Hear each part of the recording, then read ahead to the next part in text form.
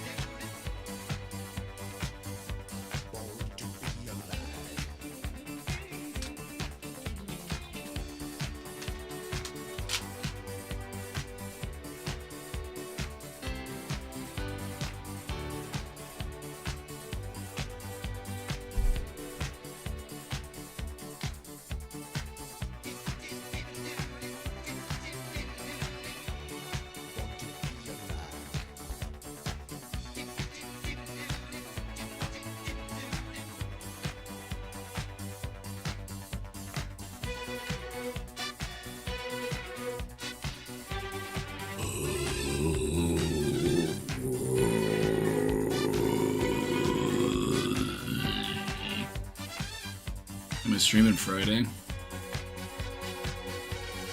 Shorter stream, probably. We'll have to see.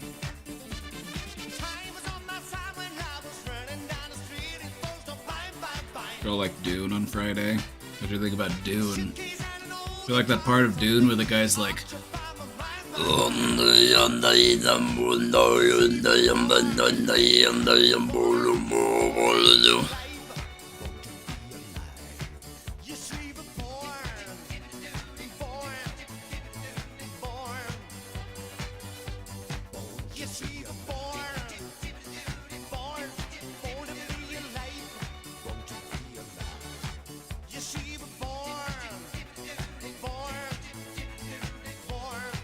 live from Seleucus Secundus, the Imperial prison planet.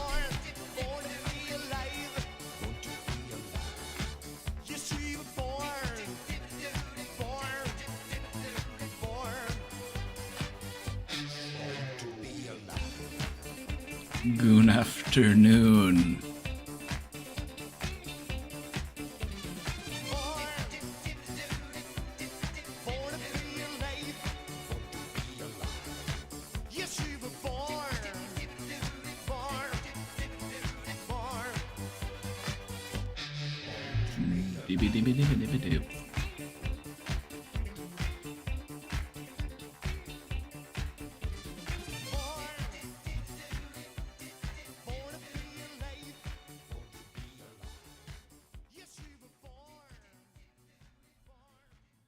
Hum, hum, hum, hum, hum, hum, hum, hum.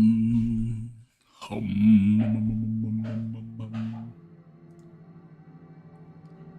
hum, hum, hum, hum, hum.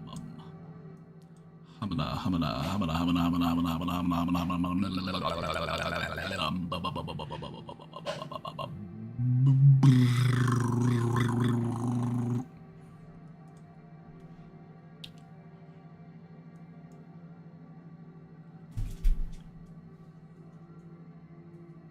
Okay, I think we're ready. I think we're ready. Captions? I don't have captions on this screen, unfortunately. But I've got captions on this screen.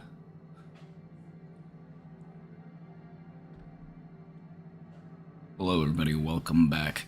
It's April.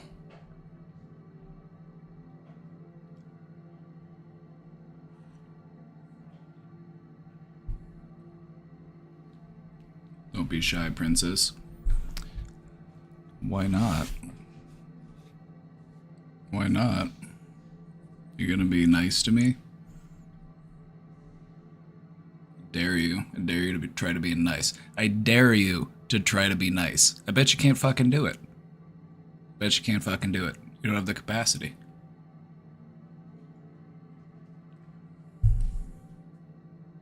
I triple dog dare you to say something nice.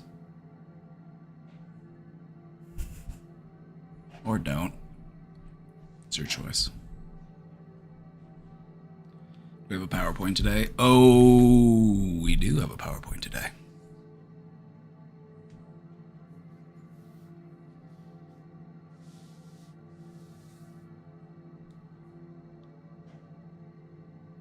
do have a PowerPoint today. I want to go over some famous case studies from psychology. The history of psychology. Some of the stuff that helped shape our understanding of human behavior across the course of history. And by history, I mean the past 150 years. Pretty young science, as far as sciences go, psychology.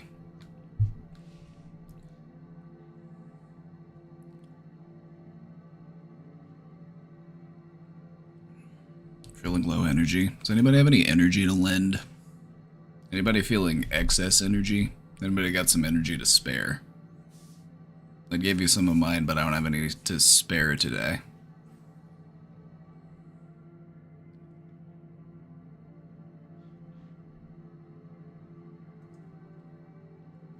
We're going camping this weekend in preparation for the solar eclipse. So we've just been running errands and getting stuff ready.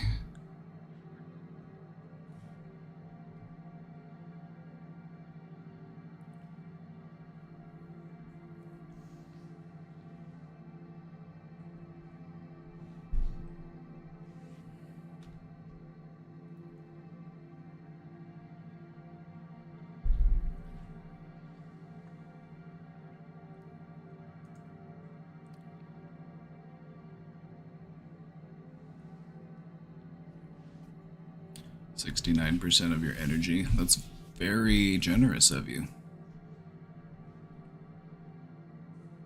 It's very generous of you. It's a lot of energy.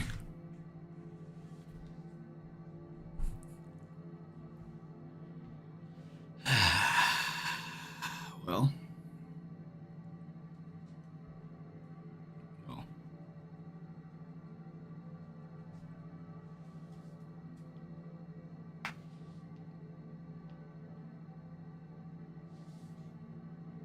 Feel it working. Good. Good. Just soak it in.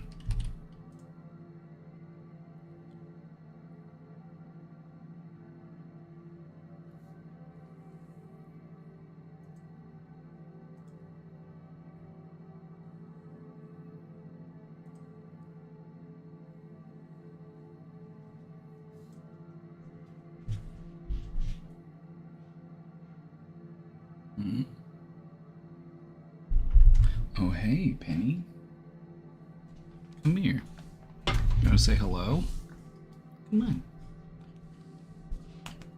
Come on. Go. Like this. This.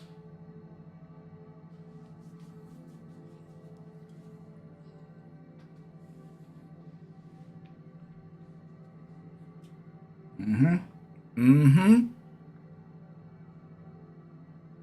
Tell them what you told me. Tell them what you told me, Penny. Now you got nothing to say? Got that microphone. Tell them what you said to me.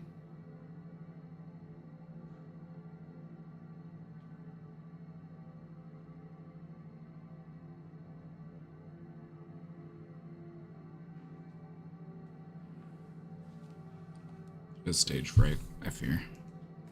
Stage fright, Penny. Come on. $5,000 in acting classes for what? Spent all that money.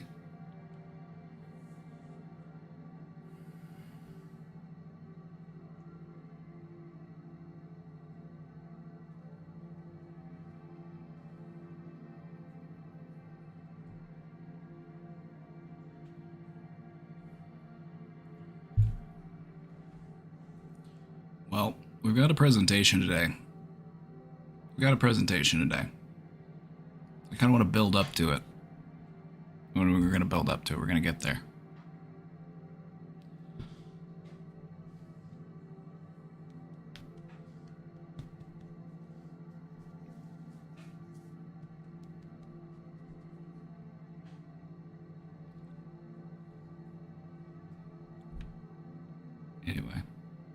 How are you feeling?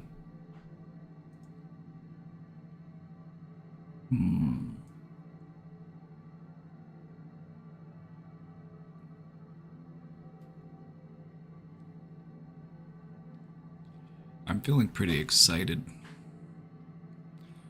I gotta say, I am excited. And I just can't hide it.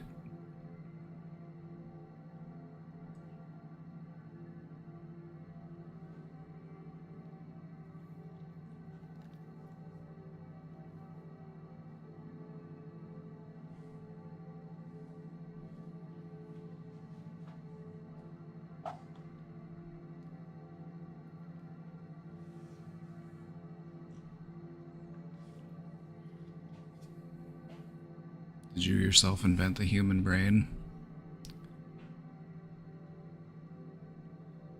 No, I wouldn't do such a thing. I wouldn't do such a thing.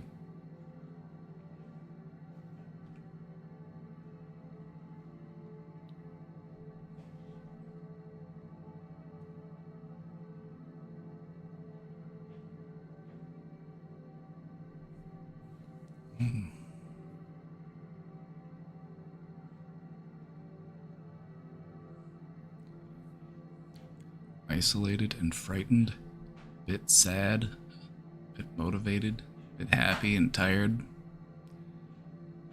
You just reached into the crayon box of feelings and grabbed a whole handful of colors, didn't you? What kind of picture are you trying to paint?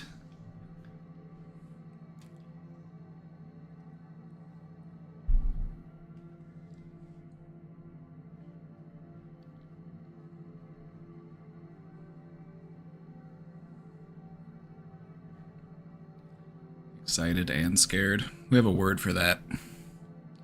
We call it fearousal. I like how the captions decided to spell that one.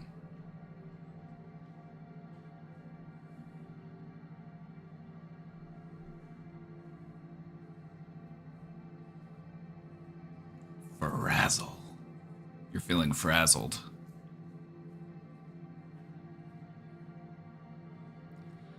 There's a lot of positive in your life, but for some reason your mind dwells on the negative. Do you want to talk about it? I'm going to tell you why that happens.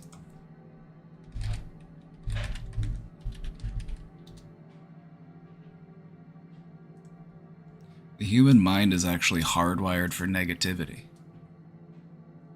We have a negativity bias.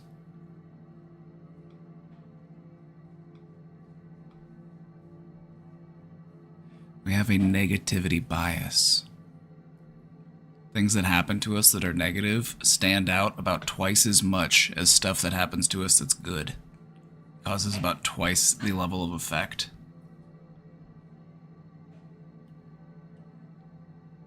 Negativity bias.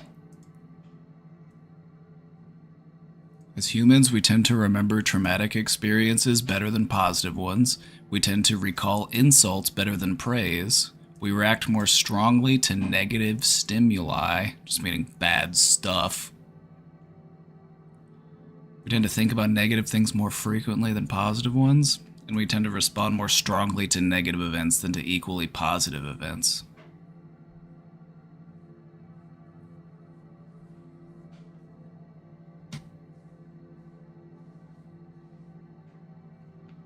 I'm a robot. I wish I was a robot. Wouldn't that be cool? I wish I was a robot.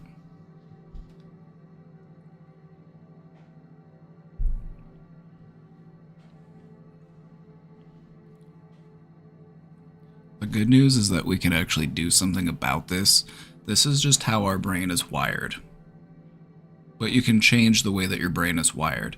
So, like, when you're a kid, you tend to only like certain types of food.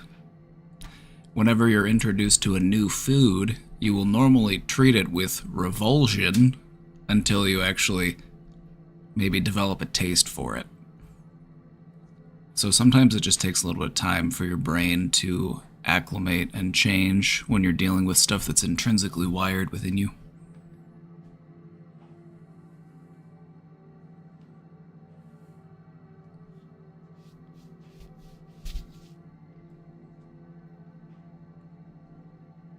I'm not actually a robot. You know what I am? Have you ever seen Men in Black? Where the little alien sits inside of the guy?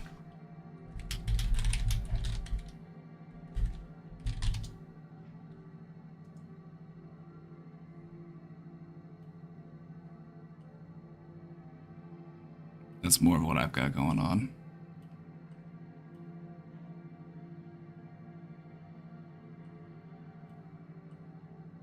I haven't seen Men in Black. Too bad.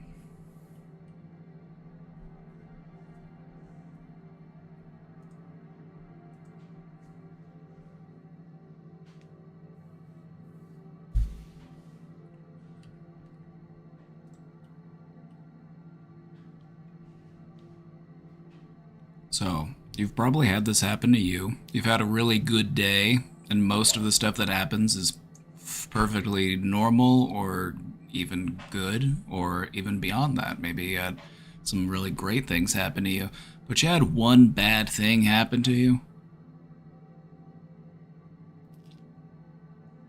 and then it just fucks your whole day. You've probably been there.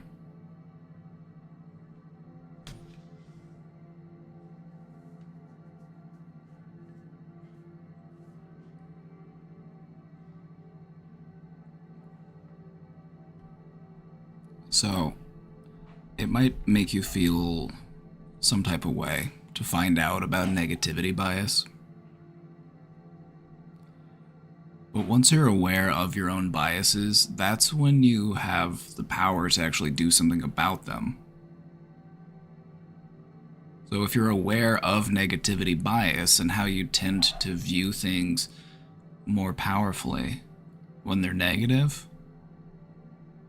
you can actually start to change that within you.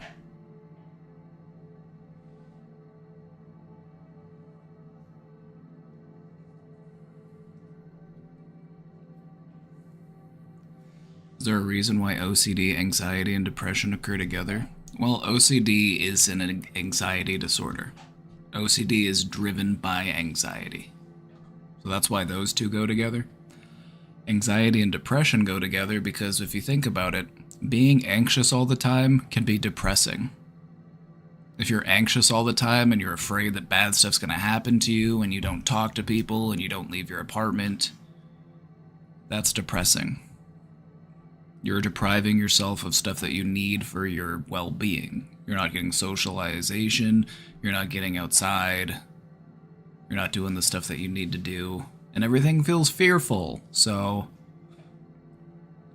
if you live in a world where you feel like I have to be afraid of everything, that is depressing.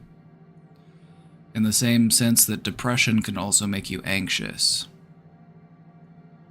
If you're depressed and you feel like you can't do what you need to do because of your depression, that can create anxiety within you. You feel like there are things that I need to do, things that I have to get done, but I just can't work up the energy to get them done, and so you might feel some existential dread.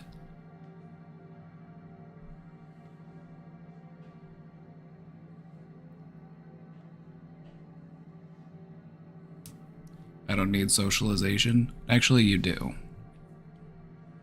Otherwise, you'll end up like one of the people we're going to talk about today in our presentation. We're going to talk about what happens to a person when they are completely deprived of socialization.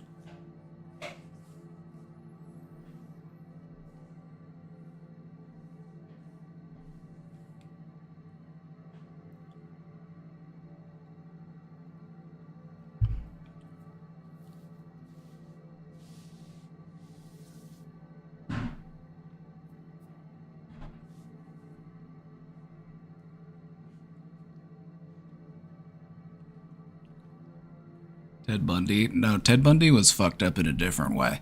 Ted Bundy was...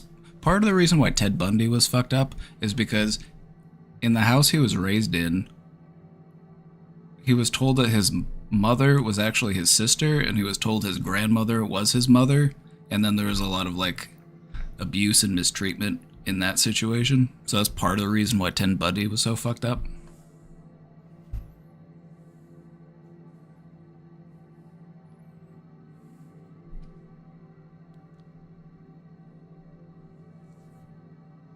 They had a class on serial killers in my undergrad.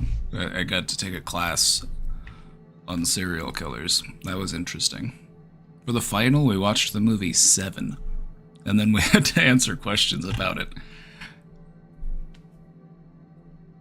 Very serious class.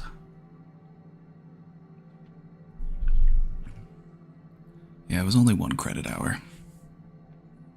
It was only 1 credit hour. It was like a week-long class or a 2-week-long class.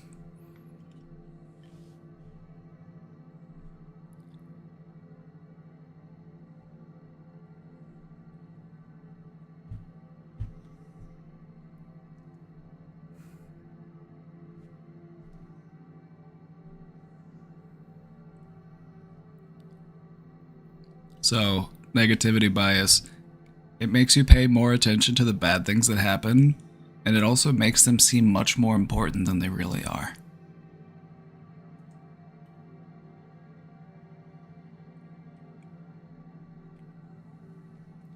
We tend to pay more attention to negative events. We tend to learn more from negative outcomes and experiences. Now that one, you actually want to try to use. You actually want to try to learn more from your defeats, because that's what teaches you how to be more successful, is to learn from your failures.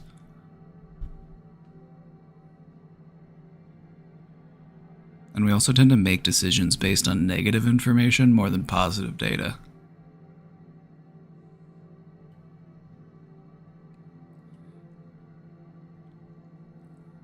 Research suggests that negative bias influences our motivation to complete a task. People have less motivation when an incentive is framed as a means of gaining something than when the same incentive will help them avoid the loss of something.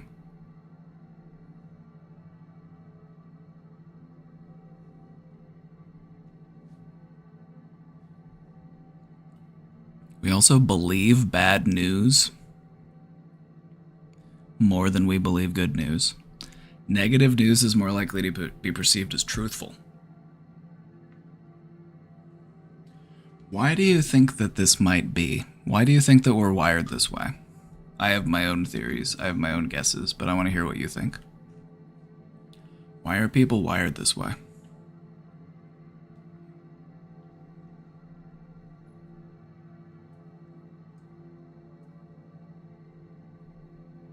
You got accepted into school again? Hell yeah. Let's go. Need help on your psychology homework? Let me know. Safety and survival. Yep. That's why. That's why we have a negativity bias. Because we would rather be safe than sorry.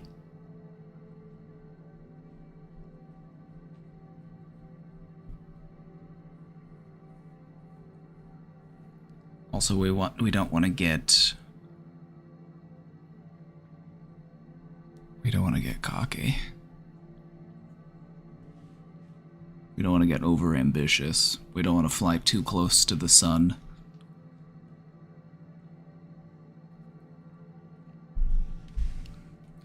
From a biological perspective, what is the goal of life? To continue on and to reproduce and to do what? Then what? A rough idea when the presentation is starting? It depends on how many questions we get. But I'm gonna try to start it here in like an hour, hour and a half. If we get like a bunch of questions and it takes me a while, it might be a little bit later than that, but I'd like to start it by about 3 my time.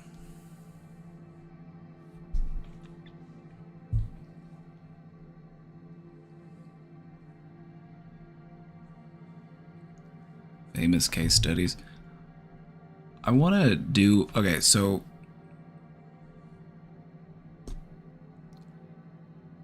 the stuff that we'll cover today, I'm gonna go over some of the most impactful studies, some of the ones that we are still learning from, some of the ones that we still reference all the time.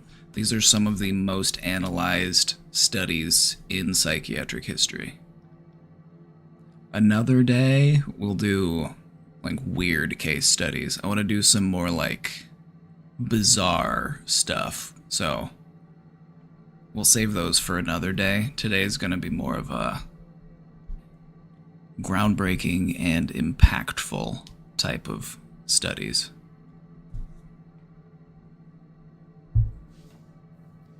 Which, unfortunately, there's just not much overlap there. Like, I wanted there to be a lot of, like, weird stuff today, and there is some, but as it turns out, the more, like, niche and unique and bizarre a case is, the less applicable it is to psychology in general. Anywho. Negativity bias. This is why people embrace tradition and they're afraid to change.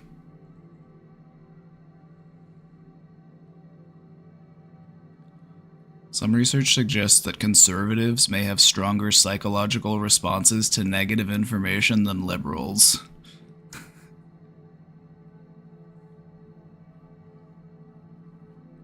People who consider themselves politically conservative are more likely to rate ambiguous stimuli as threatening. Question for the class: what do we mean by ambiguous stimuli? It's ambiguous. Doesn't have to mean anything. Doesn't have to inherently be perceived as threatening. Conservatives have larger amygdalas. The fear and panic button within their brain is literally bigger. It's that effect of Fox News on your brain.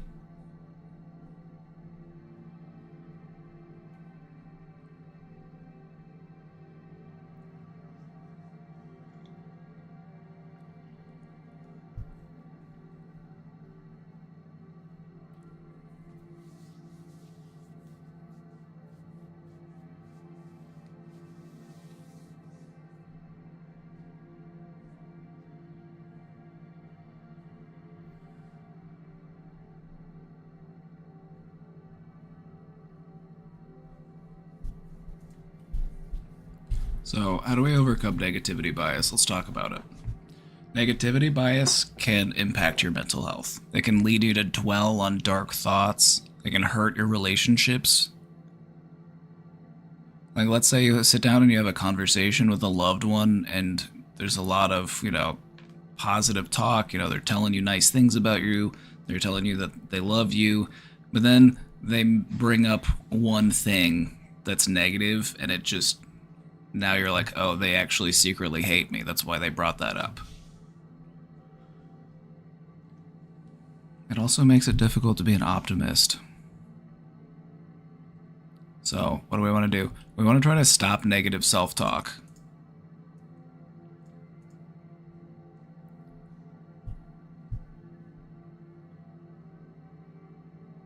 Does skipping meals affect negativity? Skipping meals... it can throw you out of whack. Your body needs those nutrients. Also, when you skip meals, it can affect your cortisol levels. And cortisol is the stress hormone.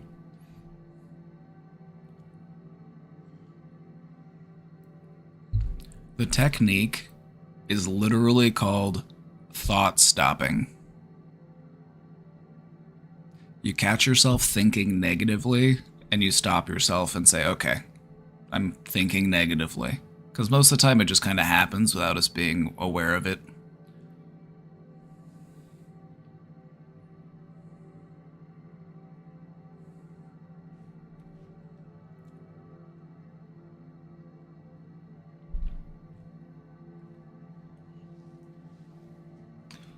Oh, I got a lapdog today. Penny, you're perfect lapdog size. If you find yourself fixating on past mistakes, stuff that you can't change, consider what you learned and how you might apply that in the future. Maybe you look back at something you did or something you said, and you're like, oh, I wish I didn't do that. Like, well, you learned to not do that again, so that's good. And the only way that you could have learned to not do that thing was to try that thing and then realize that it wasn't a good decision. Sometimes that's just how life goes.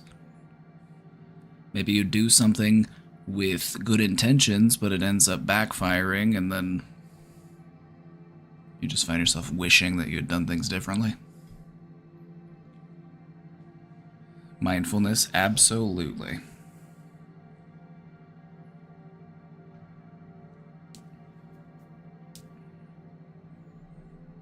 Mindfulness is your best friend here.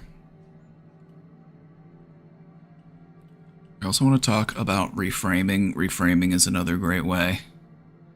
How you talk to yourself about events, experiences, and people plays a large role in shaping how you interpret those events. When you find yourself interpreting something in a negative way or only focusing on the bad aspect of a situation, try to look for ways to reframe it in a more positive light. We're just trying to give the good fair and equal weight, because we know, based on what we've just talked about and what we've observed in our own lives, is that we are sensitive to negativity. And so that means we have to try twice as hard to be positive.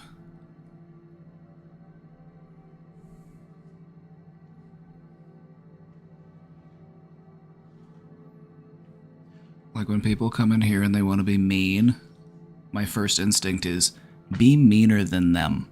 Be so mean that they leave and never come back. But I can't do that. I have to try really, really, really hard to be nice instead.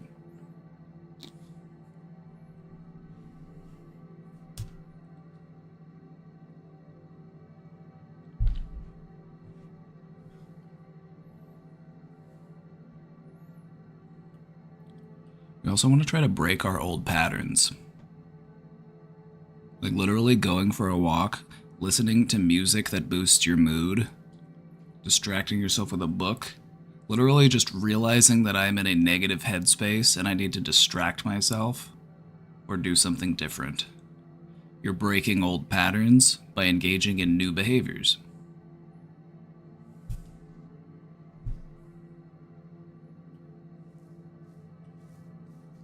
Also, try to savor those positive moments. When you're in a good moment, take a moment to just point it out to yourself. Be like, this is a good moment. I am happy right now.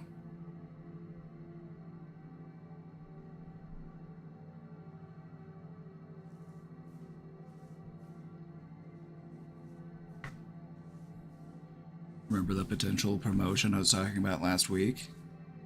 Yes. Go on.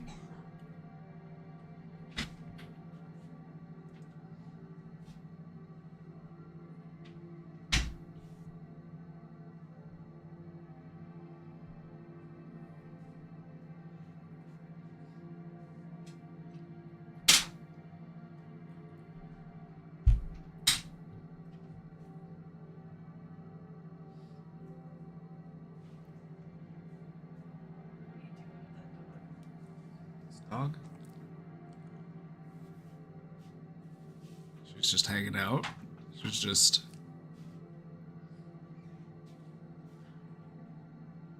bonk him for apologizing. This is true. Good point. Congratulations. That's a congratulatory bonk. A 43% raise? Let's fucking go. It's good shit.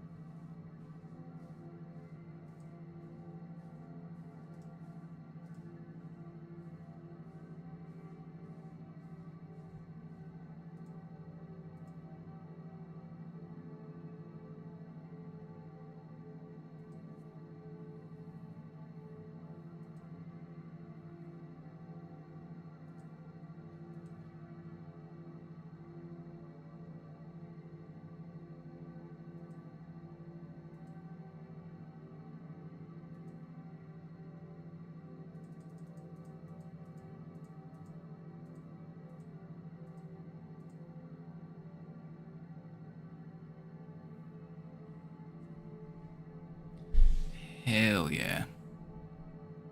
Kinda dumb? No, it's not dumb. One of the few moments in life I feel validated. You are validated. Also, in that own sentence, you also invalidated yourself. Just pointing that out, just as a friend.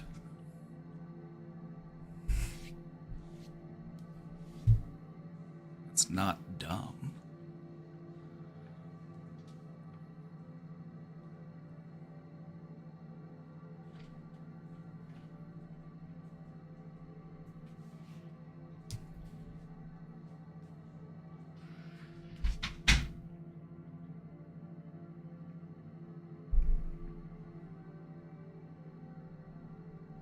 I may have accidentally half submitted my happy news as a question.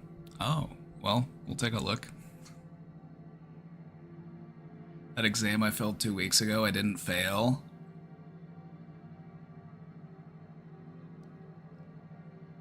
If I remember correctly, I think I did say you might not fail.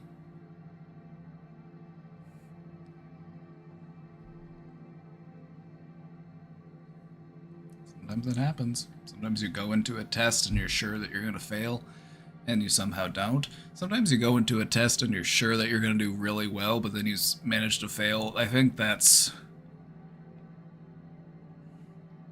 I don't know, which one's worse?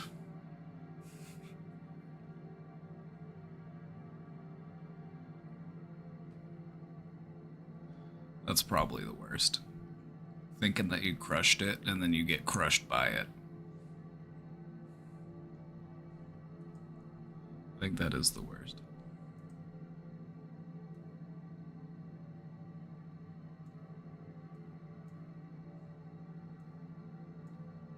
So, in talking about negativity bias, I have a question for you.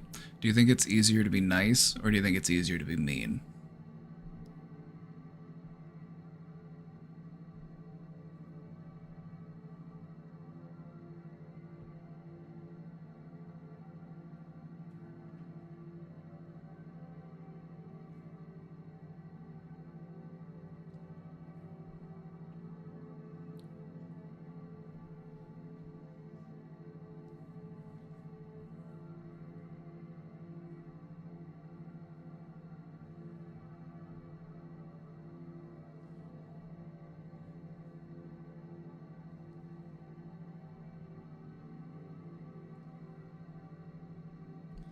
It's easier to be negative, which can lead to being mean. There you go. Look at you, Gemini Dean. Look at the brain on you.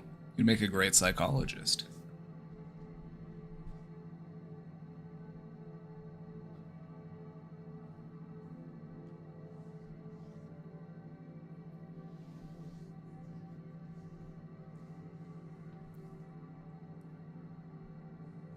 I feel like people do it to protect themselves. If they have a rough exterior, they feel like they're protecting themselves from getting harmed, or protecting themselves from disappointment. Your boss gave you tomorrow and Thursday off without even asking, paid, because she wants you to start refreshed on Friday. Let's fucking go. Let's fucking go. Why does it take effort to be positive? Because positivity, to some extent, requires a certain amount of vulnerability. Historically speaking, nicer people have tended to get more exploited and taken advantage of than kind people. And so, what has happened over time is people just tend to become more cloistered, more sealed off, more distrusting of their neighbors. Like, I feel like people don't really talk to or engage with their neighbors like they used to.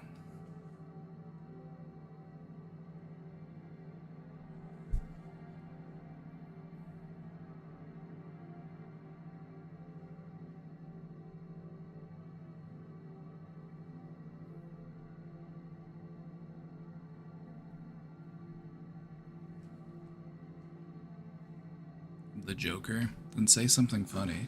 Tell me a joke. Make me laugh.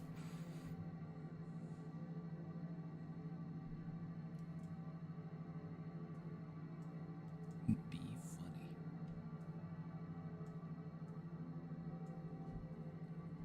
How do you help your partner when they're angry and having emotional blowouts? I keep reminding them that they have the option to leave and decompress, but then they just slam the doors and yell. But it's like they just can't stop in the moment to realize that their behavior is unacceptable.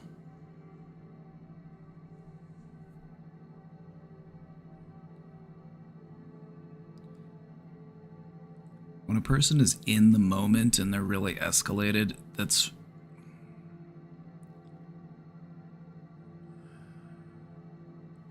not really a great time to do something about it. Sometimes when you're really elevated, all you can do is kind of wait for it to fizzle out. What you want to try to do is recognize the signs of things starting to ramp up. Like, when are things starting to get more agitated?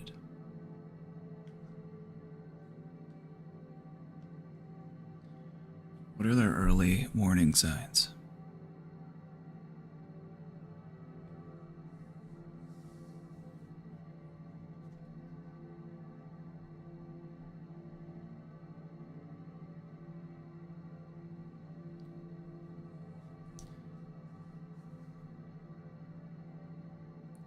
Being chronically online, there's so many mean people that use humor as a shield to be nasty, and you were soaking up that energy, right? Like, that's one of the things that gets me, is like, people will just say stuff online, and then when you call them out on it, they'll just be like, I was just joking. Come on, man. Come on. I was just joking. Why are you so serious? LOL, you mad, bro?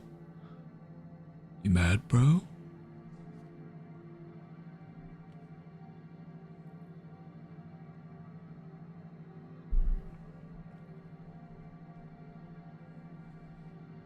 We have a word to describe that behavior. Childish.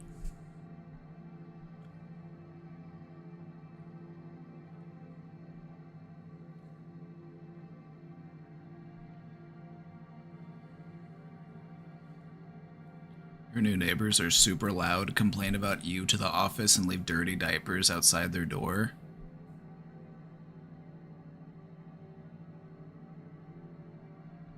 And they're complaining about you?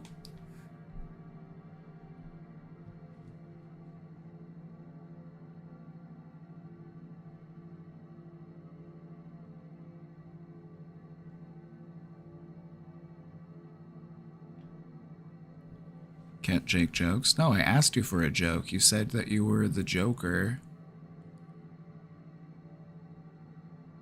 I was literally asking for a joke. Give me a joke. My comment was on the people who use humor as a shield. Basically, they're just engaging in bullying behavior, and then when they get called out on it, they just claim that they were joking. They weren't actually joking. They were just put in on the defensive.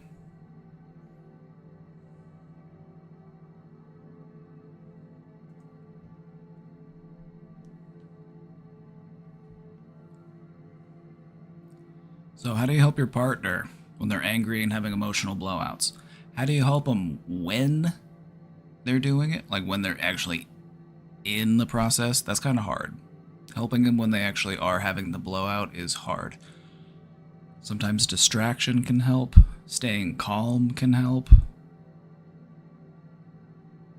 Sometimes leaving the situation yourself can help. Just be like, hey, I'm gonna go outside and get some fresh air. If you want to join me, feel free.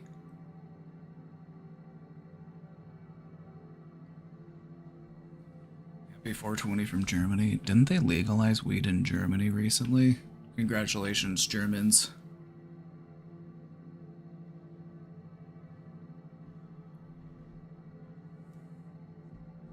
What's the German word for weed again? Can you remind me what the German word for weed is?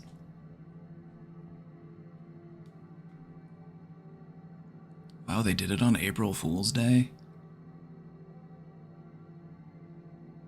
They did it on April Fool's Day? Doesn't seem like a holiday they would celebrate in Germany, though. I don't know if they would celebrate. Just doesn't. April Fool's Day seems a little anti-German. If I'm, just doesn't appeal to the German sensibilities. I don't know. Maybe they do. Maybe they love playing a good prank. Es ist just einen Prank, Bruder. Es ist just ein Prank.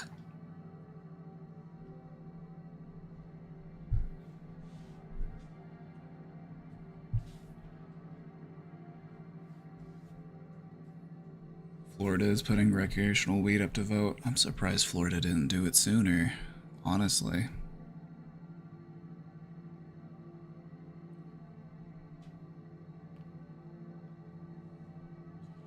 Anyway, sorry, I'm a little distractible today, questioner. Let me try to refocus. Stopping in the moment is hard.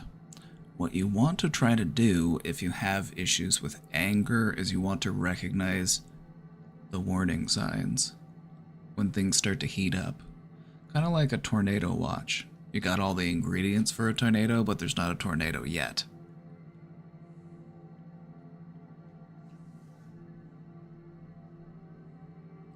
Because that's when you have more power to actually redirect yourself, is when you feel yourself starting to get agitated.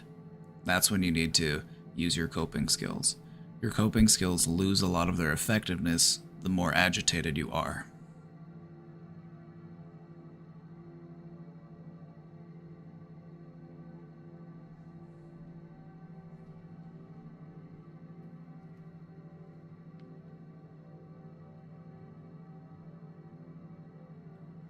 You have a terrible issue with anger. You broke your hand on a wall twice. First time you said you weren't going to make the same mistake again, and you did. Well, have you done it a third time?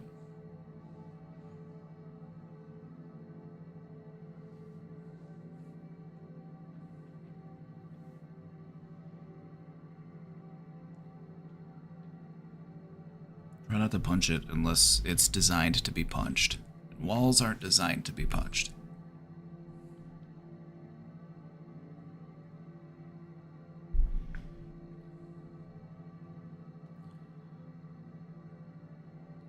Sometimes we engage in these types of self-destructive behavior when we're angry. We have all these overwhelming feelings inside.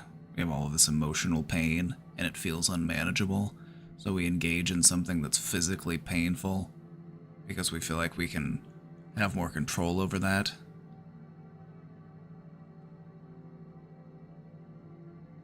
One of the best things that you can do to manage those feelings, just fucking run. Just fucking put on your shoes and go outside and just run.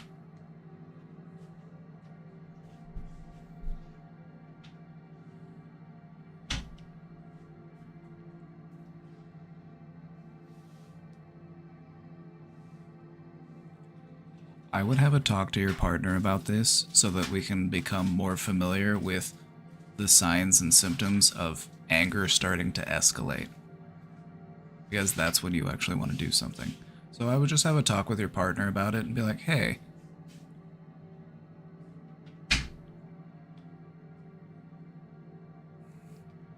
because a lot of people manifest their anger and their agitation differently.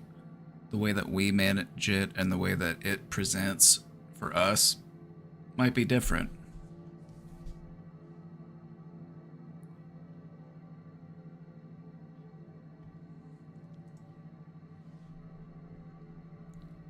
My voice makes you angry. What is it about it? Is it the calm tone? Is it the low rumble? Which parts? Can you be more specific? I just want to really lean into them. Exposure therapy.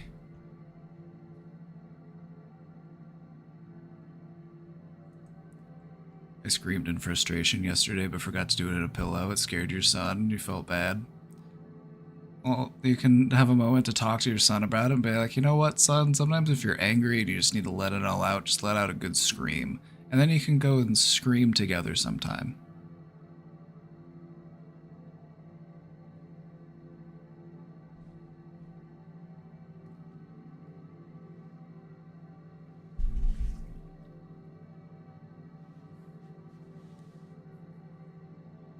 Welcome, Snaily Bear Raid. Welcome in, Raiders.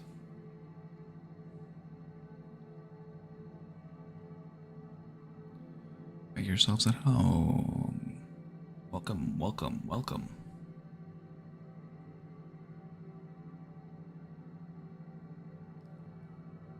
Anyway, questioner, I hope that I've been of at least some assistance here.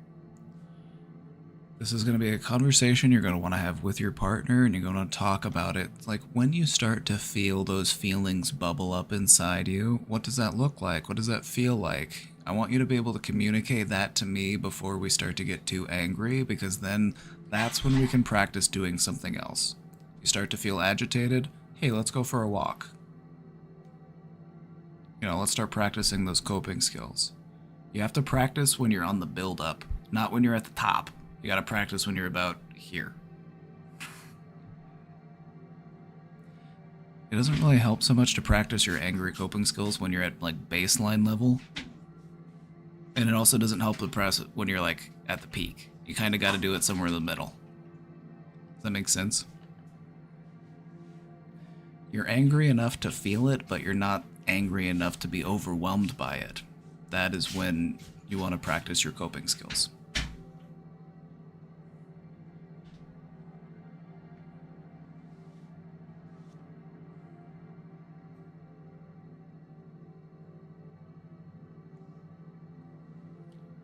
What about telling the partner how it makes you feel when they are? That could be helpful, but you also want to remember, like, is this about them or is this about me? It's important to communicate how you feel, but sometimes we want to save that to talk about for another time. Sometimes we don't want to like make people feel bad when we're trying to help them.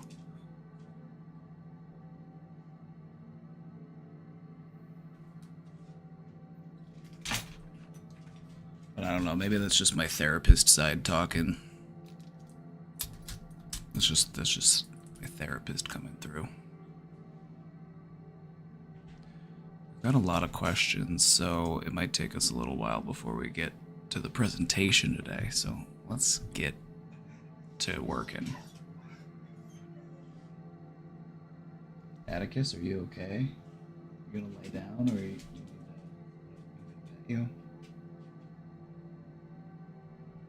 Do you need to go outside?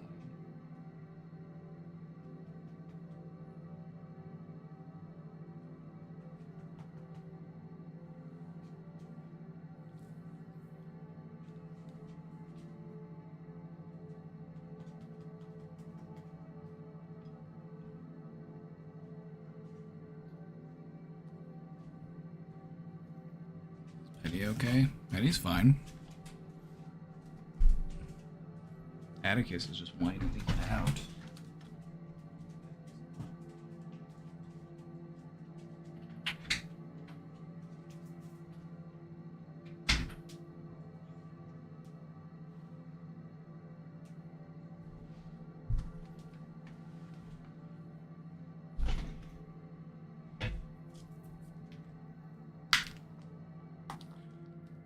So we're going to the farm this week. We're going this weekend.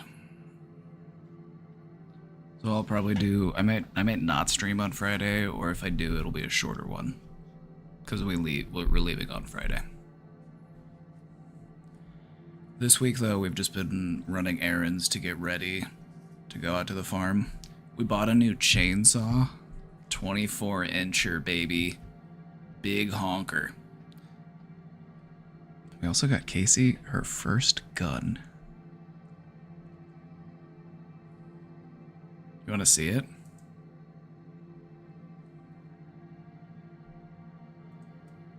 you want to see it? I have a picture of it.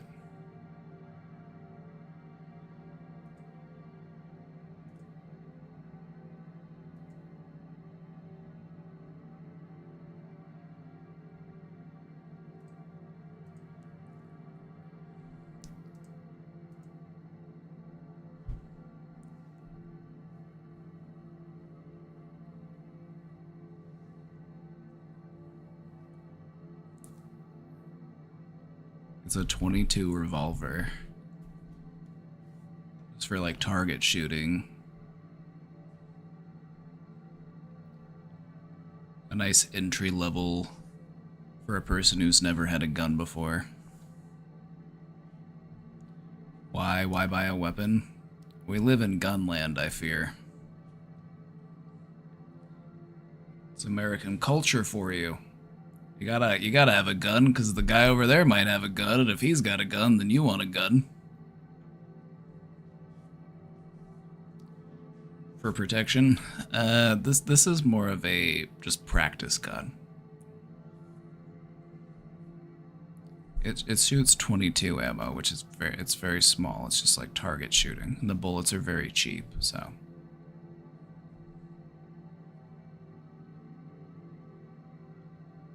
She needs a cute belt. That's what I was saying. I was saying, girl, you need a holster. You need a holster, stick that in cowgirl style. It needs to be pussy pink. We could paint it. We could actually take it apart and could do that. Isn't it cute?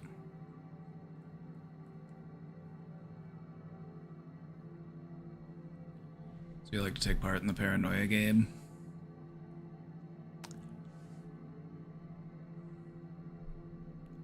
Okay. I was raised around guns. Gun safety was trained into me from a very young age, so I understand a lot of people feel very uncomfortable around them.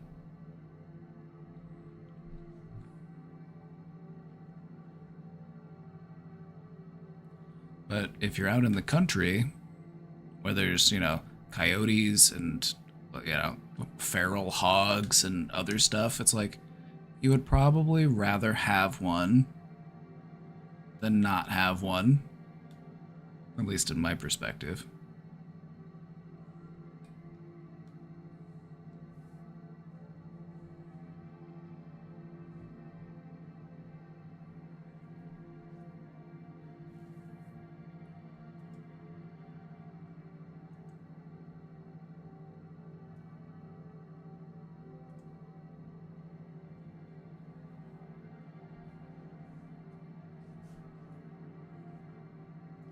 You hate guns. I get it. I get it.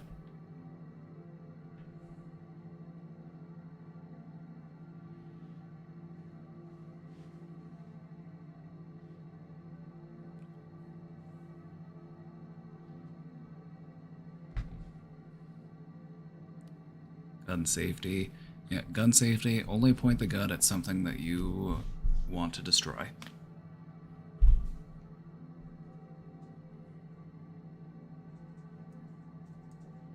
Always treat the gun as if it is loaded. Don't point your finger on the trigger unless you are ready to shoot something.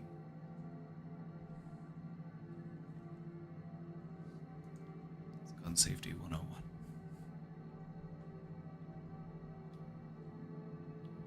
My psychiatrist put me on Myrtazine 3 weeks ago.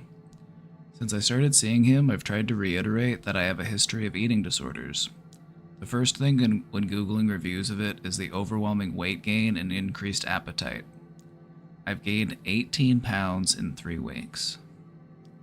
I'm trying to exercise, walk more, and now I just feel defeated. Sometimes psychiatric meds can have that effect. We see a lot of psychiatric meds that cause side effects when it comes to weight gain. Some of them can cause some pretty significant weight gain.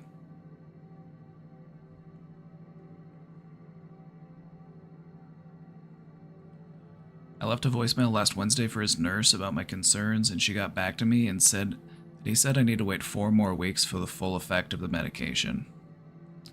I feel frustrated and I don't want to wait 4 more weeks. I would find a new psychiatrist, but it's hard to find any that are available in the next few months. I don't have a problem being an asshole when it comes to my own health, but should I? I feel like I'm being ignored.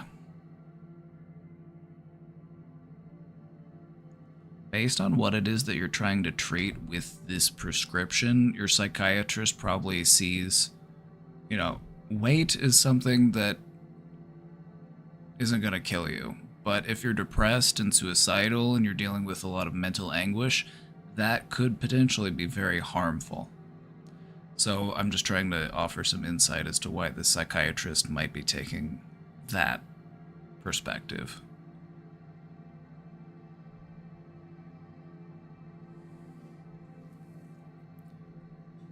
Do psychiatric meds usually affect hormones? Lots of them do. The body is a very interesting thing, and it's very complicated. Medications affect us in ways that we don't fully understand, and a lot of psychiatric medicines actually operate, and we're not really sure how they do what they do. We're like, well, some people take it and they say it makes them feel better, so let's go with it, sure. But we're not exactly sure why.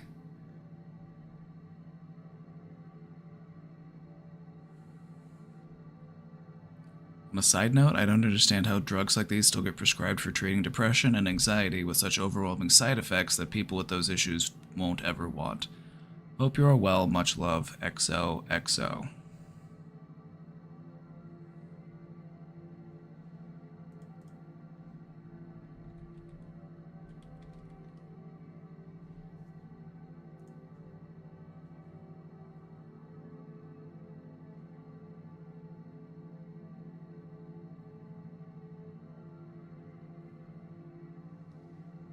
They said you needed to wait 4 more weeks.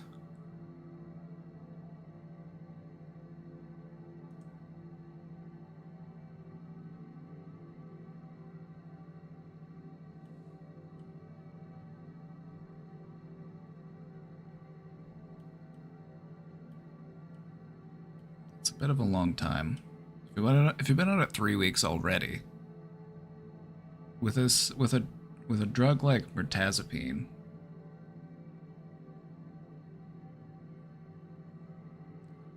aka Remeron.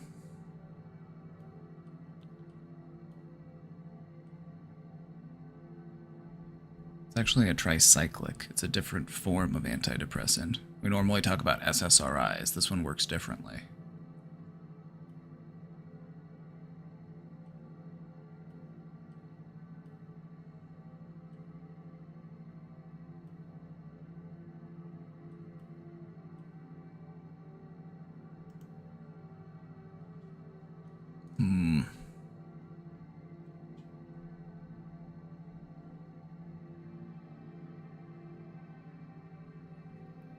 The kicker, very few medications directly cause weight gain. The adverse effects indirectly cause it, often with behavioral changes. That is true. That is true. Sometimes, when it comes to the weight gain, sometimes you'll see an initial increase in weight, but then it'll actually kind of level off after you've been on it for a little while. I feel like right now, in the short term, your mental health should be your priority. Like, if you gain weight, you can lose it later. Right now, what's more important is your mental wellness.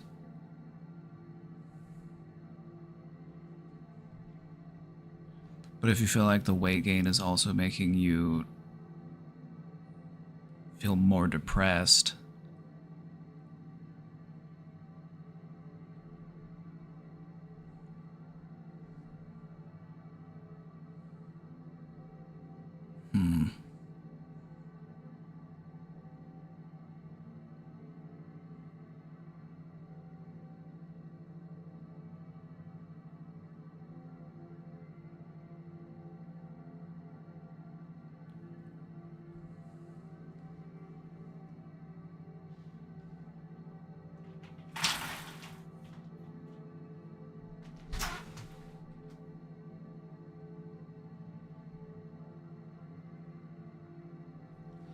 I guess from my perspective, I would rather see you overweight and not depressed than skinny and suicidal.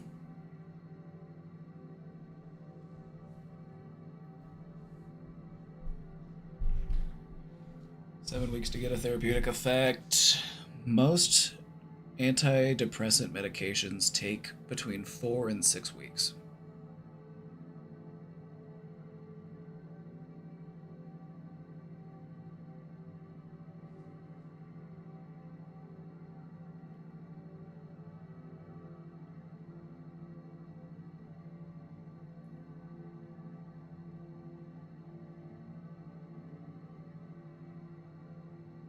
Antipsychotics take to work.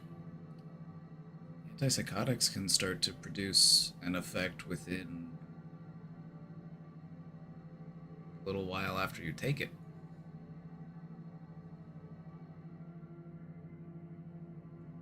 Because a lot of antipsychotics are actually pretty heavy duty drugs. And a lot of them are at least partially sedative. Part of the way that they treat psychosis is just zonking you out.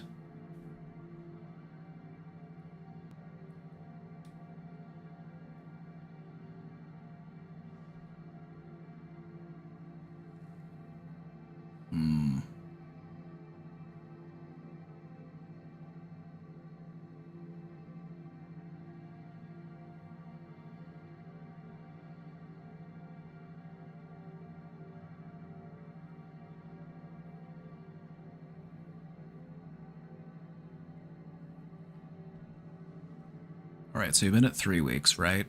If you're able to call and talk to them, maybe you can compromise and say, okay, I can't wait 4 more weeks. If you feel like that's unreasonable and unmanageable for you, and you feel like you're not going to be able to continue for 4 more weeks, let them know that. But maybe be at least willing to stick it out for a full month. So you're at 3 weeks, so maybe another week or 2, just to see how you're feeling.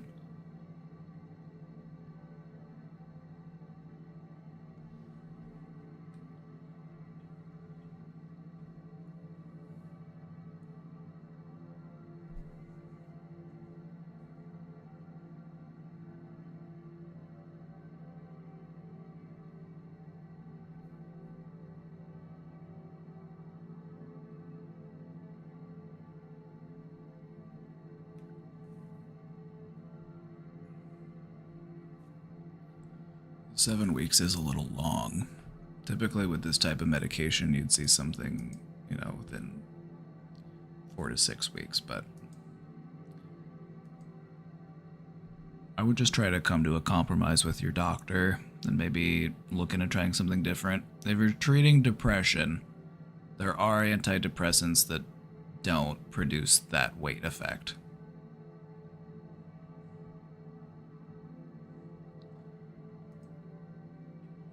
But yeah, just keep talking to him about it. It would probably take you a lot longer to make, that change to a new doctor. And as far as like feeling ignored by your doctor, that can happen sometimes. A lot of psychiatrists have far too many patients on their caseload. And sometimes they just take the approach of like, well, you just need to wait longer and see if it starts to have an effect.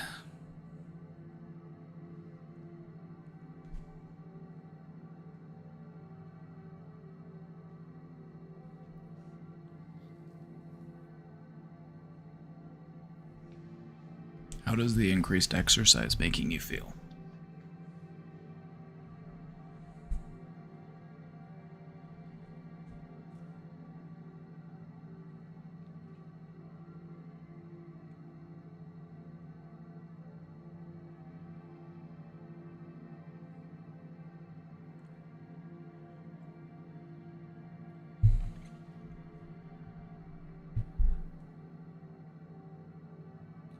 What I'm hearing in chat is that a lot of people have conversations with other people in their life about their physical appearance.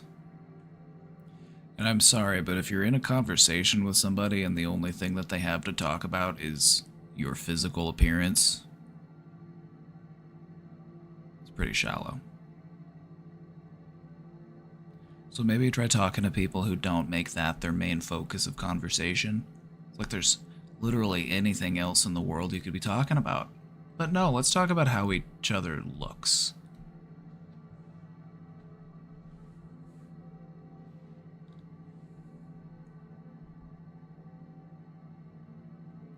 Sometimes when it comes to getting on the right medication, you have to keep pestering them. I've seen it happen a lot, so just don't give up.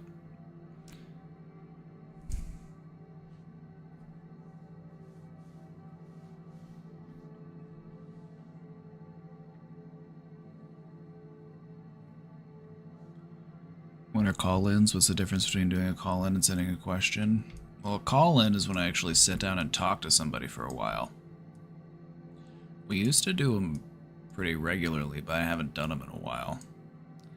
And part of that is because some days people just don't want to call in, and then sometimes calls can take quite a bit of time.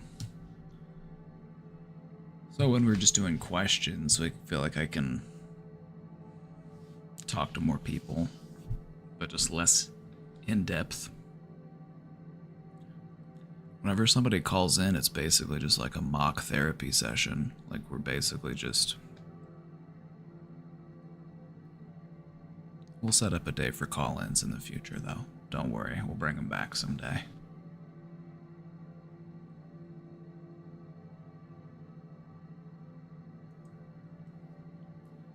With the negativity bias, do you think we... With the negativity bias, do you think we, as humans... We have this. Do you think we have this as humans because we try to create more of a natural high on the positive events that happen?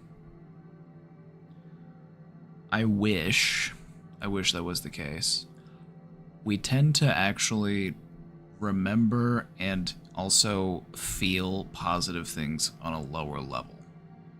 Because part of the reason why we have a negativity bias is to help us survive. It's better to be safe than sorry, as they say. It's a survival tool, in the same way that anxiety is a survival tool. But if it's left unmanaged, and if it's just allowed to run rampant, it can create a lot of distress for us, right?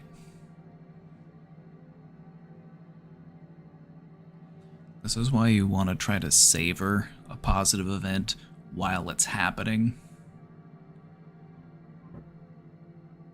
Just really try to feel it. Just really let it soak in. It's actually also harder to remember positive events than it is to remember negative events. It's harder to remember compliments than it is to remember insults. It's messed up, man.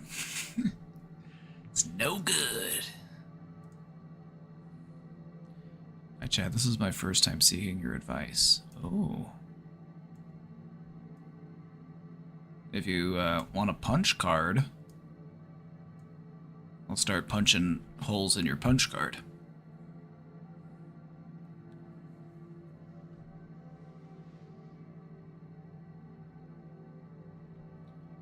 I'm finally somewhat stable, so I'm really scared to try and get off antidepressants someday. I know it's going to shake me up for a while. Remember, antidepressants give you a view of how your brain should be acting. The way that your brain feels with the antidepressant is a way that your brain can learn to feel on its own.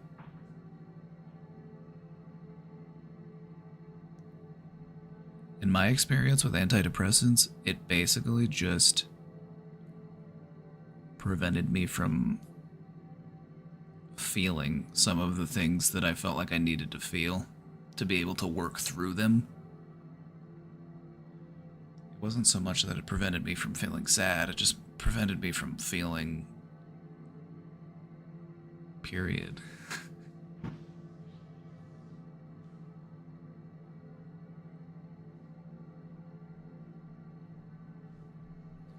But yeah, typically, if you're at a point where you're ready to stop taking antidepressants, that's basically you just acknowledging that you are ready to face your fears. You are ready to face your depression, and you are ready to feel whatever it is you need to feel so that you can heal.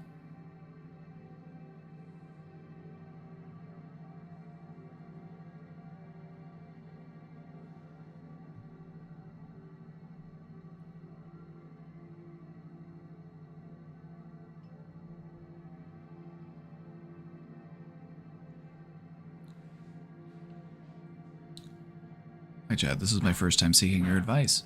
I just recently ended my 5-year relationship with my partner who lives with me. He'll move out this month, along with a dog and a kitty who I love. Reality is setting as boxes get packed up and I cannot stop crying. Crying really hard for hours and hours to the point where my nose feels like it's gonna fall off. What are some healthy ways to soothe myself when I'm hysterical? I do want to give myself grace to grieve, but I feel like I'm lacking control when the crying takes over. My old therapist taught me breathing techniques. Any other ideas?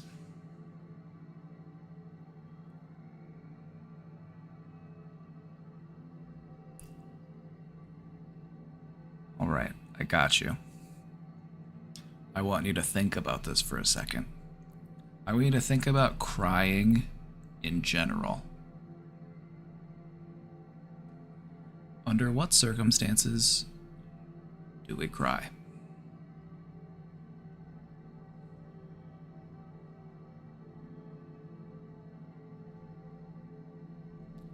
We cry when we are sad,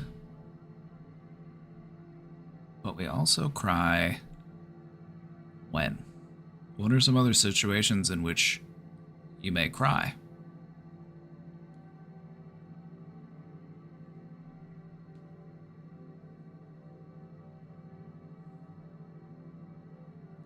We can also cry from joy. We can also cry from laughter.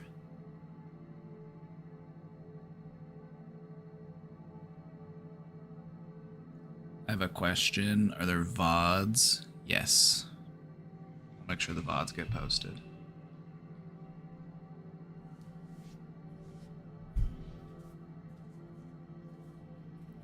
Chad, hey, it's what the kids call me.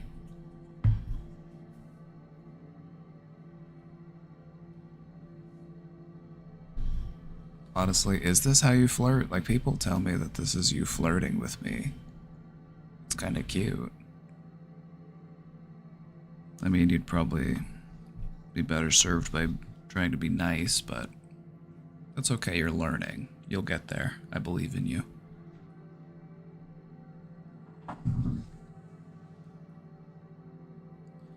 If you feel like you're really caught up in your emotions and you find yourself crying, that's a great time to distract yourself with something that normally brings you joy or something that makes you laugh.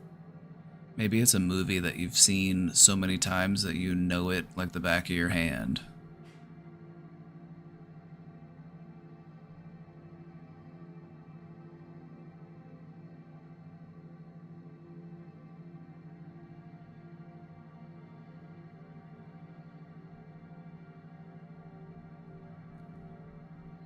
So, if we want to talk like actual physical techniques, what I like to do when I am practicing laughing, because I feel like this is something that we need to practice to do. If you want to really fully laugh with your whole body, you want to put your whole ass into it, where does the biggest, deepest laugh come from in our body?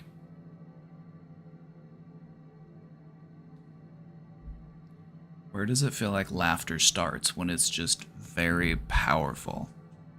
That laughter that it's like we feel overwhelmed by it. Yes, you are correct. Down all the way in your belly. So what I like to do is I'll take my hands and I'll just put them there and I'll try to feel that ha ha ha ha.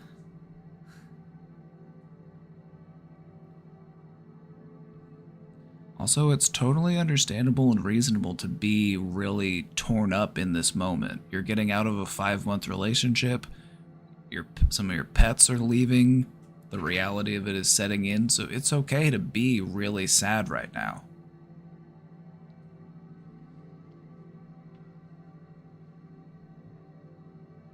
But it's also okay to feel happy. It's also okay to feel other ways. We can do both.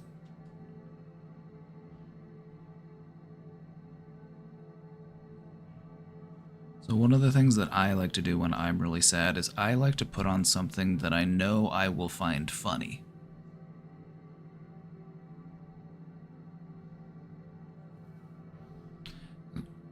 Laughter is its own breathing technique if you think about it.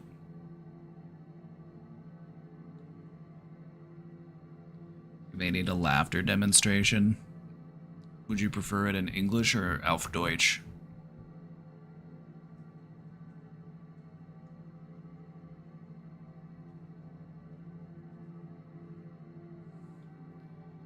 English or Deutsch?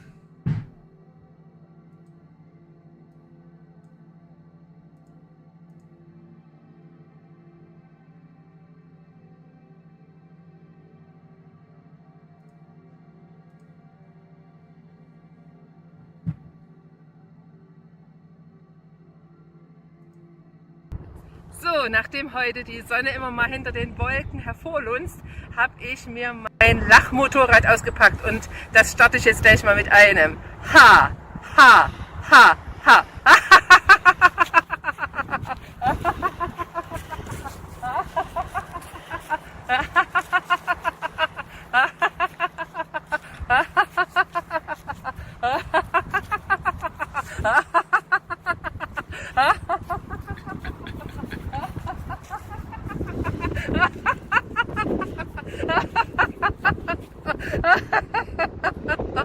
Lacht's gut und darf wieder lachen. The thing When you about... have a Oh, not that video. So, I'm Mr. trying to Betzel and I- pause, but it keeps rewinding. The rewind button kept popping up whenever I'd try to pause. Anyway.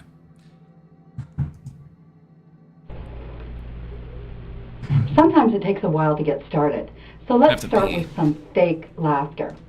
The good thing is that the body doesn't know the difference between fake laughter and humor-stimulated laughter. So you'll get the same beneficial workout, the same endorphins, the same physical and emotional result with fake laughter as you would with genuine humor-stimulated laughter. So you can generate your own laughter that way. Let's try it. 2 minutes of fake laughter. Ready? Go.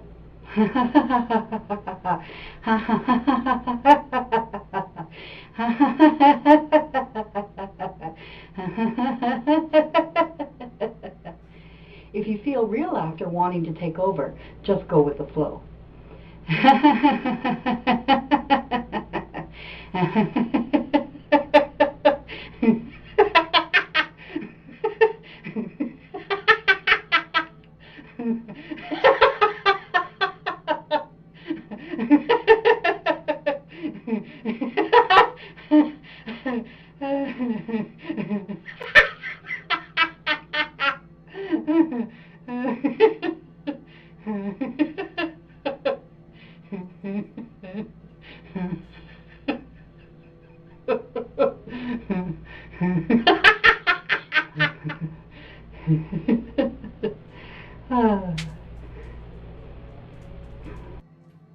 So, Mr. Betzel and I have just come back from a rescue.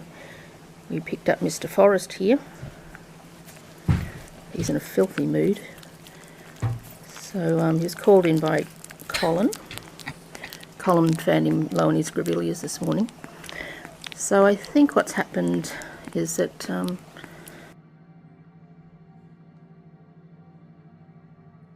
You could be like me and you could keep a playlist of YouTube videos to boost your mood. These are from my Mood Boosters playlist. And me personally, there's nothing that brings me more joy than watching a fruit bat take a big ass bite out of a banana. Like, look at that. Just look at that.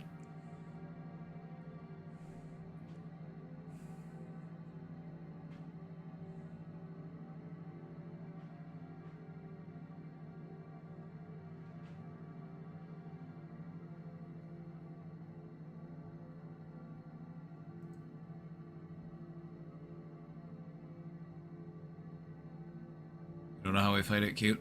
It looks like Penny. Do you think Penny's cute? Penny looks like a fruit bat. It looks scary. Are you a banana? If you're not a banana, you don't have anything to worry about. Are you a banana?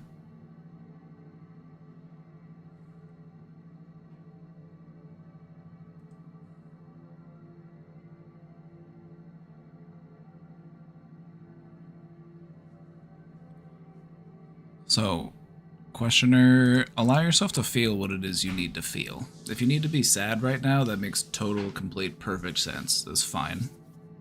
Feel what it is you need to feel. But if you're trying to redirect yourself from your sadness, humor and laughter is one of the most powerful and time-tested techniques that we have.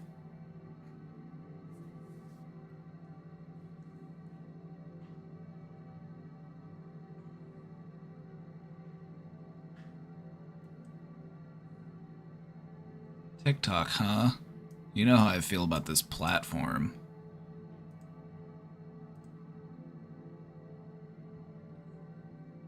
Hey, can I get 2 McDoubles, no pickle, no onion? No, oh yeah, I got you. I got you. I got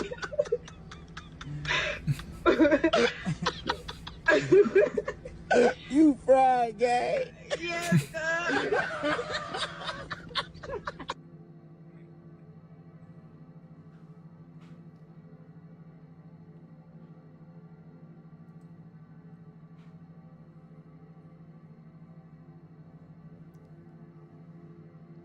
Thank you for that one.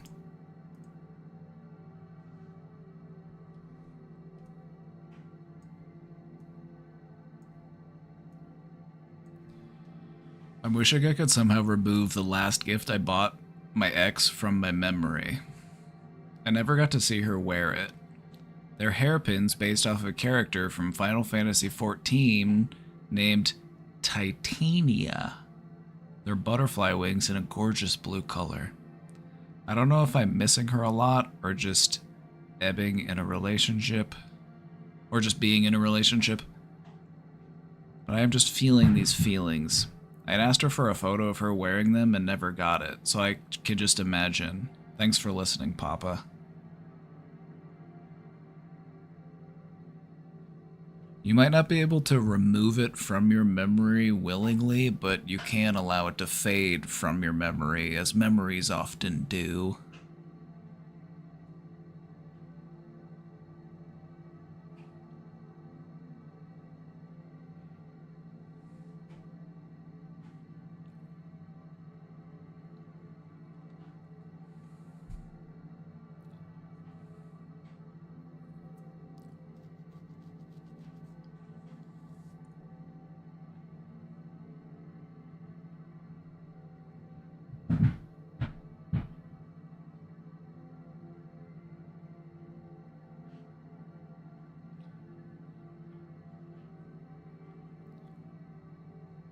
Honestly, this is, you know, it's sad, but it shows that, you know, you are the type of person who, when you're in a relationship, you'll get the person, you know, cute and meaningful gifts, thoughtful gifts.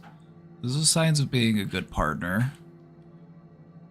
So I guess I would just try to, you know, if you're gonna be alone for a little while, just focus on you, you know, do what you need to do and focus on achieving the growth that you need. You know, like when you're in a relationship with someone, there's a certain amount of growth that we can have individually, but also growth together. And being with someone else can kind of shape the direction of our growth, so I'm not sure where I was going with that. I'm just trying to make you feel better.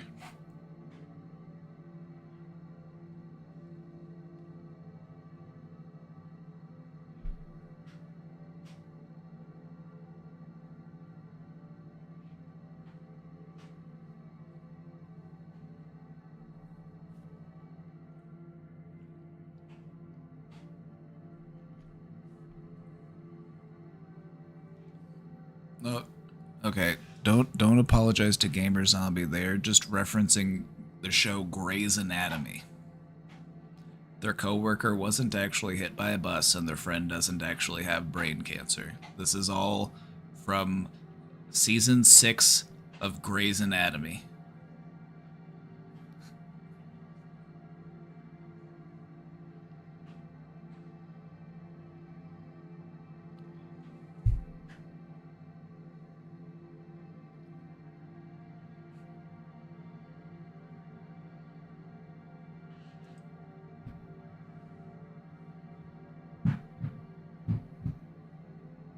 14 more years to go. Yeah, we're currently on season... There's 20 seasons of Grey's Anatomy. They're currently airing the 20th season right now. It's homophobic. It actually is, because part of the reason why George left the show was because, well, first off, I looked this up. I was like, why did the guy who played George O'Malley leave the show? He wasn't getting enough screen time, and also it was... Here, let me show you. I heard that it was also partially because he came out as gay. No, he wasn't homophobic, he was gay. But that was... Apparently, we weren't ready for a gay surgeon yet as a country. And they had to write him off. They had to put him in front of a bus.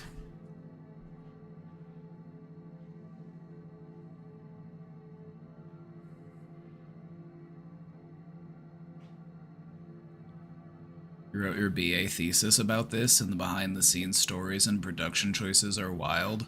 So you actually know what I'm talking about.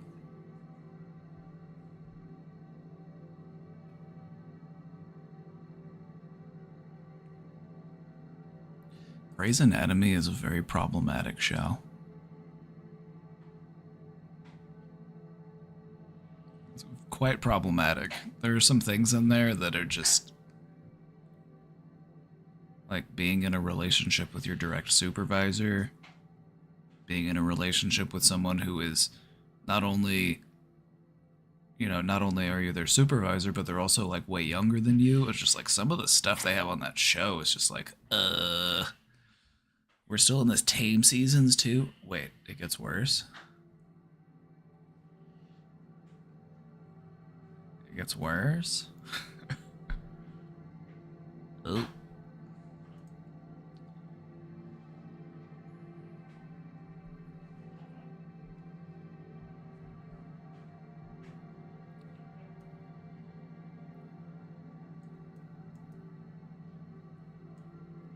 Hey Josh, update on my previous posts. I love updates. I broke up with the porn addict guy, LMAO. Nice.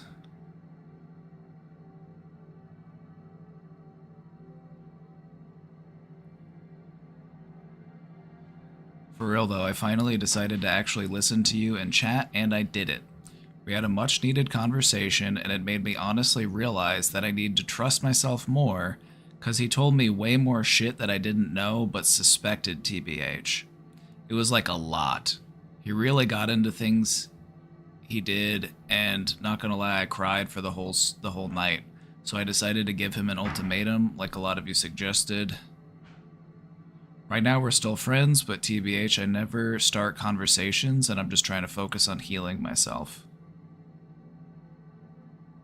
This sounds like, it was a good practice in how to sit down and have a hard conversation. It's not an easy thing to do.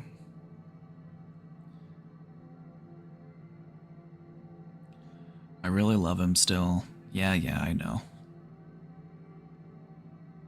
Okay, one thing I want to say is, like, you may not be in a relationship with somebody anymore. You might not be in love with them, but you can still have love for them. You can still care about them. You don't necessarily want to see them, like, in pain or suffering or anything. It's like, no, it's like they were a part of your life for a little while. It's like, yeah.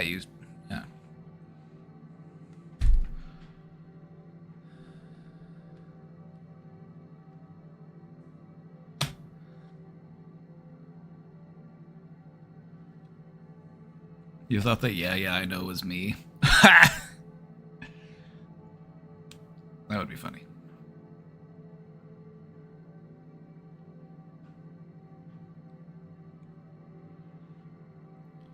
So I really do hope this is a wake-up call for him, because this addiction has ruined our relationship, and the way he views himself too, so I really do feel for him. Now, sorry to disappoint y'all, but I'm 100% delusional after all, so I would love for him to change and get back together, but I'm saying strong to my words, I promise, LOL. Well, hey, like we said, sometimes if you're in a relationship with somebody, and especially if you're in a relationship with an addict, And they keep saying, I'm gonna change, I'm gonna change, I'm gonna change, but they don't change. Like sometimes you have to separate from them so that they can see that if they don't change, if they don't follow through with their word, if they basically are just lying, then you're not going to allow yourself to continue to be lied to. So that's setting a healthy boundary for yourself. But if he is able to go and get help and work on it, it's like maybe things could be different in the future. You never know. So just...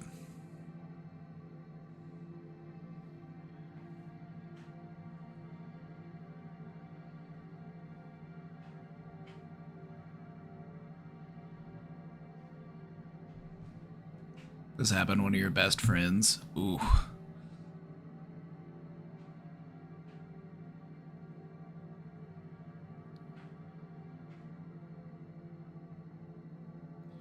So I'm for sure forgetting to say some things, but yeah, this is the last update for now about this whole shit show. Lamau, thank you everyone for the help and support though. It really meant a lot to me, and once again, I hope you're taking care of yourself. Thank you. I am trying my best. I hope that you all are taking care of yourselves as well. I think this is a win. I think this is a W. I'm just thinking, like, if a guy has a porn addiction and it's really interfering and harming the relationship, but he's not willing to, like, do anything about it, that relationship has to end because he has to learn that he can't just continue to lie. He can't just continue to be like, no, don't worry, I'll change, it'll happen, I swear. It's like, okay. And I feel like you gave him plenty of chances. So good, hopefully he's able to focus more on working on it rather than having to figure out ways to lie about it.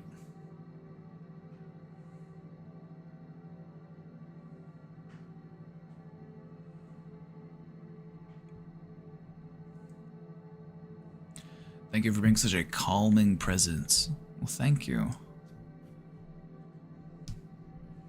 Somebody told me today that my voice makes them angry, but then I asked them to elaborate and to tell me what it was, but then they didn't because they don't ever answer my questions. What if you can't set healthy boundaries because you are dependent on someone?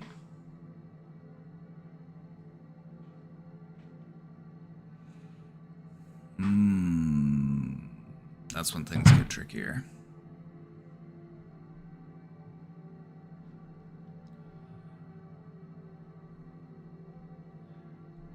That being said, depending on someone doesn't give them free pass to mistreat you.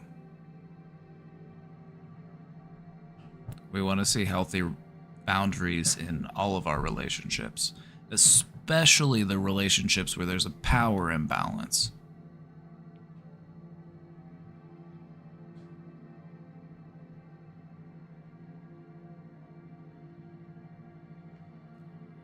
Think of your boundary as a physical, like a literal boundary. Like if you're building a wall or you're building a fence, how do you do that? You build it one piece at a time. So if you're trying to build a healthy boundary, just continue to work on it, continue to build it until it feels like it should feel, until it feels like it's done.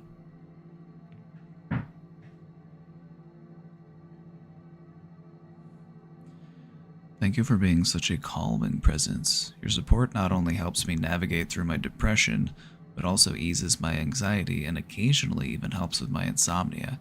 King behavior, for real, for real.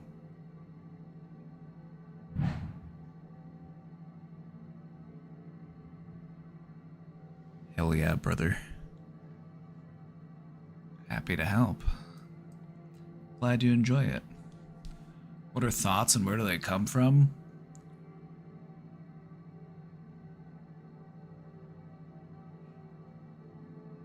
I love this question. I love this question.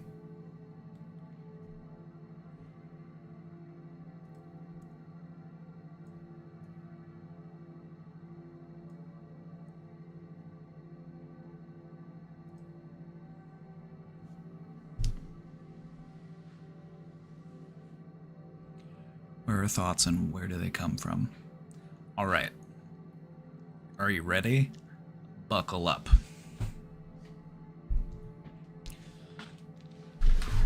I need to get comfortable for this one. Thoughts are sentences that are produced in the mind. To an extent, thoughts can have a linear structure and a narrative flow, but thoughts can also be far more abstract. This is a crazy question, and I'm about to answer it. So, let me take a drink of this coffee. This is the type of question that I've been pondering over myself since I was a wee little lad. These are the types of questions that used to keep me up at night. Anyway, what is a thought and where do they come from? Thoughts are produced in your brain, and we know that because if you were to turn your brain off, you would stop thinking. So we know that thoughts are produced within the brain, or at least in the brain and in our nervous system. Because our brain is more than just the 3.5 pounds of electrified jelly in your skull. It also consists of all of those nerve endings, your spinal cord, and all of those branching nerves that go throughout your whole body. Your whole entire nervous system. Your brain is just a part of it. But all of those nerve impulses, all of your sensory information gets processed in your brain, and it's processed through electricity. Movement of energy. As this energy moves through your brain, through your billions of neural cells, your neurons, it triggers a release of certain chemicals, neurotransmitters, which are then passed along and form a message. When one brain cell communicates to the adjacent brain cell, it shoots a bunch of chemicals at it, and then the other brain cell, it catches as many of those chemicals as it can, and then it passes the message along.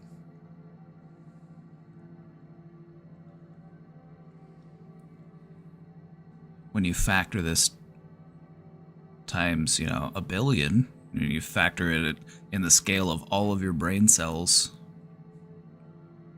you start to formulate consciousness. You start to think. Animals can think, but animals can't speak. And so you don't need a linear structure or a narrative flow to think. A thought can also be a feeling. A thought can also be a level of agitation. But what we need to be able to think is we need certain parts of our brain to be online, because if those parts of the brain aren't online, you slip into unconsciousness.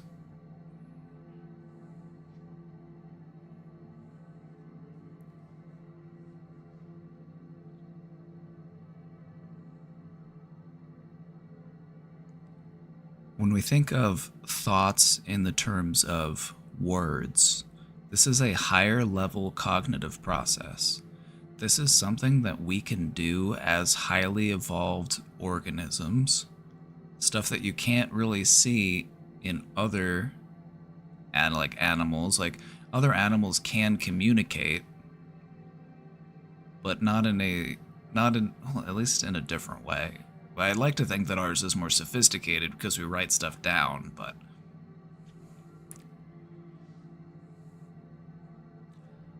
so, how many thoughts do you have a day? The average person has about 50,000 thoughts a day. A thought is just the accumulation of all of those underlying neurological processes. Chemicals getting shifted around in your brain, different levels of electrical activity in different parts of your brain, and that is what adds together and produces something that is greater than the sum of the parts. Human consciousness, human cognition.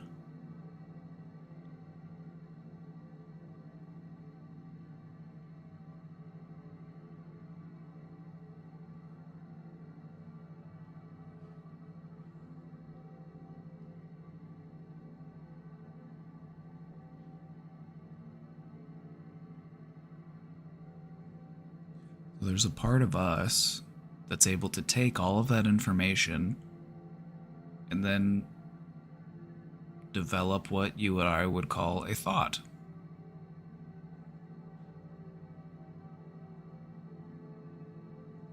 It's the sum of all of these different, intricately connected biological processes.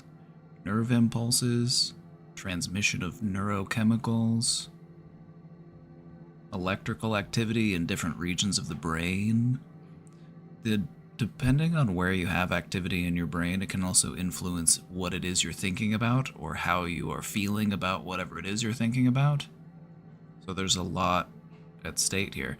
But the reason why we can think about literally anything is because this process is so complicated. There's a lot of room for creativity and flexibility and differences in interpretation and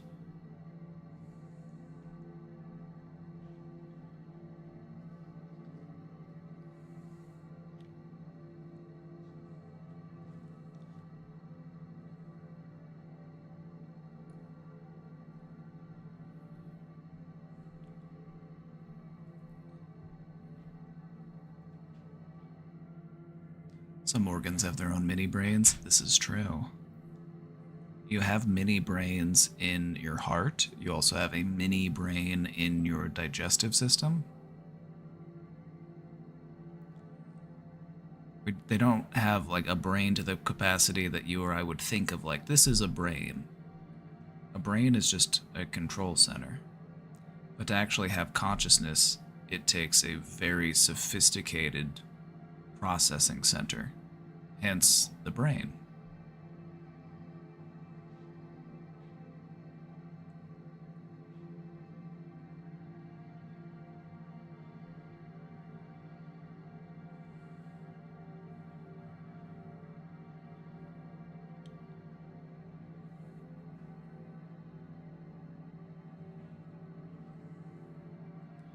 Do all animals have a brain?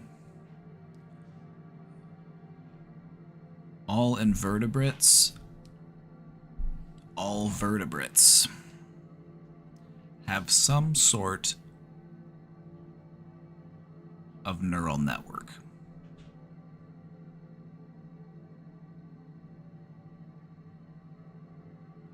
The only things that are technically alive but don't really have a brain are things like viruses.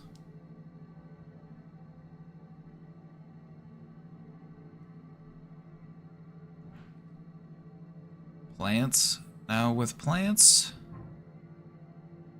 there's a lot that we don't know about how plants work.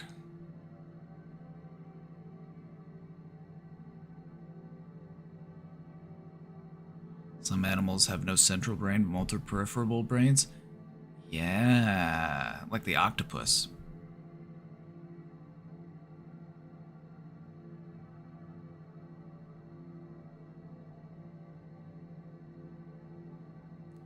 I thought simple sea life creatures didn't have brains.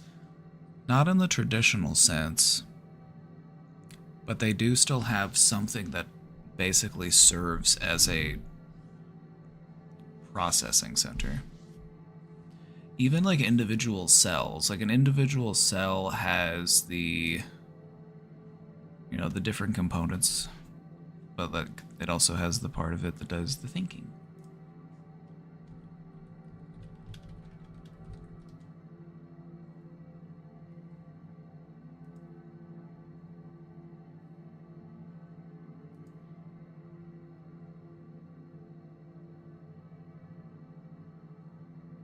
I was also pretty sure jellyfish do not.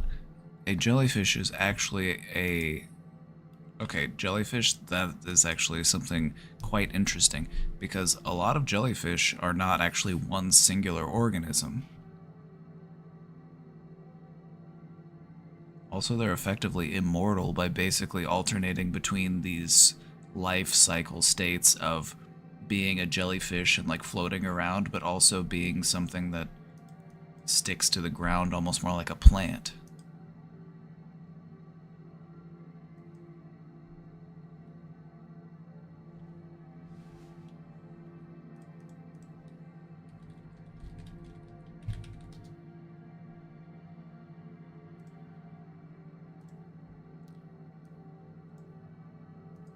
Yeah, if you haven't seen this before, this might blow your mind.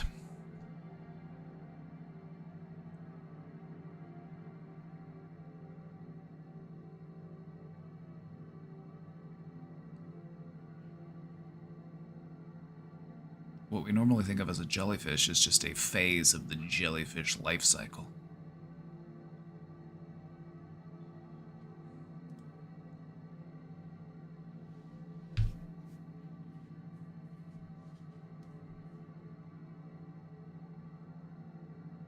I wish I could be a polyp. You and me both, brother.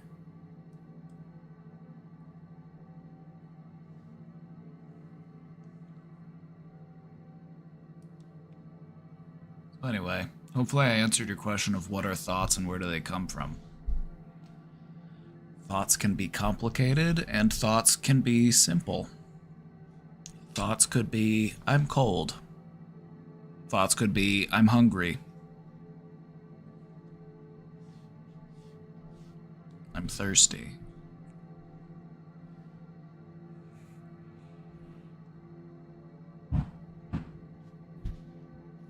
I want to be a mantis shrimp. Cutie Cheeks just wants to be able to punch really, really hard. You just want to be able to punch so hard that you create a... You split water molecules apart. You want to be able to punch so hard that you create a little bubble that is the temperature of the surface of the sun.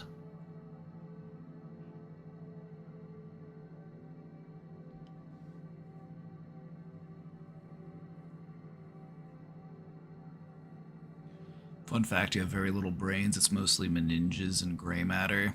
I wasn't trying to make everyone question their humanity, but yeah, there's a difference between the type of neural tissue. There's gray matter and then there's white matter.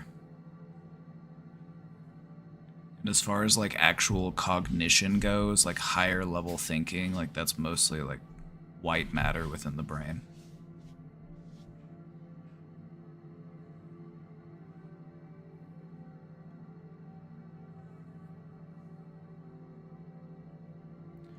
A surprisingly small amount of your brain is dedicated to actually thinking about stuff. A lot of your brain is dedicated to making sure that your heart keeps beating, making sure that, you know, if you're hot, your pores need to open so you can start sweating. It's just like managing biological processes. It's helping you translate speech into something that actually makes sense.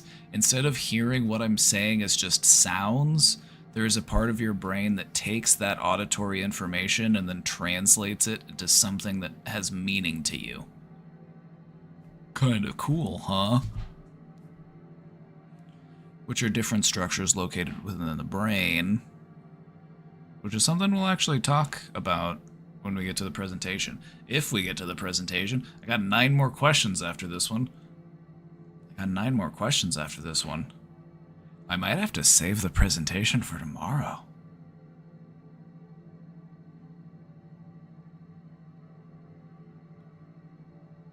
It's like a PC. Exactly.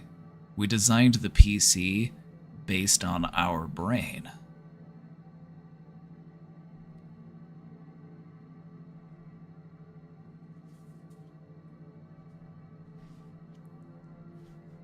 You want the presentation? Okay, I'll try to get through these questions. Sea creatures are cool? Not really. You don't think sea creatures are cool?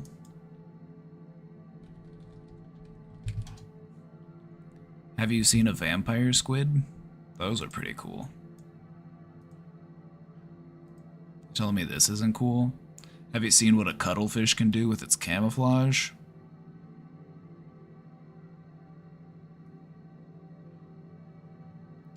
Creatures that can literally change their color to any color, but they can also change their texture. How is that not cool? Like, imagine being able to change your texture. Imagine sitting up against a rock and trying to hide so you turn a rocky texture and you turn the color of a rock.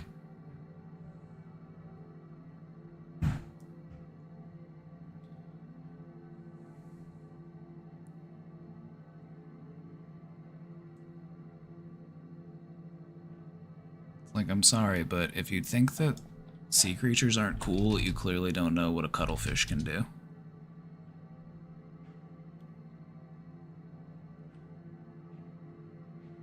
These little guys can do some wild stuff.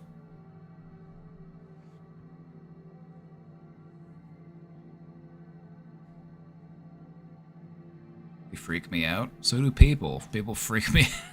Like, people freak me out. And I'm the same species as them, allegedly. I like to think I'm an alien sometimes, but...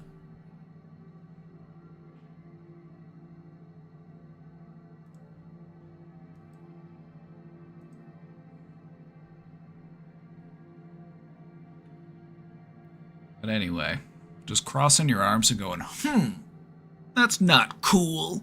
I don't know, it just kind of feels like what 8-year-old kids would do at a birthday party, you know, and you're just the kid in the corner, like, trying their hardest to not have fun. Like, okay, dude. Okay.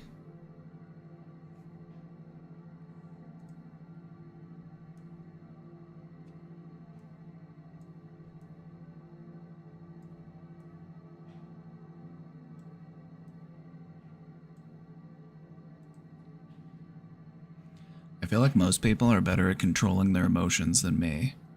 Is that because their emotions are not as strong, or because they are better at sitting with negative emotions?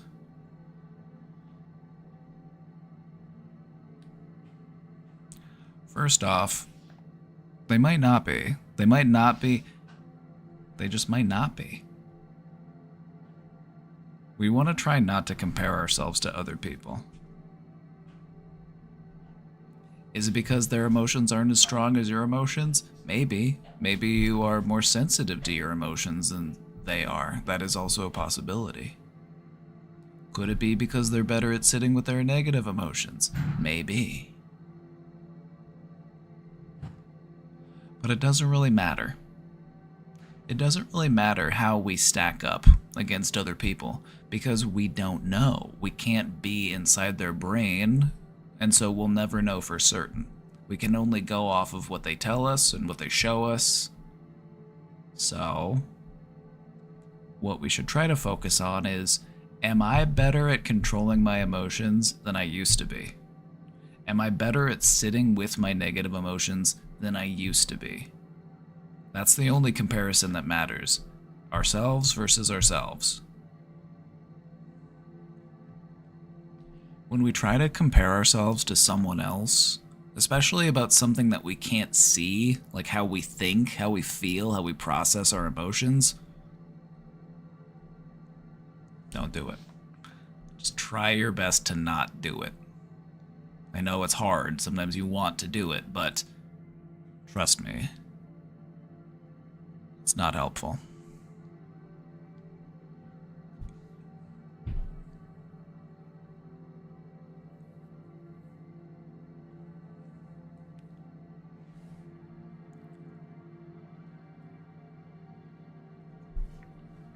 These are also things that you can work on. You can practice emotional regulation. It's a skill, and it's one that you can get better at. It's one that anybody can practice and get better at. So if it's something that you want to get better at,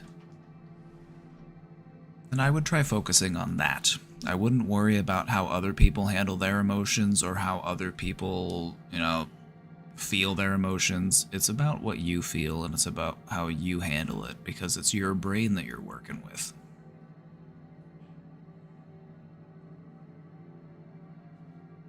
So if you want to be better at controlling your emotions, sit down and take a look at it. What do you want to be able to do differently? What sort of skills do you need to practice to get there? And also just try to be mindful of the progress that you may have already made. You've probably been working on this already, and you've probably already gotten better at it in some ways, so it's good to monitor that so you can continue to stay motivated.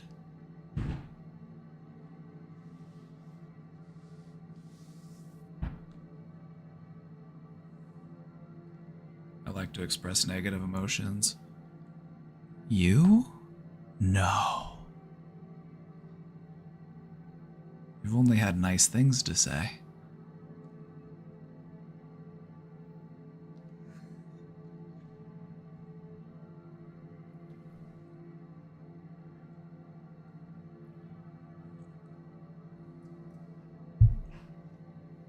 We're glad you're here, though.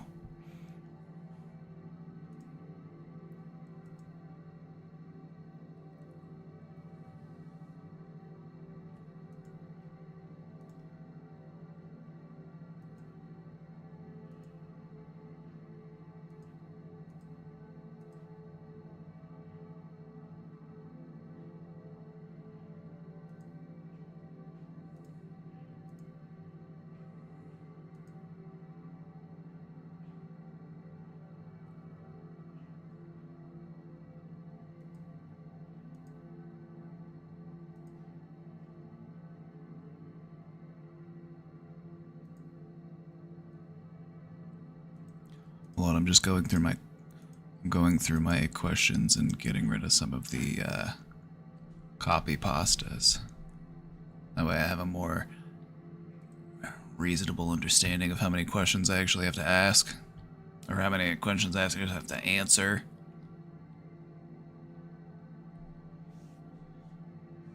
I made it to a second round of interviews for a job. Let's fucking go.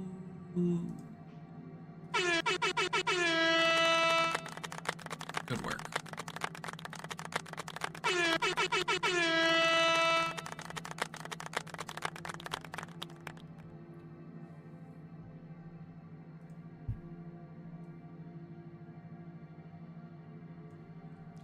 Is it weird when your parents don't want to be a grandparent to their grandchildren?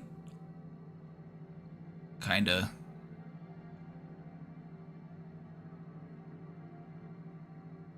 Kind of.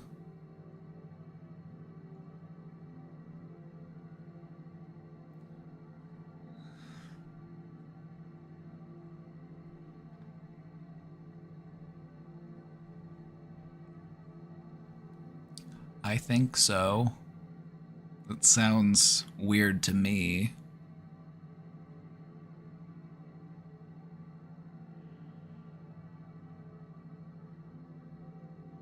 An idea, a reflection day. Every question gets answered with a question. That is a good idea. I try to do that a lot. I like to... Because if you're trying to help people, you can't just tell them what to do. You can't just tell them what to think. You have to postulate some things to them and get them to reflect and do some thinking on their own. So I try to incorporate things for reflection whenever I can.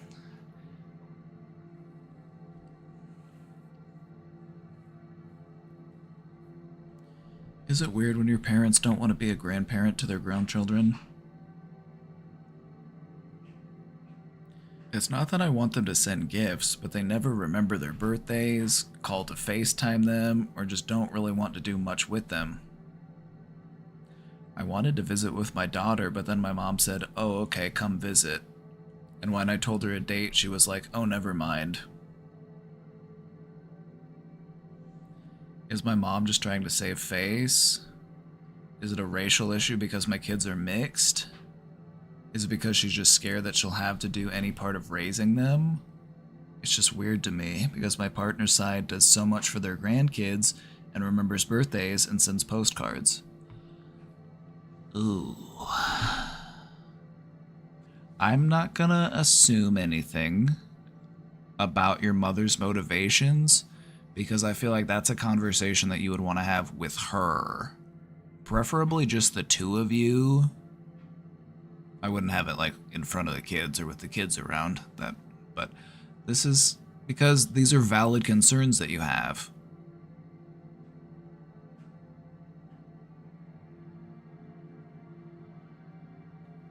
So it's something you want to talk about. Will she try to deny it and downplay it? I'm sure. That normally happens.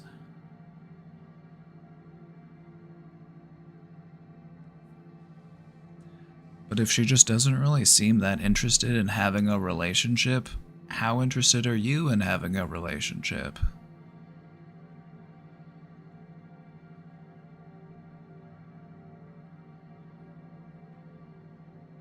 It seems to me like your partner's side wants to be much more present, much more involved. They want to actually be a family. So I would invest in those relationships as well.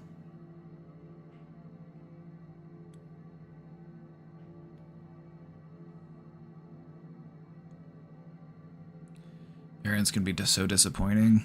They're humans. You've seen the stuff that humans get up to.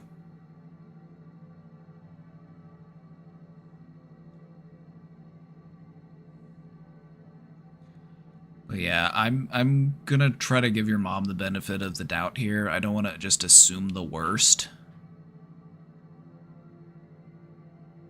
Like, could your fears be valid? They could, but they could also not be.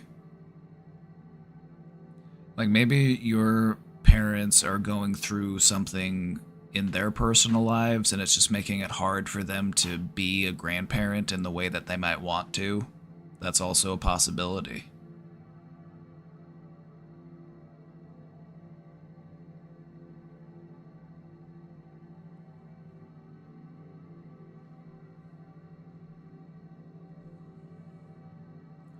But I would just let her know, like, hey, is there anything going on? Or, you know, I just feel like you don't seem that interested in being a grandparent. And then let her know why, you know, like, you don't remember their birthdays. It just doesn't seem like you want them to come visit. And so if that's the case, you know, I'm going to need you to put forth a meaningful effort. And so if you want me to come visit, invite us out. But I don't know, that's just kind of the way that I approach it, because I can be a bit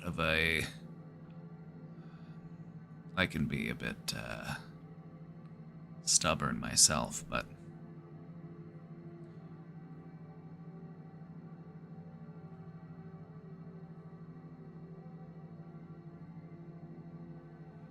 so yeah, I would just talk to her about it though, and just try to figure out what's going on there. Just be like, I want you to spend time with them. They want to know you as their grandparent. Like, how can we make that happen? Because it's definitely upsetting to feel like she doesn't have any interest. And the actions line up with that. And so whatever that reason could be, you know, it could be that she's dealing with her own things personally. It could be due to some other reasons, but you're only going to find out if you talk about it.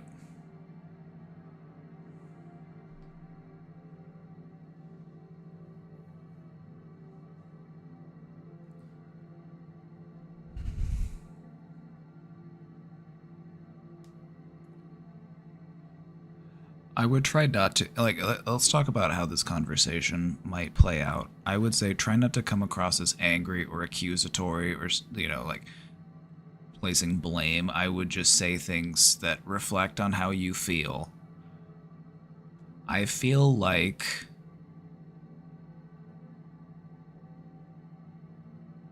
and then you explain how you feel. I feel like you don't want to be a grandparent when you don't remember their birthdays, or you don't call them, or, you know, just try your best to communicate how you're feeling based on what she's doing.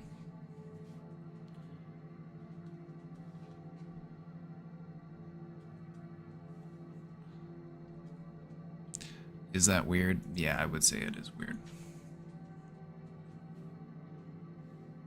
Like, most people I've met, they're pretty stoked on the idea of being a grandparent.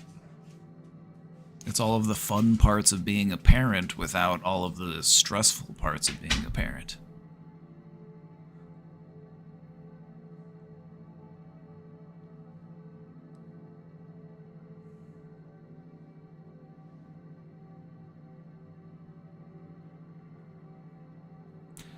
I don't know. It also speaks to, like, what was your parents' relationship with their grandparents?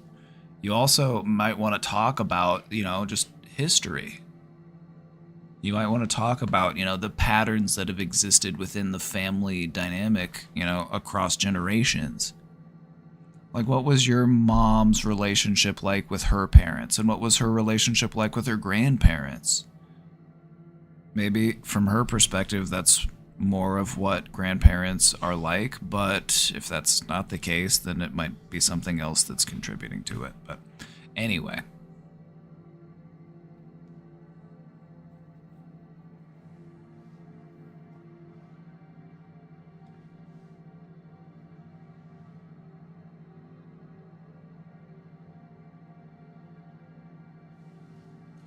What about a sneaky reverse psychology? Rather than that, what I would say is they spend so much time with the other family, I want them to have that with you too. They really enjoy the time that they've been spending with them. I want them to be able to enjoy spending time with you as well. So how can we make that happen? Is that something you're interested in doing? All you can do is talk about it. That is weird, though. God, okay, like, I don't want to assume anything, but it would honestly just be the worst if it was because they were mixed. Like, isn't that that's just really off-putting. But you don't want to come at her like you're accusing her of doing that, okay? Because that's gonna kind of put a halt on having a productive conversation.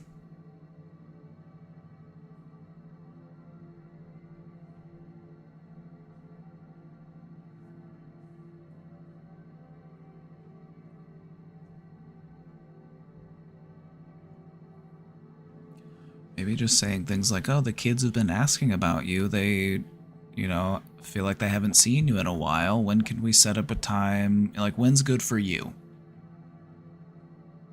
When would be a good time for you? Just try to be flexible. Just show that you're open and communicable and that you're willing to talk about these kinds of things. But if you try and, you keep putting forth meaningful effort, but she's just not really willing to match that, then, don't keep pouring into a bucket if it's got a hole in the bottom. You want to make sure that you're investing in those relationships that are actually going well.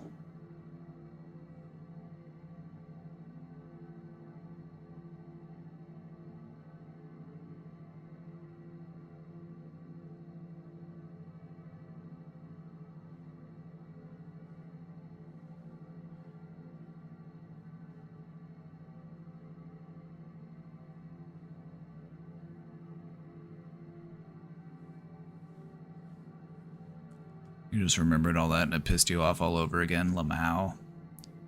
Try the Lamauing. I recommend Lamauing.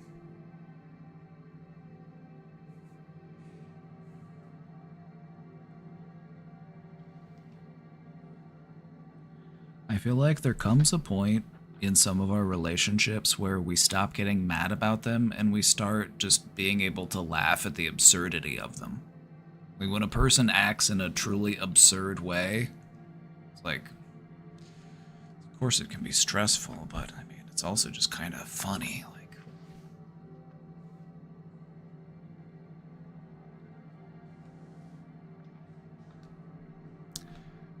real piece of work, huh? A real piece of work.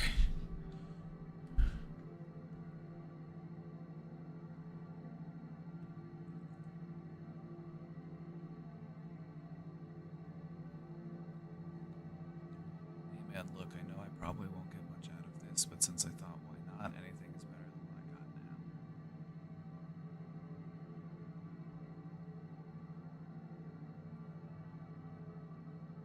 Hey, let's try.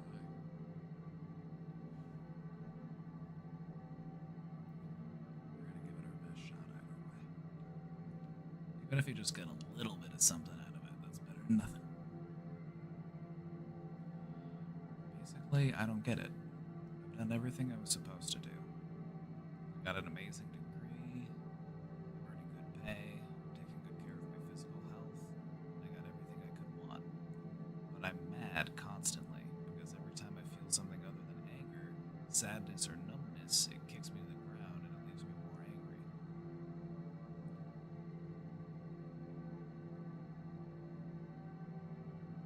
Cutting out. Okay. Sorry. Testing. This microphone is just so sensitive. How about that? That should be okay. Can you hear all of my words? Am I cutting out? What if I talk like this? If I get a little bit quieter, can you still hear me? Okay, good. Basically, I don't get it. I've done everything I was supposed to do.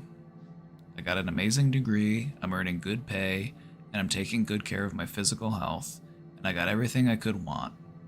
But I'm mad.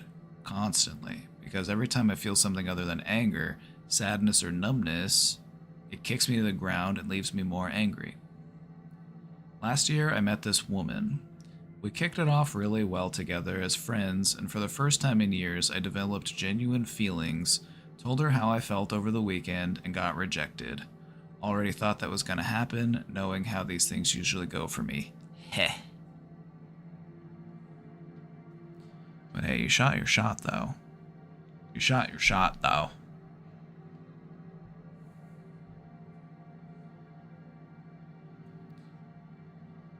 I'm not asking for relationship advice or anything. All I want to know is, where did it go wrong?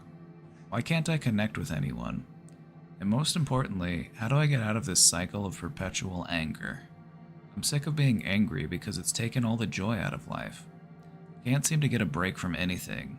My luck is rotten to the core, and I have no one to fall back on but myself.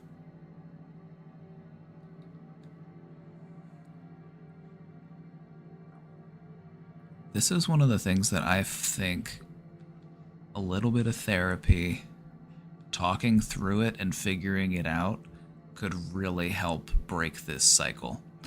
When it comes to a cycle like this, especially one of anger, it can be helpful to look back through our history, especially if we're doing it with somebody who we can trust and somebody who's going to be, working in our best interest and allow us to gain some healthy perspective in a non-judgmental way. Because we want to take a look at, where does this anger stem from? What was it that happened to me in my life that taught me that anger is my response? A lot of anger stems from fear. Fear of loss, fear of being hurt, fear of being embarrassed, fear of losing control.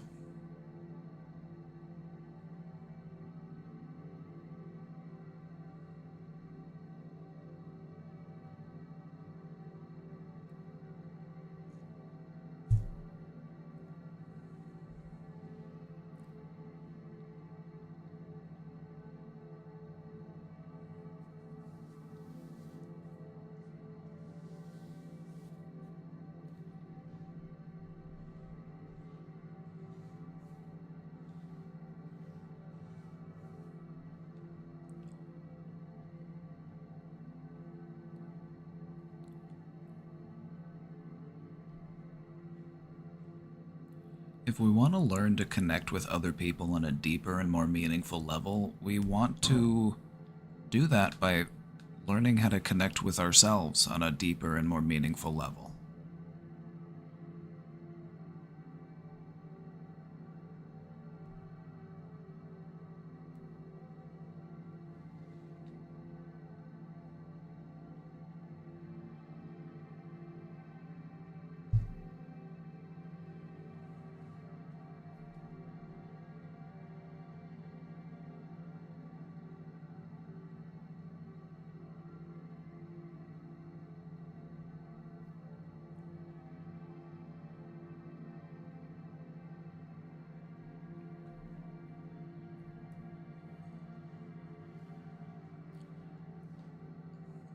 want you to try to approach emotions a little bit differently. I want you to try to approach emotions as something that can be practiced. If you feel like you don't have enough joy in your life, you need to practice being happy.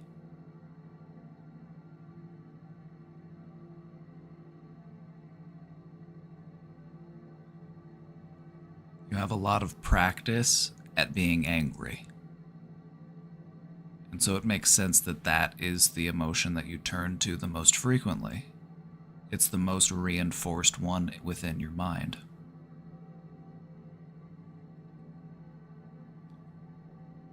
So, how do we get out of this cycle? Visualization is probably going to be one of the most helpful techniques. Basically, what you want to do is just find the most calm and peaceful environment you can be in. Maybe go on a walk, maybe go on a little hike, go out into some nature, go sit on go find a big rock and sit on it.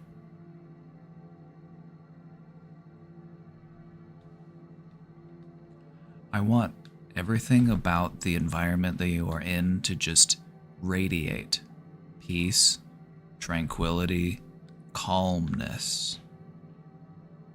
And just allow yourself to feel that calm. This is an emotion that you are trying to familiarize yourself with. You're trying to attune yourself to it. You are trying to practice calmness. And when you're in this calm place, what I want you to try is a little bit of visualization. Visualization is the technique that we can use to help us change into the person that we're trying to become. So, when you're in this calm place, it makes it easier to practice this technique. What would I be like, or what would it feel like to be a bit happier, a little less angry? We want to visualize that. What would it feel like to be that version of myself? Not me completely devoid of anger, not me as happy as I could possibly be. I'm just trying to identify the next step in the direction that I'm trying to go. I want to learn what that person is like. Me, but with a little bit of progress. That's what helps to orient us.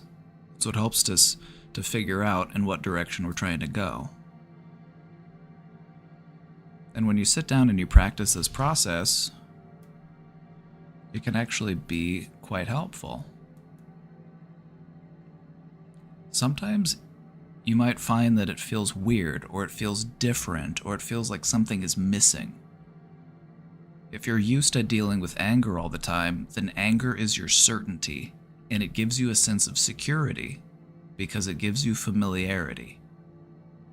And so if you want to break that cycle, it might feel uncomfortable when you would probably think that it wouldn't feel uncomfortable, that it would just feel good to let go of this anger, to just be happier, but that might not be the case, at least not initially.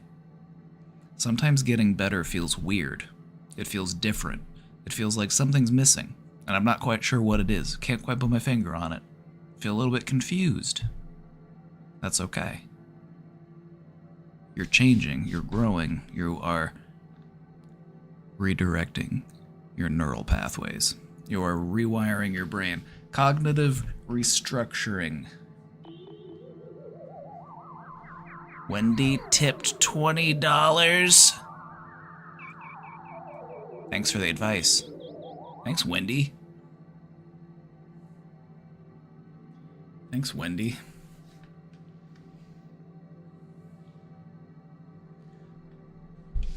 Don't be so hard on yourself, okay? We want to make sure that if we're so practiced in anger, we don't want to direct that anger to ourselves. We want to actually try to be more patient and compassionate and understanding of ourselves. That is how we heal. You're not going to anger yourself into becoming a more joyful person.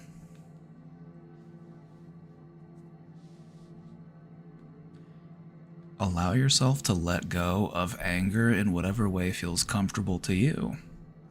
Sometimes people like to do things like clenching up their fists, just driving all of that anger into their hands, and then when they are ready to let it go, they just let it go. Relax your hands.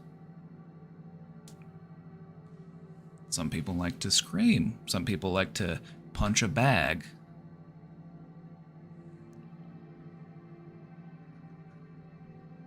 So what we want to try to do is become more practiced at feeling other ways. We want to visualize that next step in our progress. And we also want to try to convert some of that angry energy into a more meaningful emotional expression.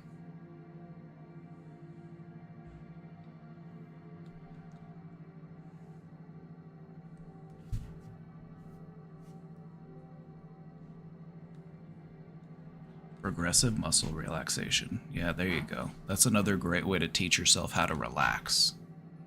Progressive muscle relaxation.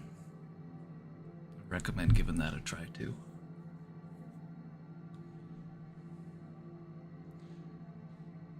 I know I might seem like a very calm and kind and friendly person, but I was angry for a long time, and I was an angry person.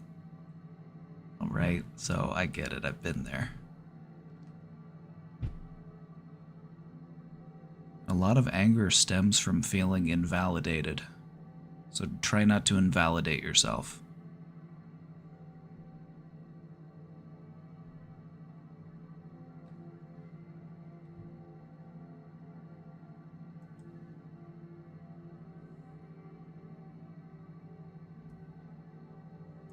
Why did you delete my message? Did I?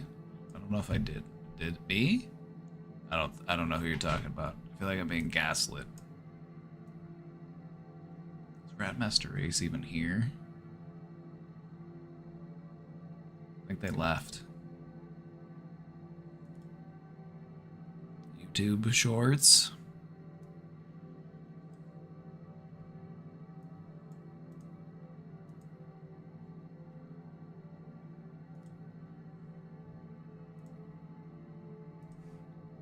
Left because I deleted their message. You're probably right. That's probably what it was. He's a chocolatier man with chocolates in his hands. What's he making for your mouth? What's this chocolatier making? What is he making? What is he making? Never mind. He's a chocolatier.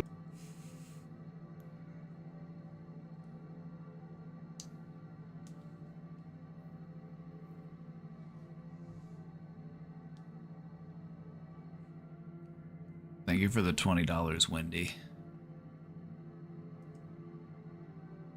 I figured it wasn't actually you. Yeah, you're right. You're right. We all knew. Most people, when they put their name on a question, it's not really that person. Most of the time, it's the pork tree. Or Jake Jancook.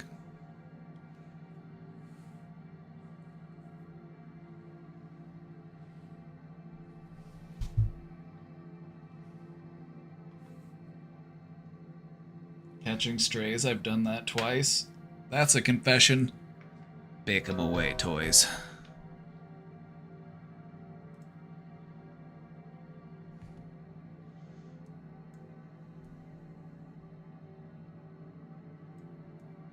I've heard this theory that every thought, experience, and everything you hear is recorded in your brain. Some suggest this could explain incidents where coma patients wake up speaking different languages.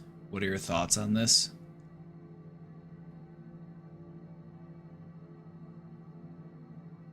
The human brain is more complicated than we may ever understand. If we were able to really fully tap into our potential, if we could really operate our brain at the highest possible level, who knows what it could do? Maybe we actually could have, telepathy. Maybe we could actually influence the reality around us. Who knows? It's fun to think about. The whole thing about coma patients waking up and speaking a different language, that's wild. Isn't that wild?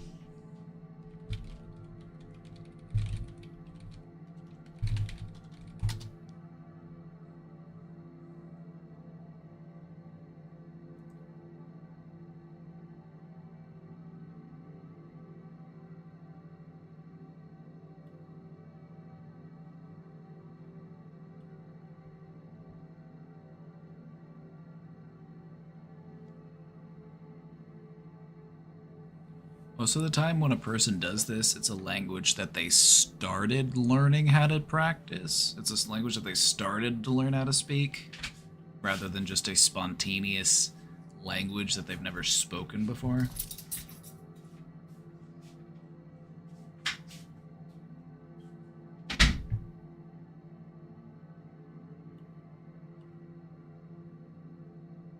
Also, it's kind of related to foreign accent syndrome. Foreign accent syndrome.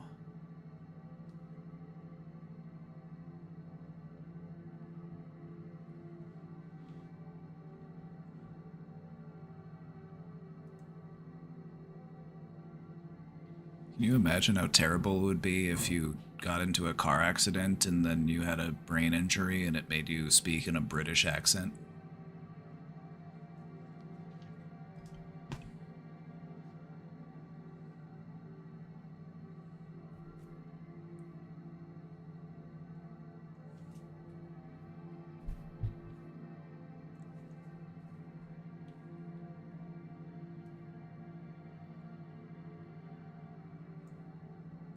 Tragic. What are my thoughts on this? What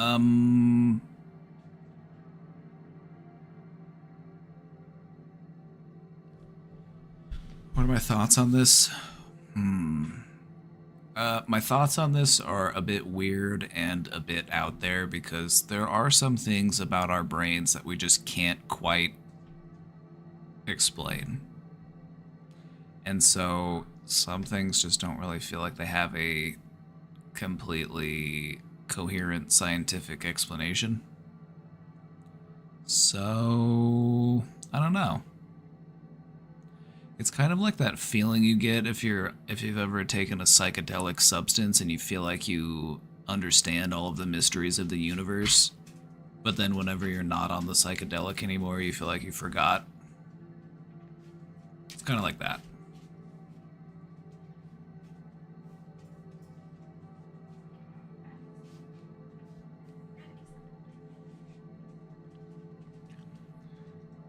I heard today that TBI patients have a 50% chance of depression, so that puts them slightly above the regular population.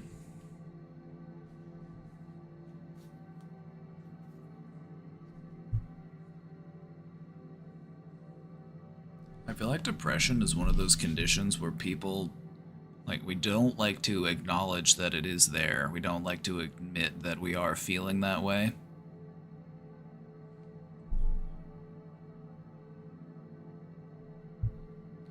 This TBI, traumatic brain injury.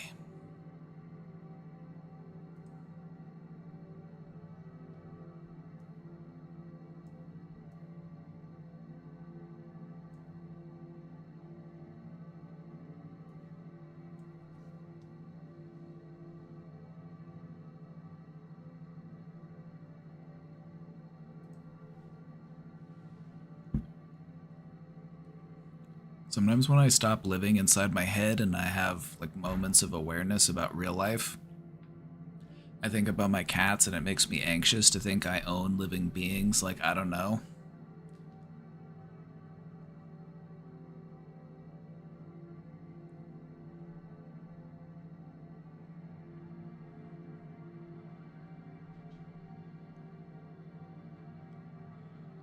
Your cats own you, actually.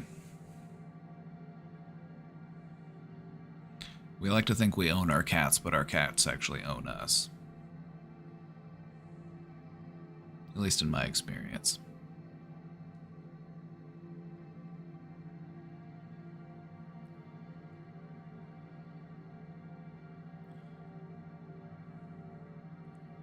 Like, I don't know why, but it just makes me panic and just really think about it, because, like, damn, humans can own other living creatures. Like, that's crazy to me, Lamau. It is kind of crazy, but you also have to remember that these are animals that we have evolved alongside for thousands of years.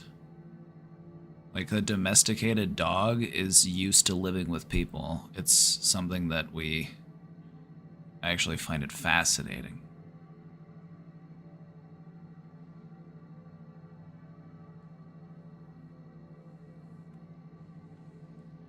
I feel like I should have a child.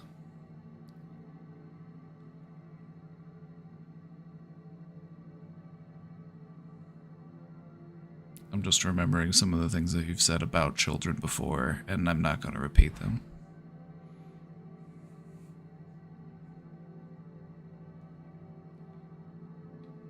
Why couldn't we domesticate raccoons? Domestication of a species can occur, but it takes multiple generations. There's a difference between taming a creature and domesticating a creature.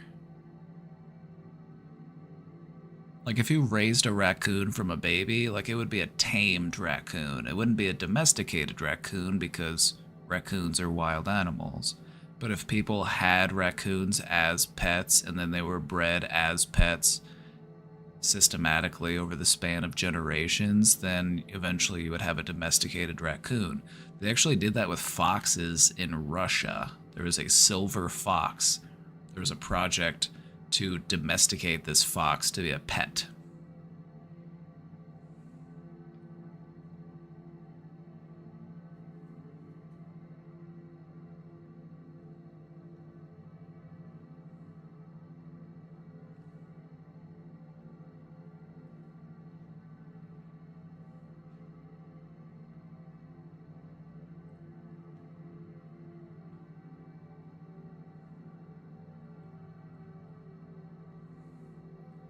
Damn, humans can own other living creatures. Like, that's crazy to me.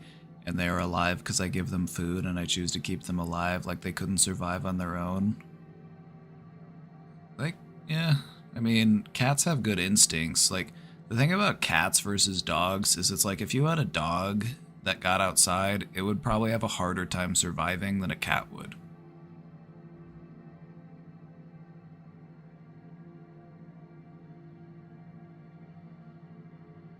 And anyway. How animals just don't know what's out there other than the life they live. Like, what do you mean they don't know the fact that there's more than staying in a house all day? Oh, they wonder. That's why they like to look out the window. Like, how much awareness do animals have? Depends on the animal. Also, it depends on how complicated their neocortex is. Awareness and consciousness is correlated to neocortex size. Humans have a really big neocortex. So do great apes, so do dolphins. Complicated brain, complicated thinking, higher level of awareness. Pigs are intelligent enough to know that if they are living in like a factory farm, they're intelligent to know that they're being mistreated.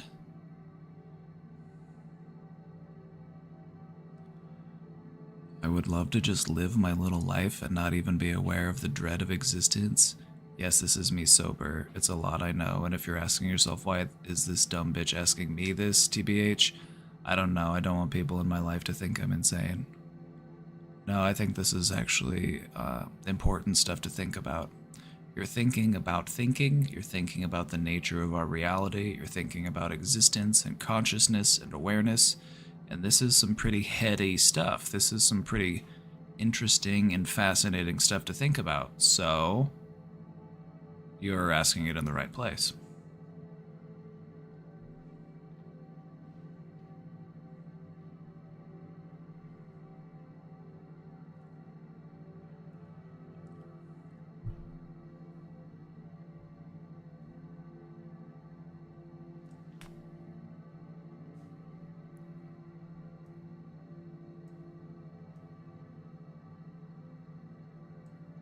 Is it normal to feel guilty for ending therapy with your therapist? I messaged my therapist today that I'm no longer want to continue after accidentally missing today's session, and it's been on my mind ever since. I don't think I'm mentally where I want to be, but I was no longer looking forward to our sessions. I just want to say something. Sometimes the days where you really don't want to go to therapy are the days where you need to go to therapy the most. I feel like having a closing session might help to give you some peace of mind. And it's also important to remember that the real work of therapy happens outside of the therapist's office. So if you're able to take the things that you have learned and continue to put those into practice, you can continue to grow and you can continue to heal.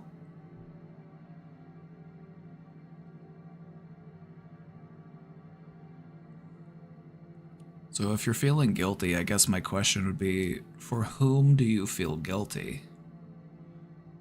What do you feel guilty about? Do you feel guilty because you feel like this is something that you need and you're cutting it off early? Or do you feel guilty because you feel bad for the therapist?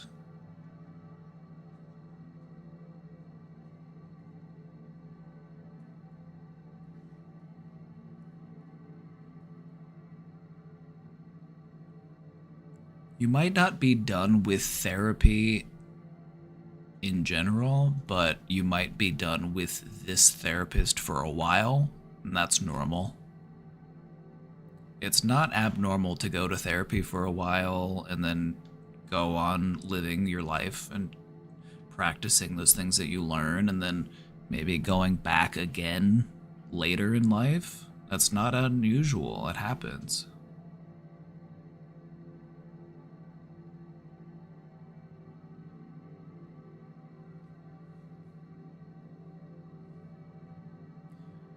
Don't let this turn you off to therapy in general. It's normal and it's okay for these types of things to happen.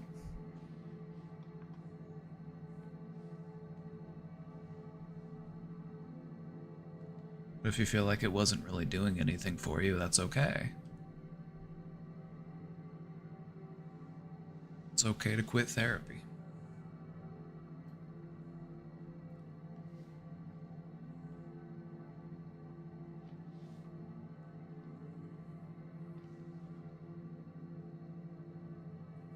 Trying to find a new therapist, but they're also expensive. So what you're saying is I should charge more.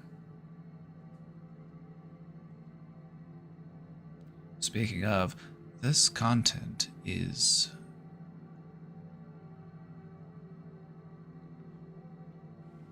we're able to bring this content to you for free on the graciousness of the people who support this. Because of you that we're able to do what we do, so thank you. I've paid enough. I wasn't talking to you. I was talking to the other people. I was telling the other people to catch up with you.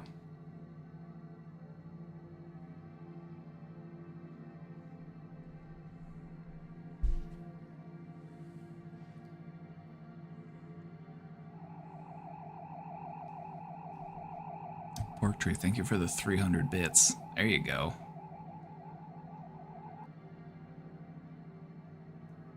Bitten me up.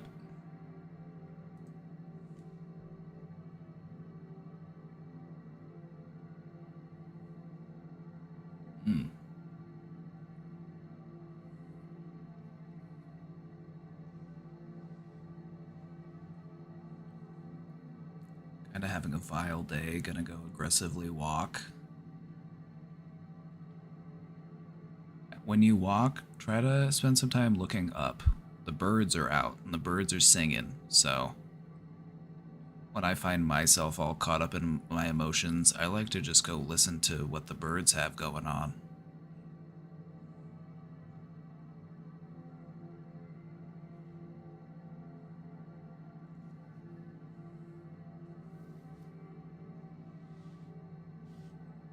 So if you're still feeling mentally unwell in the situation that you're in, I can't do anything to change that, unfortunately. Are you in the environment that is conducive to your own mental wellness? Maybe not.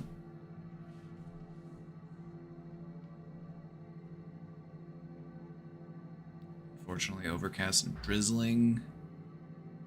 Birds will still be out doing their thing. What I like to do is identify the birds based on their song. It's a cool trick you can use to impress people if they're impressed by bird knowledge. Like you hear that sound and it's like that's a black-capped chickadee. It kind of goes hee-hoo.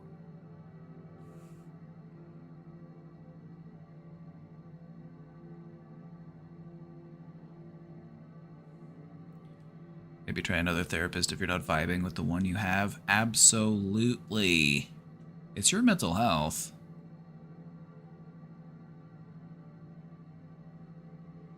I missed the first part of my response, but I think I'm okay. Let me go back over it then. Let me go back over it again, since you missed part of it. Is it normal to feel guilty for ending therapy with your therapist? It could. You mostly feel guilty because you're bad at cutting ties with people, and guilty with yourself because you don't think that you're where you want to be. So it was both. Those were the two things that I had speculated as far as why you might be feeling guilty. So that makes sense that you're feeling that way.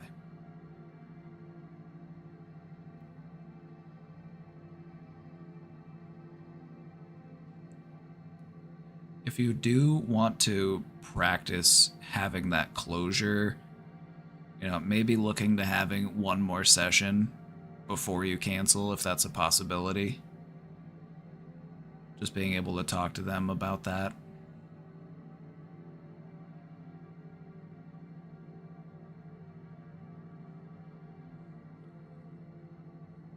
What else did I say? I'm trying to recap in case you missed it. The real work of therapy happens outside of the therapist's office. So if you feel like you've learned things and you've been practicing skills that you've been learning in therapy, just continue to practice those skills. Continue to do those things. And you'll continue to grow. You'll continue to heal.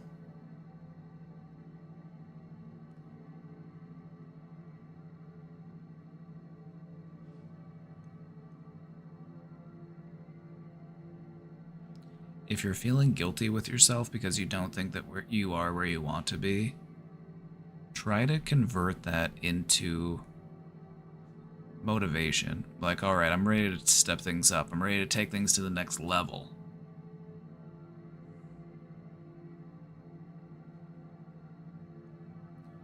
You've been thinking about having a closing session, but you're not sure it would be of any benefit. It would give you a sense of closure, and there's a certain benefit to that.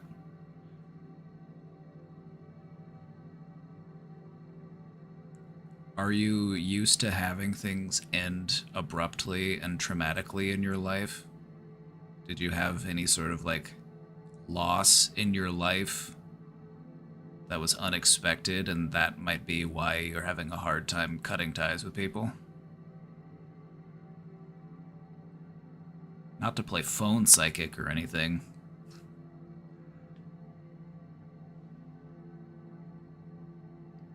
If I had some tarot cards. Or a crystal ball.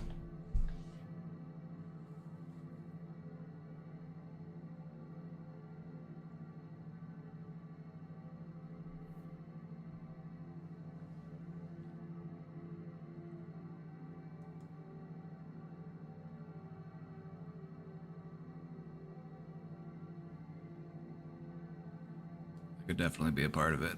I was cut off by someone, and that's why I originally started to go to therapy. The tracks.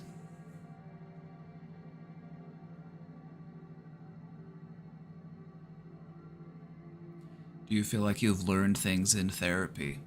Do you feel like seeds have been planted? That's kind of the point of therapy. Therapy is about planting seeds.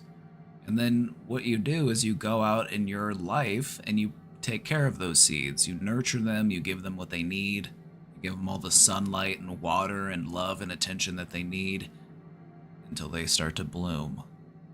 And that could take a little while, and sometimes the therapist is there to see that happen, and sometimes the therapist isn't there to see that happen.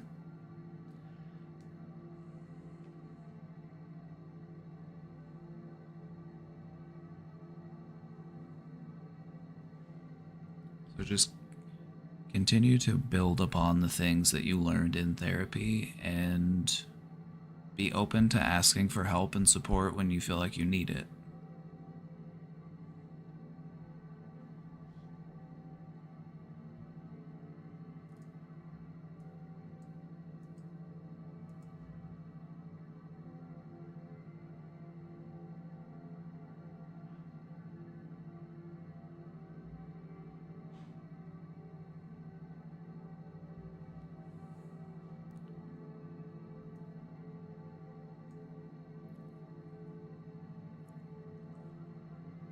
Every time I spot a guy strutting in flip-flops or sandals, my heart skips a beat. Really? Anytime I see a guy in sandals, I think to myself, that should be illegal. Every time I see a guy in flip-flops or sandals, I'm like, you should be wearing an actual shoe.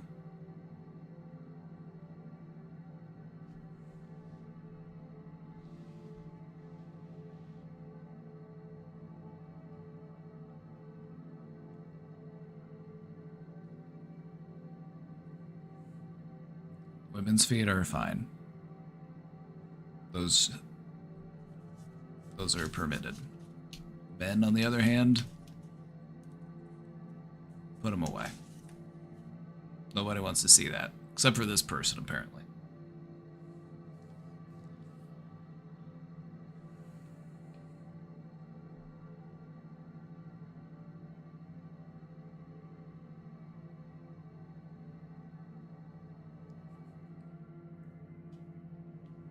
Sexist against men?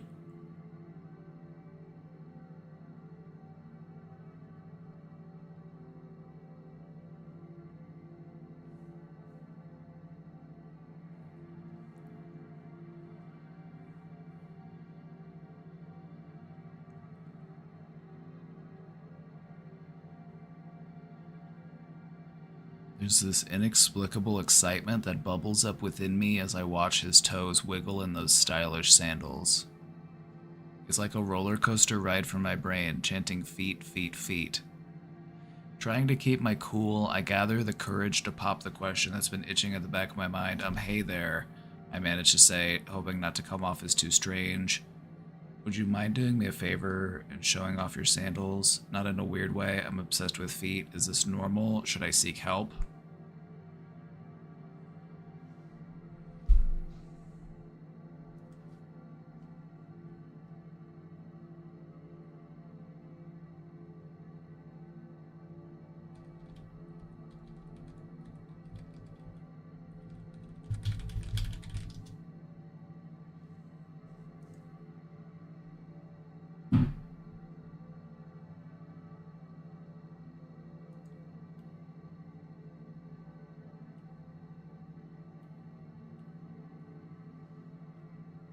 You want to know something? You want to know why this happens? You thought this was just gonna be bait. You thought that this was just gonna be a joke. But if you want to actually know why it is that foot fetishes occur, is because within your brain there is a section of your brain that processes sex organs, and the part that is closest to that part of your brain is the part that processes feet and toes. They're lined up next to each other.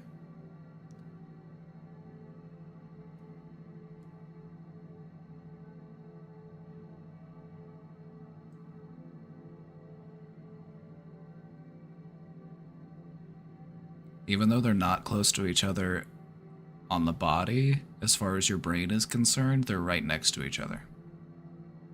It's the most adjacent thing to sex organs within your brain's neural map. Did you know that?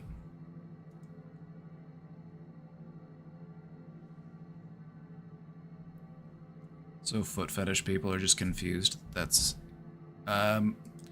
some people might say that. Some people might say it's because people with a foot fetish are confused, but in my understanding, it's just that their idea of what is sexually arousing is just more expanded. Like, let me just ask a question. Would you rather think that every part of the person that you're a sex partner with is sexy, or would you rather find a part of their body disgusting, something that you have to overlook?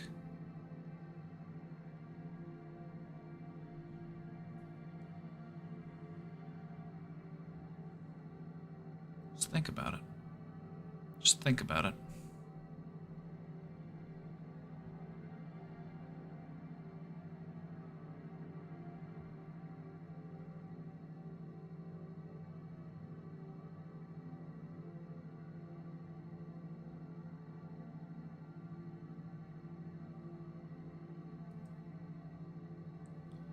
Anyway, that's the science behind a foot fetish, if anybody was curious. And that's also one of the reasons why it is one of the most common fetishes. It's literally wired in your brain to be right next to our perception of genitals. So it's like the closest approximation to a sex organ.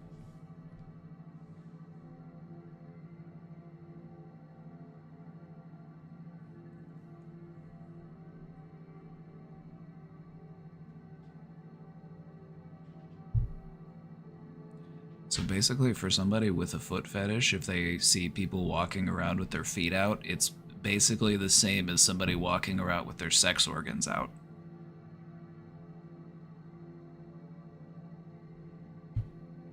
Now you know.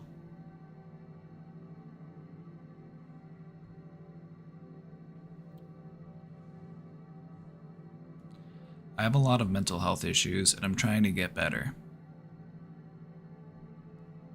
Maybe that's all you can do, you know? I feel like we've all got issues, and we owe it to ourselves to be aware of those issues and to try to work on them. There's a lot of people out there who have issues but don't work on them or don't see them as issues, so your awareness is a strength. I'm in some online communities for mental health, and I like to share advice when people are going through things. Some people say I give good advice and it makes me feel good, but I feel very robotic when having serious discussions. It's not a bad thing. It's not a bad thing. Like, sometimes I feel like I have to do that. Like, having a serious discussion with someone, like, I have to remain, like, a bit detached in a way. It can feel kind of robotic. I get it. The irony is that I can never follow my own advice. Hey, did I write this question? Did I write this one? Did I write this and then forget about it?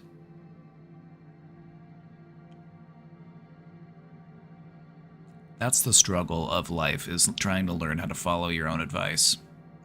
It's something that I'm still working on every day.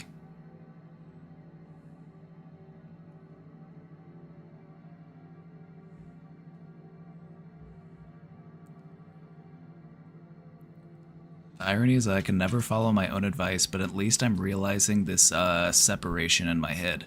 I don't know what my question is. Thank you, much love, XO. You want to know the word? Have I ever submitted a question? I haven't. I've never submitted a question to the question box. This one feels like I could have written it, though. Like, this is something that I find incredibly relatable.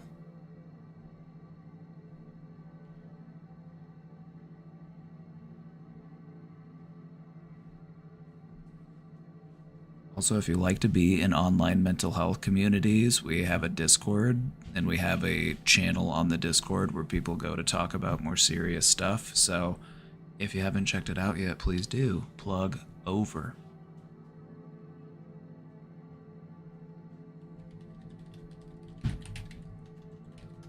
What you're describing is cognitive dissonance.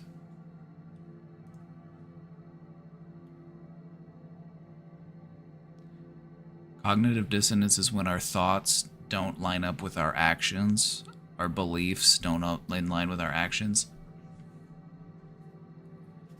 Not being able to follow your own advice is a good example of cognitive dissonance.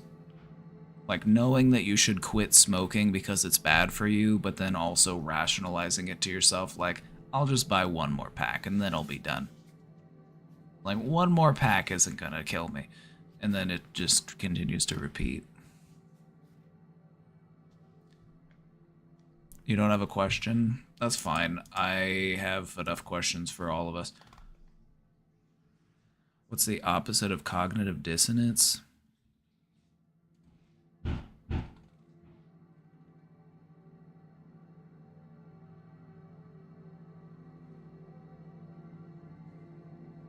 Good question.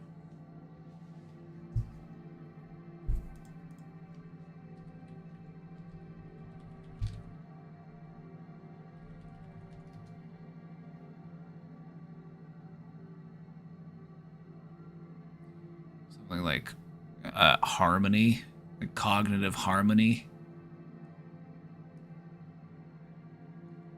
A dissonance is basically just a disagreement. You know, it's a conflict. So whatever word would work for balance and peace.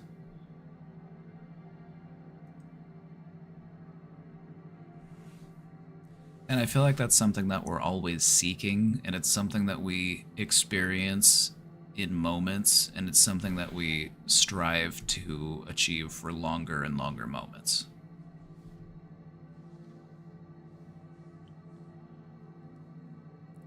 Don't worry about following 100% of your advice. Just try to follow a little bit of your advice every day and continue to build upon it. If you're able to give good advice and you're able to know, you know, generally speaking, you know, what you need to do to make your life better, just follow those instincts. Try to avoid overthinking.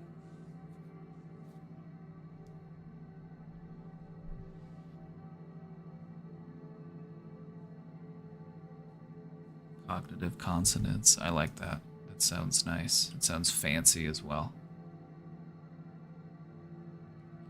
Cognitive concordance. Cognitive concurrence. But I like consonants. That sounds good. Cognitive dissonance and cognitive consonance.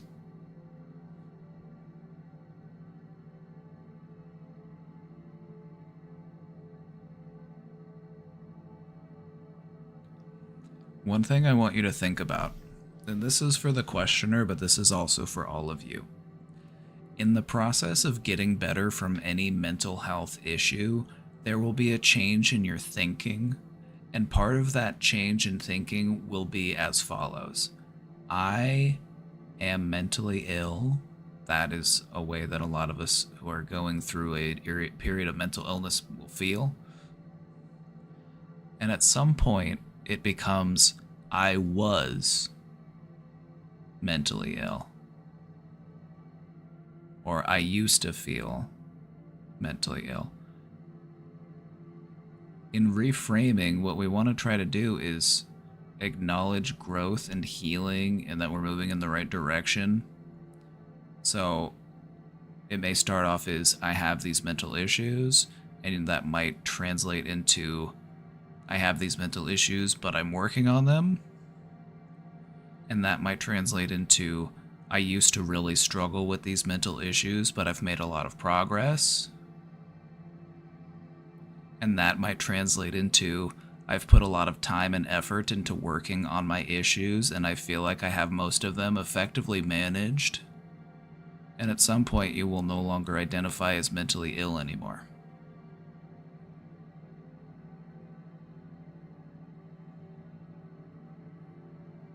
So just try to be aware of your identity and your perception of self as this ever-changing, ever-evolving thing. We want to try to avoid identifying as any type of way or as some sort of fixed state indefinitely. A lot of people will learn that they have a diagnosis and then they will start to formulate their identity around that diagnosis.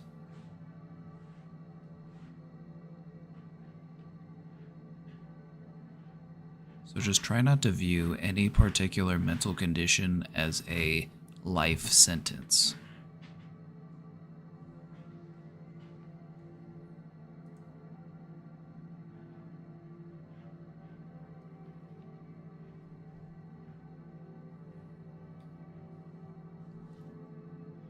Alright, we got a couple more questions to go, and I've been drinking a lot of water today. This was full when I started, and I have to go to the bathroom again. I'm hydrated AF.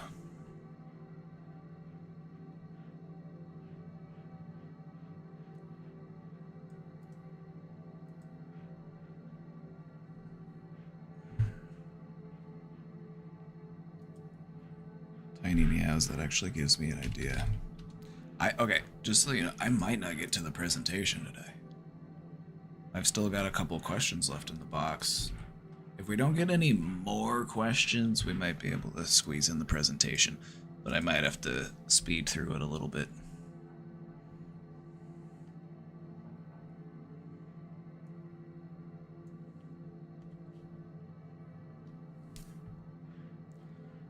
You don't make artwork. Let's have a computer make some quote-unquote art for us. Let's generate an image.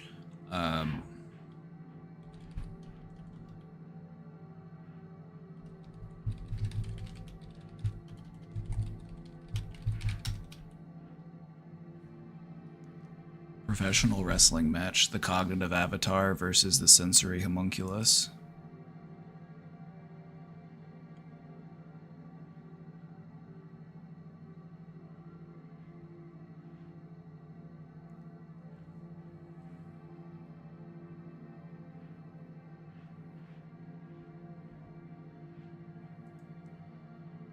Whoa. It's actually pretty cool.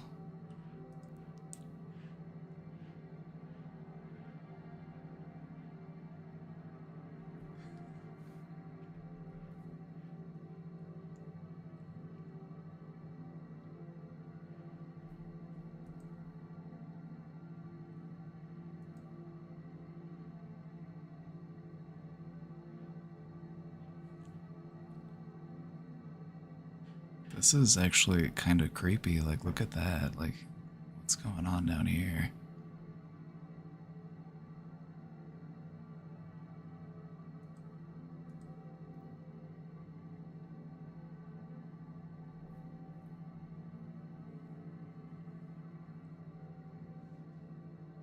Anyway.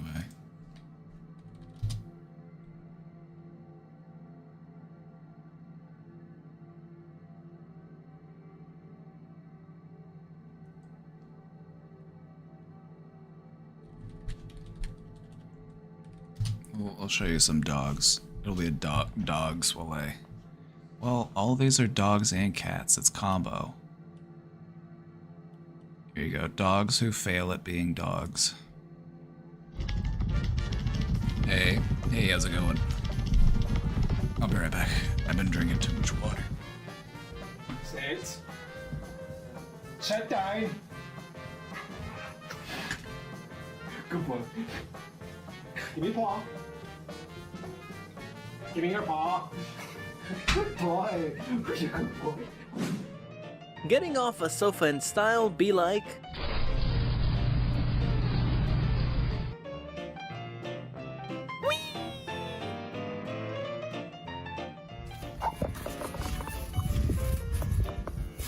Wish I could have bounced away from my responsibilities like that human and his furry trampoline buddy.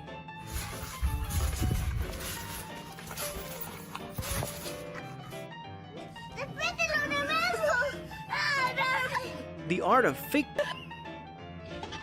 ¡Ay, Miguel!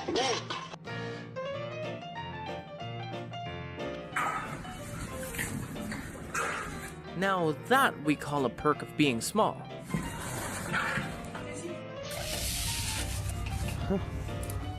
You have a great friendship, but the fence is the limit.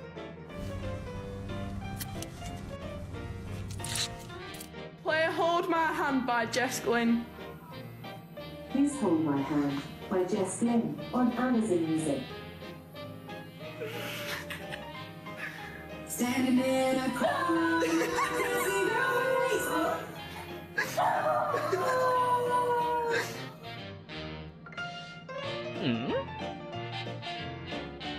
What would happen if one let their dog self-govern? Both would be happy. Demonstration.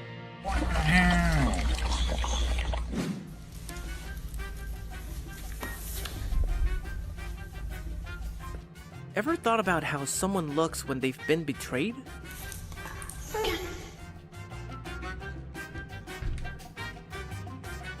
Huh? That's definitely me walking around in snow with my brand new shoes on. No. Ready? Okay.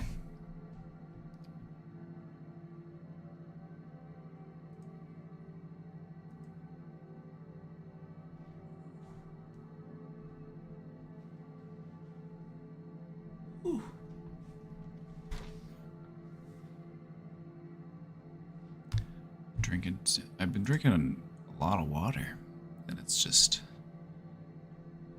making me pissy.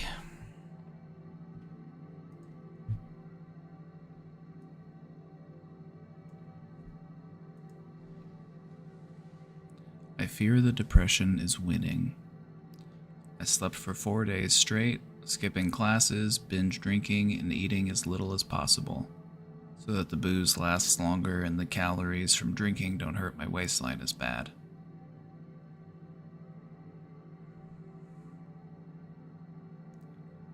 I want to point something out here, and I'm not trying to be judgmental, that level of thinking involving your drinking is a bit of a red flag for alcoholism.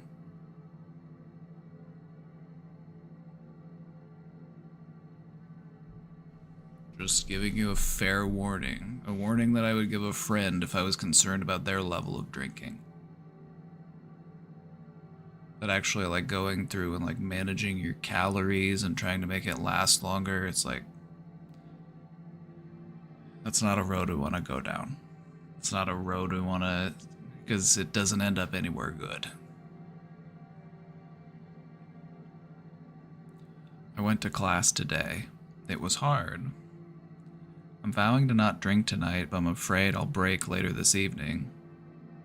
How can I make myself feel happy? Because I'm tired. I've tried being at peace with my depression. It's making me want to end my life. Sorry for being a bummer, but I'm trying not to cry while typing this. Sleeping doesn't fix it. Drinking doesn't fix it. I don't know how to fix it. I don't know how to fix me, and I fear I may be beyond repair. You aren't beyond repair. You can fix it. And sometimes there will be moments, and sometimes there are things we have to do that we don't fully understand why we are doing them, or we don't understand how they are helping us. Because when you're grappling with depression, it's an insidious thing. Depression is menacing, and it's sneaky, and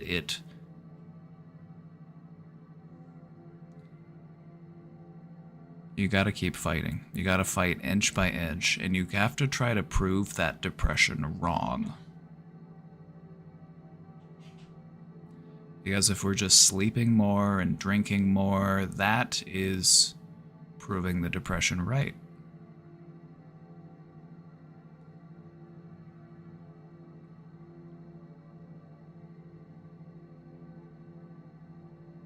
Where's the presentation, bozo?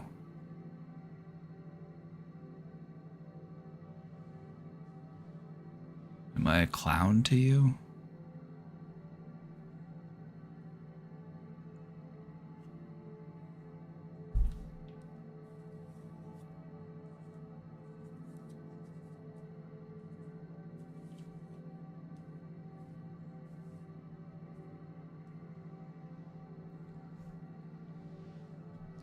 When it comes to fighting for your mind, when it comes to fighting against your depression, you have to fight inch by inch. It's not a one and done, winner take all battle. It's a trench warfare in your mind. What you are trying to do in getting better is you are reshaping the neural pathways in your brain. When you enter a depressed mood state, it's because the pathways that are contributing to that mood state have been very reinforced.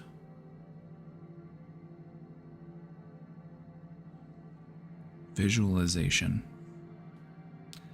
I'm speaking from personal experience, because I had tried other things as far as depression goes. The one that I found most helpful to me in the long run, visualization, meditation, and also a little bit of physical exercise. And I don't like cardio, I don't like running around, and I get that. Yoga, I found, for me, was my preferred way of getting some physical exercise, because you can do half of it laying down if you want. It's very low impact, you can go at your own pace. You can do it for as long as you like or as short as you like.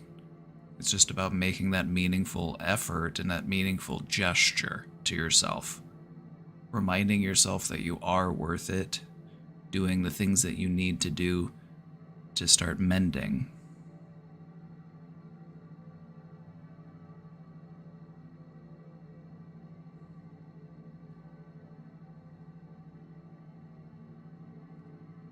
Thanks for being helpful.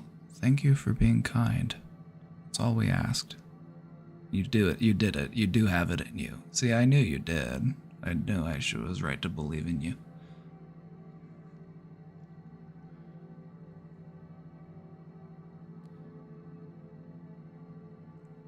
If we were able to sleep our way or drink our way through depression, then depression wouldn't exist. Being at peace with your depression is basically allowing your depression to win. You have to go to war with your depression.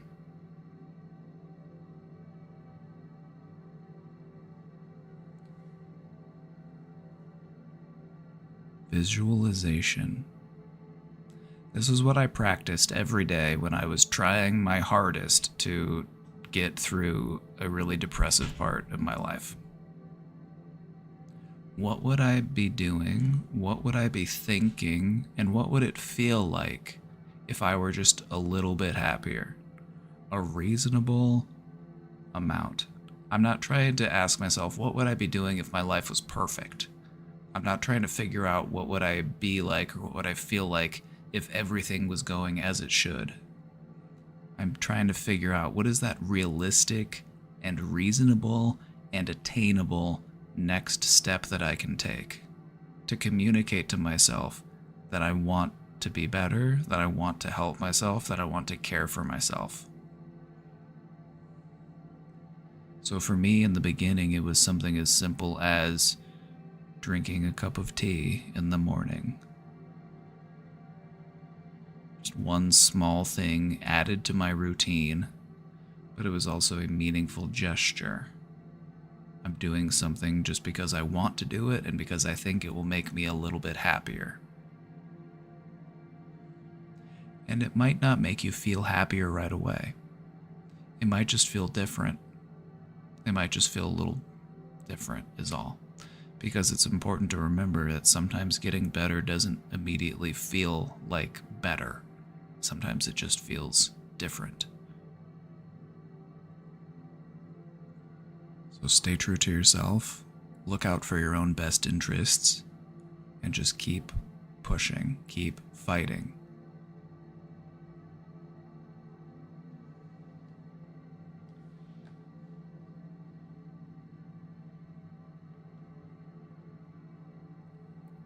In time, your brain will learn how to operate at a different level.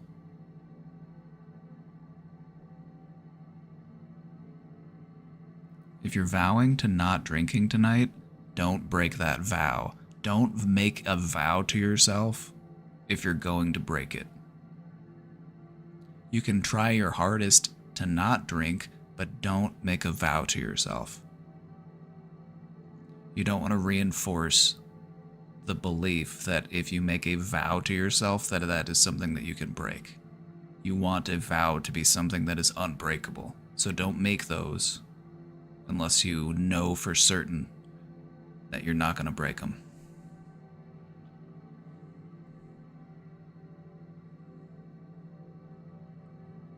Also, that bedrock foundation in dealing with depression, you should have the unshakable belief that I can get better. No matter how bad things get, I can get better. You can heal. Your brain can mend. It might take time. It might take effort. In fact, I know that it will take time and it will take effort. Just try to be brave. And don't give up the fight.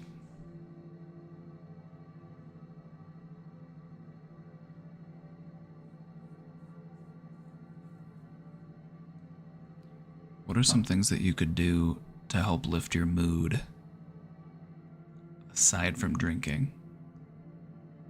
Because you've realized that drinking doesn't fix it. So what are some other healthy activities that you could do? Is there anyone that you could talk to? Is there any other way that you can entertain or distract yourself? We're here to help, friend. Just let us know what we can do. And please, just keep fighting.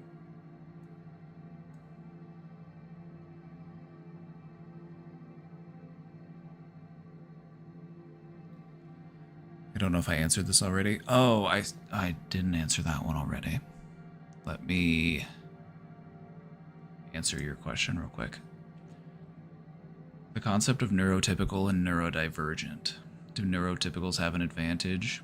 I don't like the term neurotypical and neurodivergent. Just in the same way I don't like the concept of normal when it comes to people. Like, what is normal? We tend to associate things with being common or being average, but that doesn't mean that it needs to be what normal is.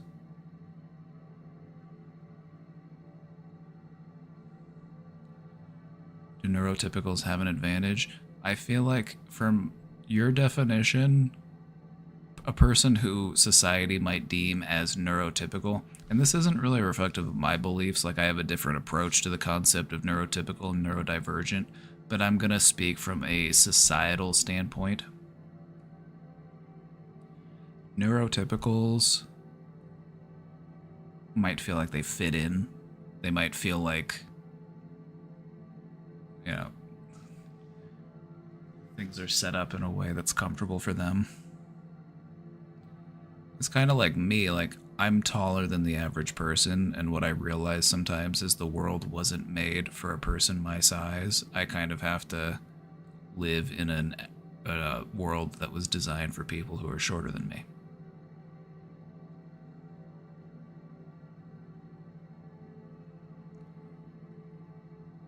Also, as far as the concept of an advantage, I would say having a neurotypical brain provides its own set of advantages and disadvantages. There are pros and cons to both. Some of the most brilliant people on this planet are people that would meet the criteria or the definition of neurodivergent.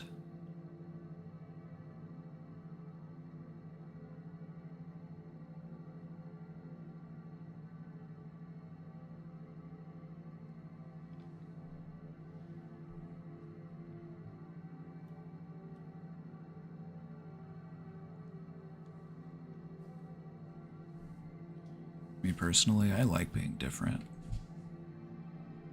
I've never felt neurotypical. I've always felt different. But I like that about me. I don't want to be like anybody else. I want to be like me. And I hope that you want to be like you.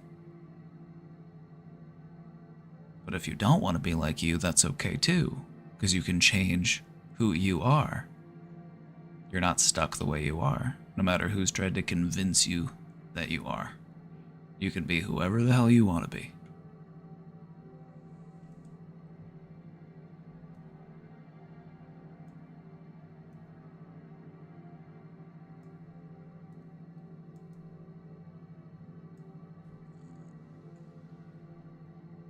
I've had a lot of head injuries throughout my life.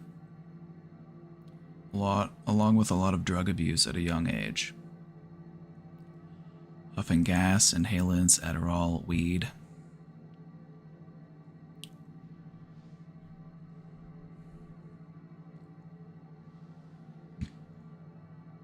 Just a public service announcement. Don't huff stuff. It's one of the worst things you can do for you. Is huff stuff.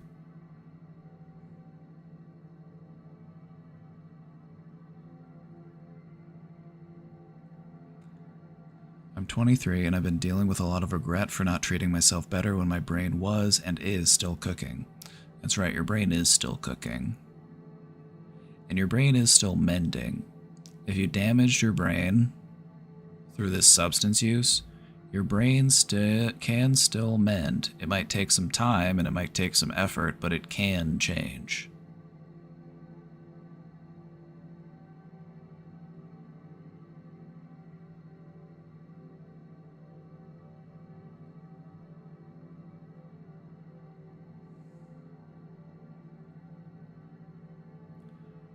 I like to think that I still have a relatively high self-esteem when I'm alone, but when I'm around my peers, I can't help but feel like I'm significantly behind them in terms of memory, recollection, etc. Where do I draw the line between being aware and realistic about my own challenges and being self-deprecating when dealing with comparing myself with my peers? I can't help but feel jealous, but I also understand that that is an emotion that we have in order to inspire ourselves to become better. See, I feel like you need to give yourself more credit. Like, the amount of insight and awareness you have, like, I would kill for everybody I talk to have that level of insight and awareness. So I feel like your brain probably works better than you think it does.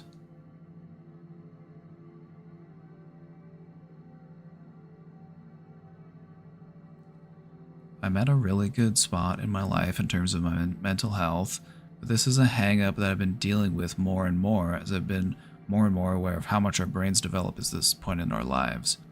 It might have something to do with my age and awareness. It may also have something to do with the fact that a couple close relatives have had babies recently.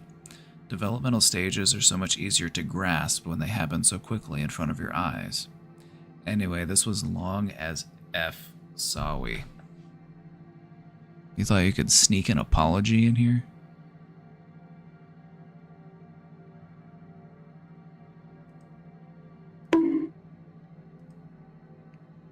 You thought that you could slip that one past me? I wish I could go to a doctor and get a brain scan or something. Money, money, money.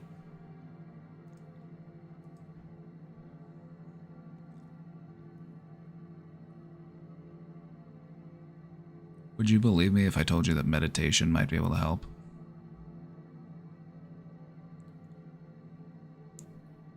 Meditation can actually be really helpful as far as our brain's ability to achieve a higher level of focus, a higher level of awareness, have better memory, better recall. I'd give it a try.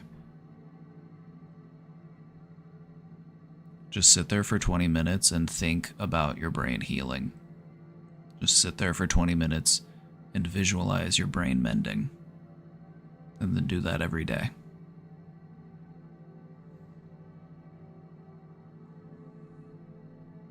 You'd be surprised how far that'll take you.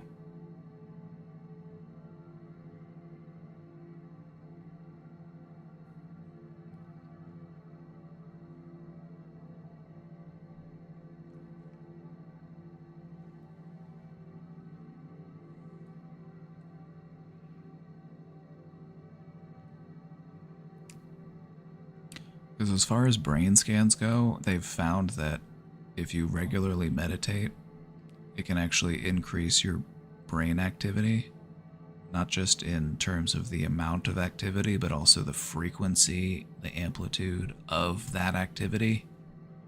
We're talking brain waves, higher frequency brain waves.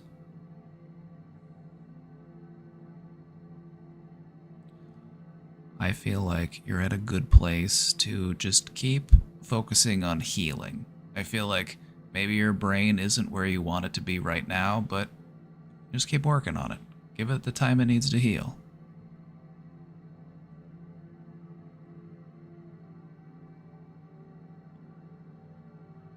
And just keep focusing on healing it. Brain is incredibly plastic. There have been stories and studies about people who have damaged one part of their brain, but the other parts of their brain have, over time, been able to take over for their responsibilities of that other part of the brain. It's a really neat organ.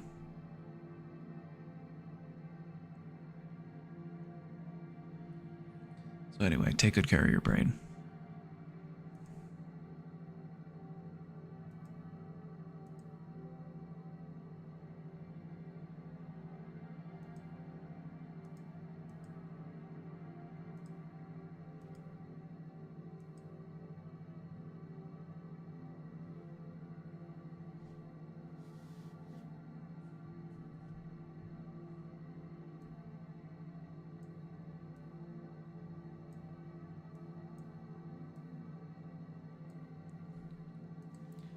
I just got scammed out of $450 and I already have so much in debt.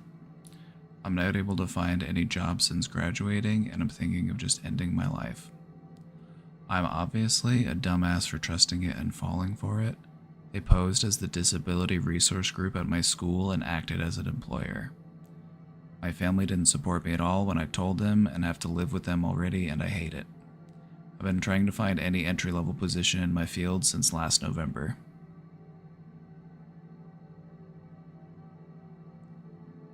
Don't give up, don't end your life, and also don't fault yourself for trusting. Being able to trust in other people isn't a bad thing. And it sucks that there are insidious people who will take advantage of people's trust. But it sounds like it was a pretty sophisticated scam. Also, call your bank. Call your bank, they might be able to get you that money back.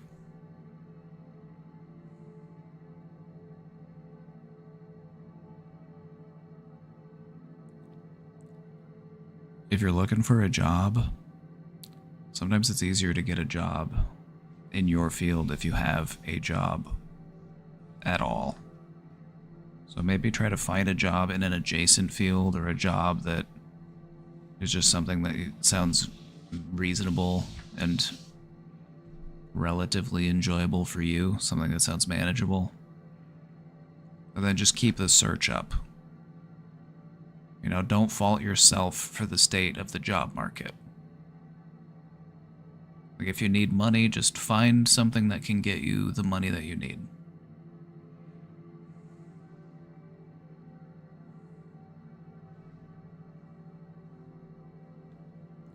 But don't let a small mistake turn into a bigger mistake, okay? You gotta keep going, you gotta keep fighting.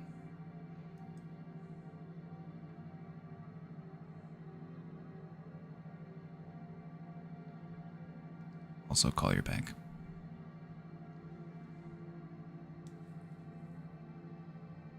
Okay.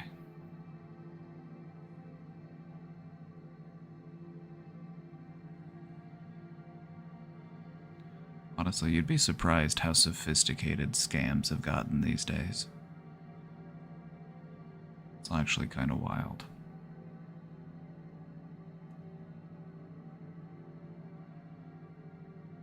But yeah, if you paid with a card, you can...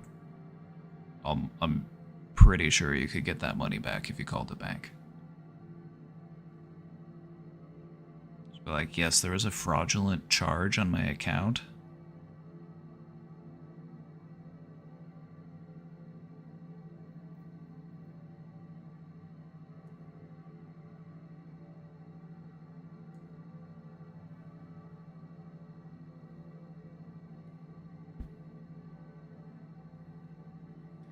I've known other people who have gotten scammed in similar ways, or a lot of the times they'll call and say like you owe money on like your taxes or something.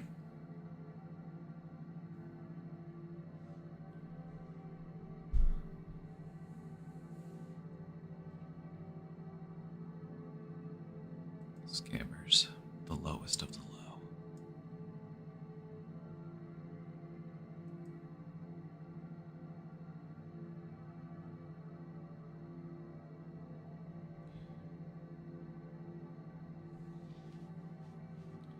Do we do this presentation?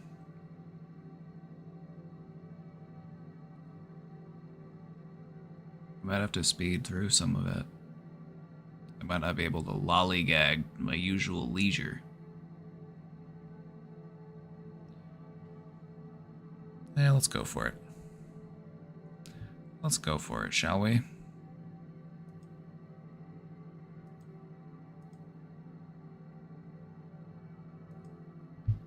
We had some people who waited so patiently for the presentation.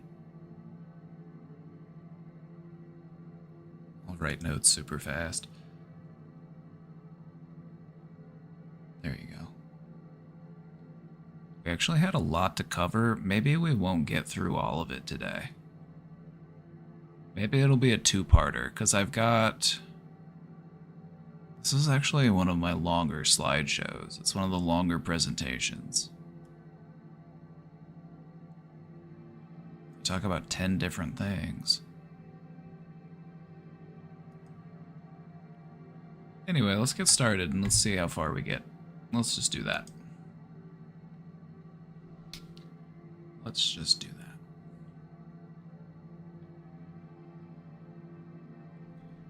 What I wanted to tell you about today was some of the famous case studies. It's the history of psychology. These are things that helped to shape our knowledge of human behavior. These are events, these are individuals, these are experiments, these are things that had a profound effect on our understanding. And these are things that have been extensively analyzed and researched and combed through.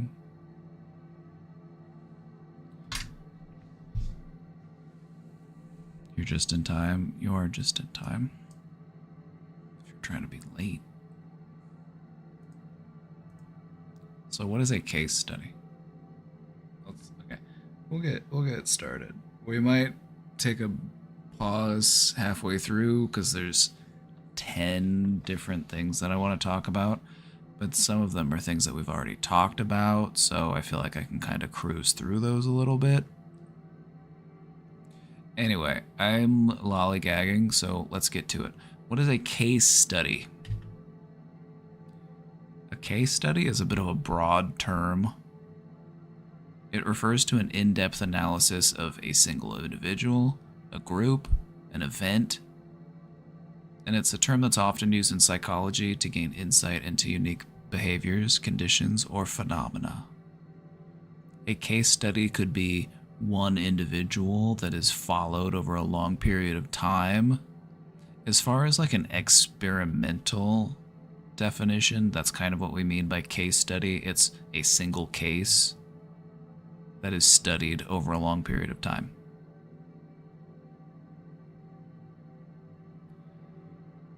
We'll do a different presentation where I want to talk about some of the more bizarre and interesting and kind of out there case studies.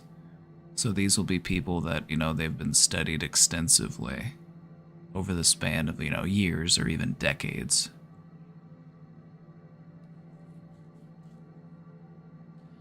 So today we're going to talk about some of the intriguing and thought-provoking examples that have helped to shape our understanding of the human mind.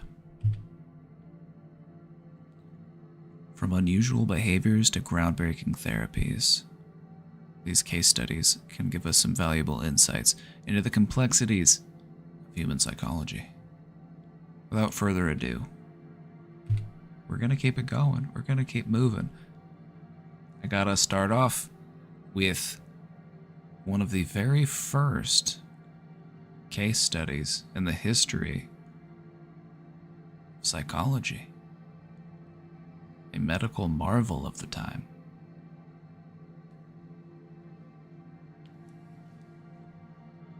That's right, it's the one and only Phineas Gage. Has anyone here not heard of Mr. Gage before? Is Mr. Phineas Gage new to any of us? I know we've talked about him here before, but he might be new to you.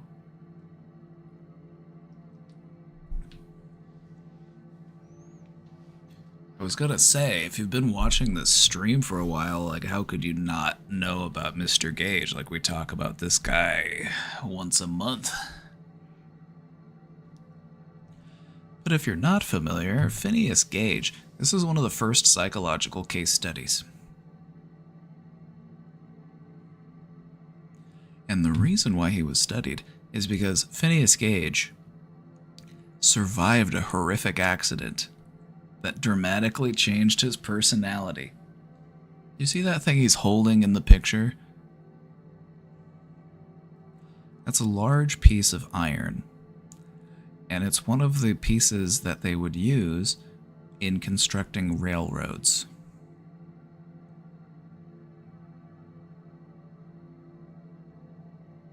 And what happened was, in 1848, this iron rod, he was helping to construct the railroad, and part of what they do is they take this iron rod and they kind of like tamp things down with it. And what ended up happening was there were some unexploded ordnance, and in tapping this metal rod on the ground, it triggered an explosion. And this explosion shot this metal rod through his skull.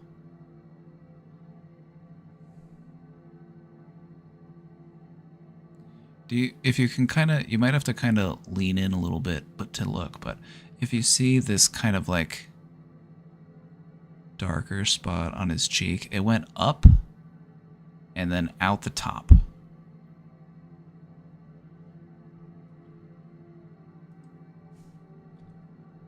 Hold on, I need to break this apart because I've actually got my other pages over here. So let me bring these over here.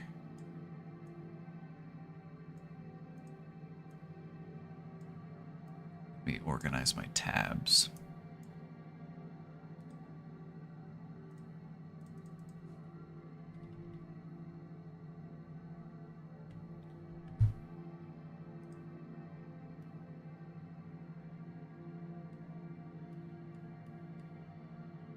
Here's some pictures of it. They did a CAT scan reconstruction of his skull, but it basically went up through his cheek and out the top of his head. This giant metal rod.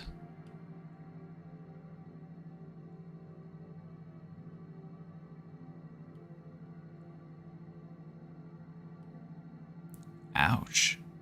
This is what it feels like to chew 5 gum.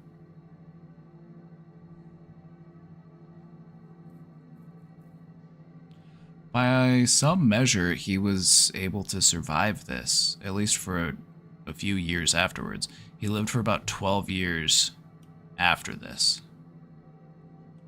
But what they found was that he was a changed man.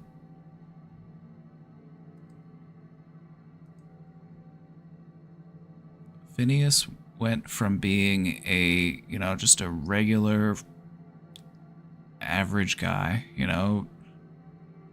friendly, agreeable. He went to becoming a complete asshole.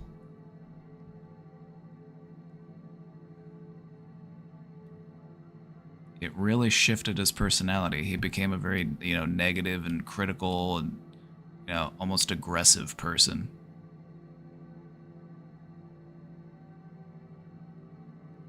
Prior to the accident, he was described as soft-spoken, polite, and reasonable, friendly, affable, dependable, conscientious, and happy.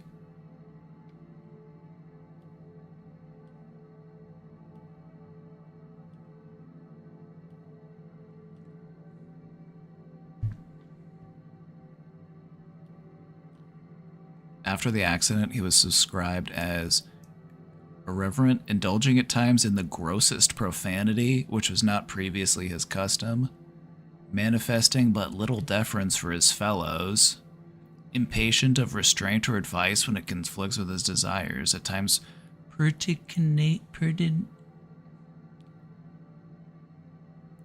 pertinaciously obstinate, yet capricious and vacillating. Wow, these words make me feel stupid. So anyway, because of this accident, what they realized was that there is a correlation between the brain functions, the different aspects of the brain, and personality. Before this happened, we didn't really make that connection. We didn't really understand that the functioning ability of your brain is actually tied to your personality.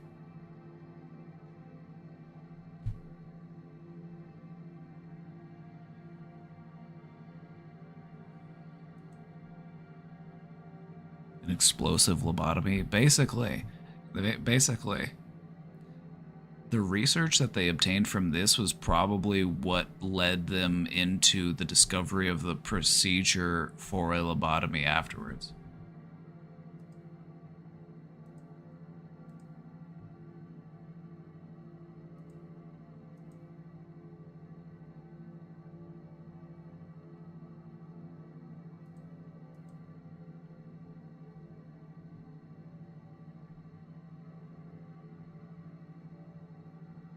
Do I have to wait for the stream to end to see question answers? I'm gonna try to make it so that my VOD is published right now, but sometimes Twitch doesn't agree.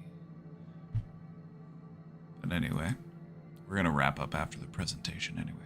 So anyway, that's Phineas Gage. This is somebody that everybody learns about in Psychology 101. This is, 1848.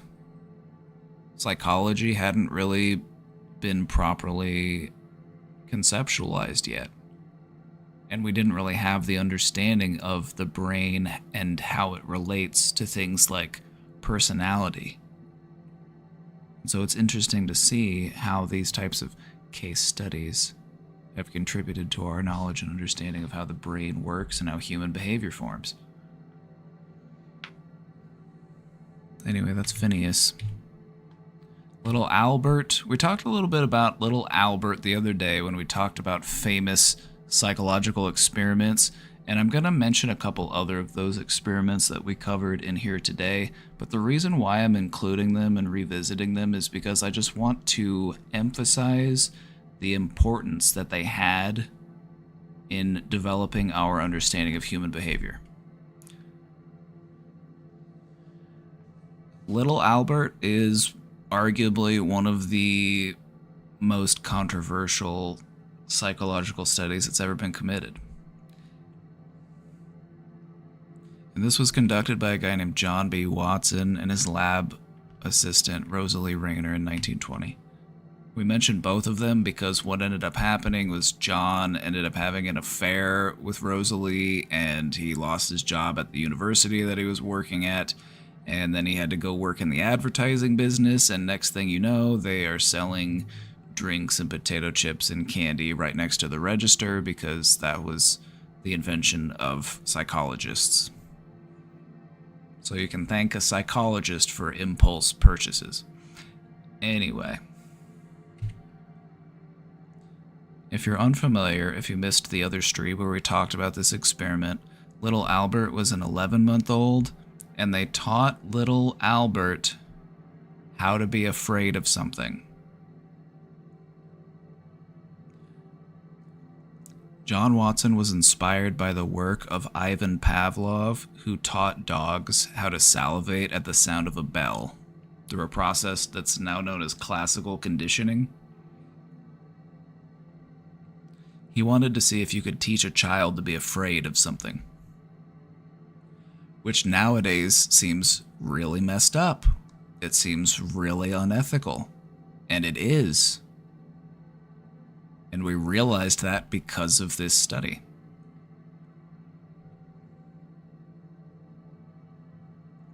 highly controversial study. In one part because it used a child subject, specifically an infant, and also the lack of informed consent. These are things that we have taken, a great effort to learn from in psychology.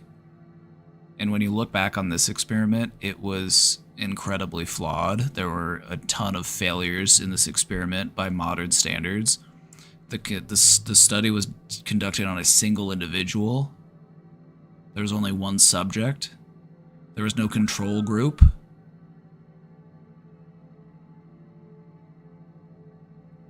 Also, it was just highly unethical. I'd be teaching a child to really, really, really, really like vegetables. Good luck with that one. You might have a better luck teaching a dog how to juggle.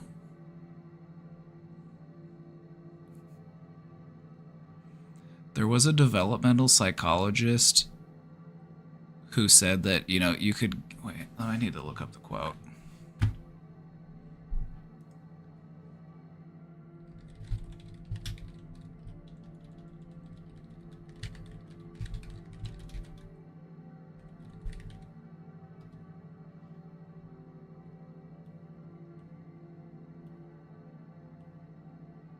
I'm trying to look up this guy's fucking quote.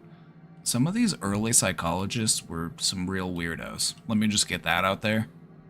I've had to study, the history of psychology in school, both in undergrad and at the graduate level, and what you learn is that there's a lot of freaks out there conducting experiments on people.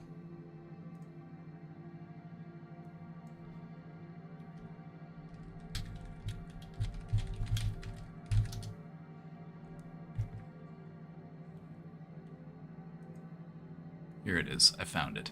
It's John Watson, by the way. This is a John Watson quote. Give me a dozen healthy infants, well-formed. Is it the same John Watson, though? Because they're... Yeah, it's the same John Watson. In his 1930 book, Behaviorism, John Watson said, give me a dozen healthy infants, well-formed, and my own specified world to bring them up in, and I'll guarantee to take anyone at random and train him to become any type of specialist I might select. A doctor, a lawyer, an artist, a merchant chief, and yes, even a beggar man and a thief, regardless of his talents, penchants, tendencies, abilities, vocations, and race of his ancestors. This is what John Watson thought he could do. He thought that he could teach any baby to do anything through the techniques of conditioning and behaviorism. Sounds arrogant? Yeah. A lot of these guys, like I said, freaks.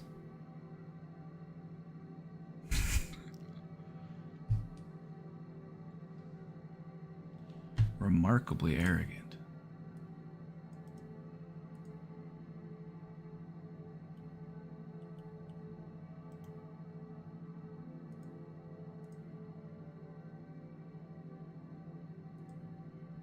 Basically, he had the belief that you could give him anyone and he could make them into anything. So now you have a little bit of a glimpse into the inside of the guy who taught a baby how to be afraid of a rat. If you missed the other presentation about how this worked, it was basically they showed little Albert and they let him play with a little white rat. And he thought it was cool. And then they showed him the little white rat again, but they made a really loud bang. They hit a hammer against a pipe or something and scared him. And so what ended up happening was little Albert ended up becoming afraid of the rat because he started to associate it with the loud, scary noise. And so even without the noise, he was still afraid. And in this picture, he's wearing this creepy, disturbing Santa Claus mask And he found that he was also afraid of the Santa Claus mask. Now, we're not sure if it's because it was white and fuzzy like the rat, or just because it was a horrifying scene from a nightmare. But anyway, that's little Albert. This is another one of the experiments, or another one of those case studies where this is something that has been extensively researched and referred back to, and it's something that we've learned a lot from as far as how do we design an experiment, how do we treat the person in the experiment the correct way.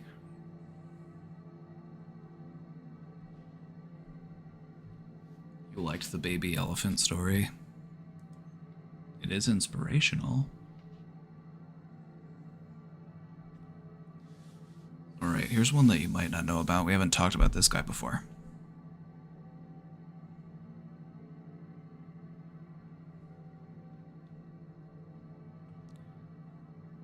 Number 3, H.M.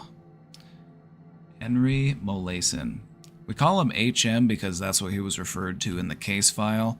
He was referred to as Patient H.M., also known as the man who couldn't form new memories. So what ended up happening to him was in 1953, he underwent brain surgery to treat his epilepsy. But what ended up happening was he ended up developing anterograde amnesia. Anterograde amnesia is your inability to make new memories. Retrograde amnesia would be losing all of your existing memories. He lost his ability to form new memories after this procedure. What this did was it revealed the role of the hippocampus in memory formation. Because when he was getting operated on, what they did was they removed his hippocampus, or they removed part of his hippocampus.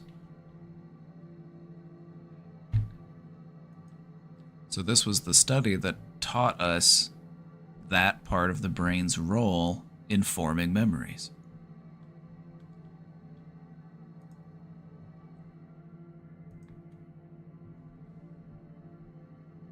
It also raised some questions about the limits of experimentation on human subjects.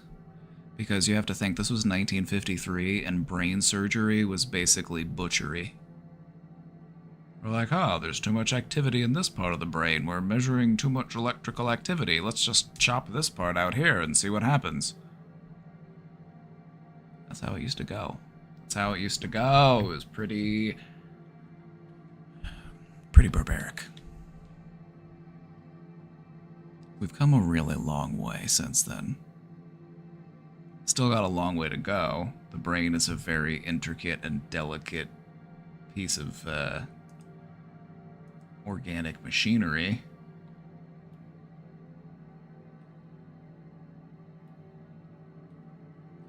So yeah, they removed this inner part of his brain, the hippocampus.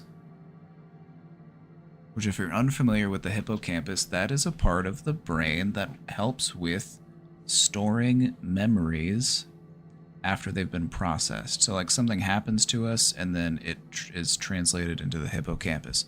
Long-term memory storage. Different memories are actually stored in different locations in the brain, but we know through our studies that the hippocampus plays a large role in memory. And they took his out.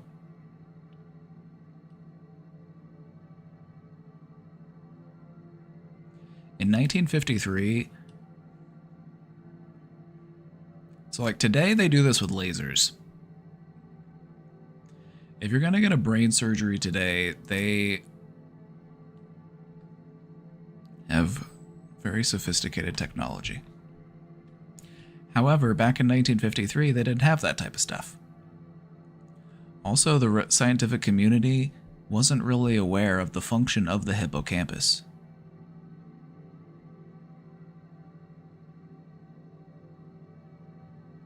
And they noticed that he was starting to suffer severe amnesia. And it continued past when he should have recovered. He lacked the ability to form new memories, causing him to perpetually live an existence of moment-to-moment forgetfulness for decades to come. In one famous quote, he famously and somberly described his state as, like waking from a dream, every day is alone in itself.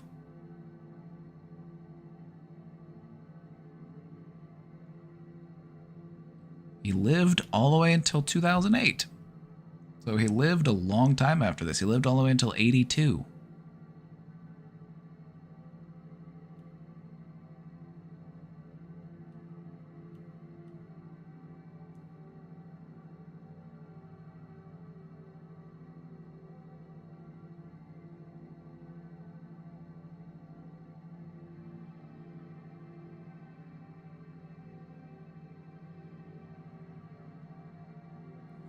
So anyway, that's HM.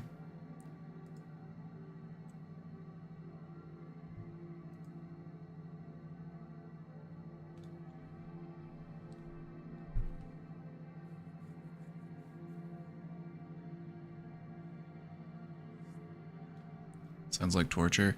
It also kind of sounds like depression. Sometimes depression also feels like that, like being stuck in Groundhog Day. All right, you ready for another one? You ready for another one?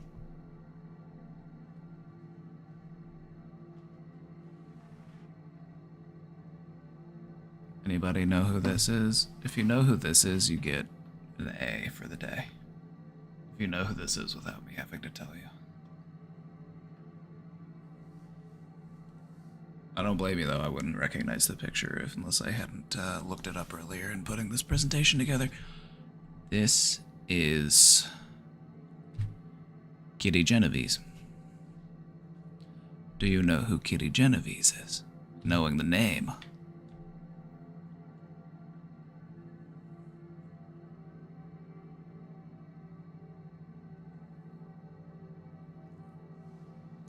Have you heard of the term bystander apathy?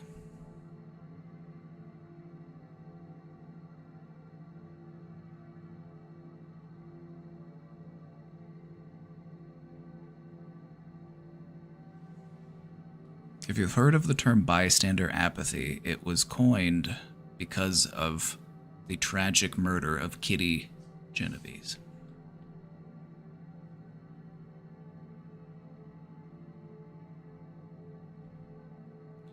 What happened was, in 1964, Kitty Genovese was brutally attacked and murdered outside of her apartment in New York City, while bystanders failed to intervene.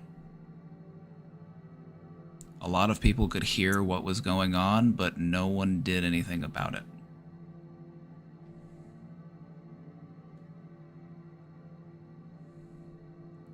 This introduced us and started to raise questions about the psychological phenomenon of diffusion of responsibility amongst bystanders, also known as bystander apathy.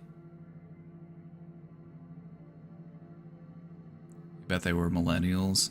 Yep, all those millennials running around in 1964.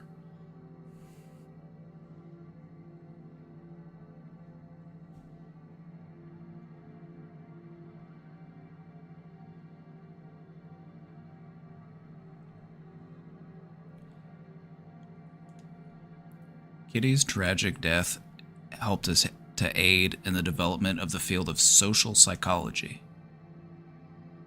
by highlighting the importance of bystander intervention and social influence. So, if you haven't heard of bystander apathy before, basically what that means is you assume that somebody else will do something about it. Like, should I call the police? Somebody else probably called the police already, so I probably don't need to call the police. Somebody else probably took care of it.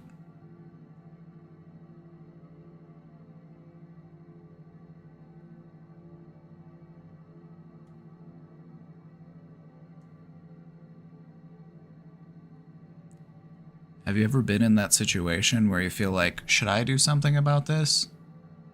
Surely somebody else has it. Somebody else will take care of it. That's bystander apathy. You're in a large group of people, but you feel like, I shouldn't do something. Somebody else will take care of it.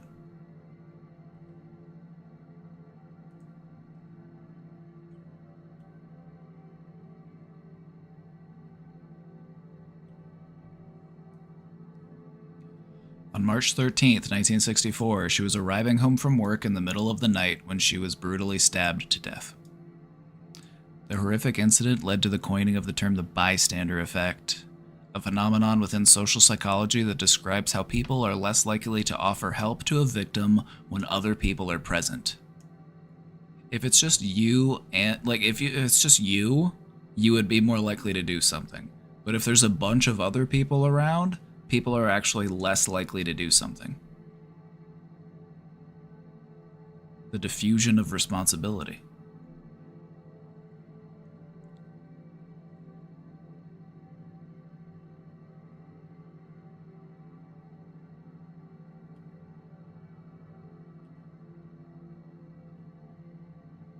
This is another one of those cases that they cover in introductory psychology books or in classes, commonly referred to as the bystander effect or bystander apathy.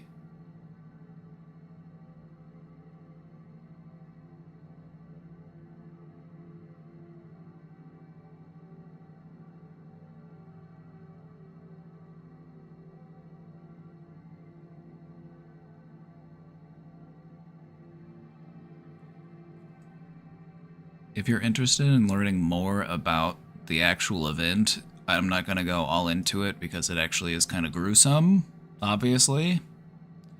But if you actually look at what happened, it was like it occurred over a span of like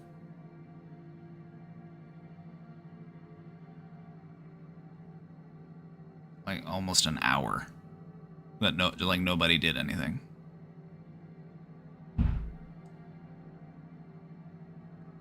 Also, the guy that murdered her died in prison, so there you go.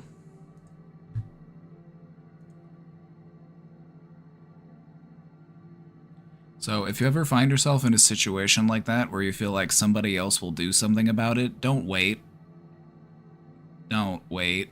That's how people get killed.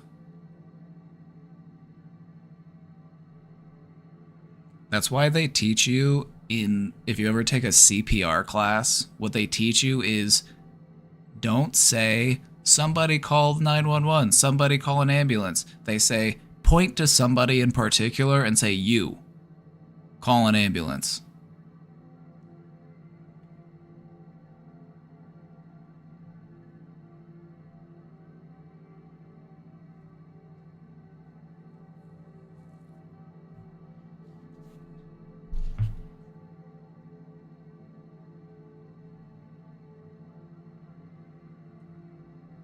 Even just looking at others and saying, oh my god, are you seeing that? What do we do? Yeah, you need to spark action, because what this showed was that people will just stand by and watch something terrible happen because they feel like somebody else will do something. Sometimes you have to be that person.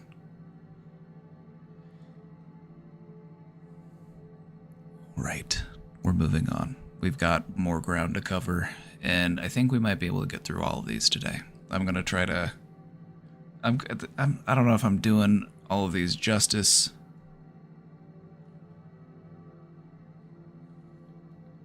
But we're gonna try to cover all these today.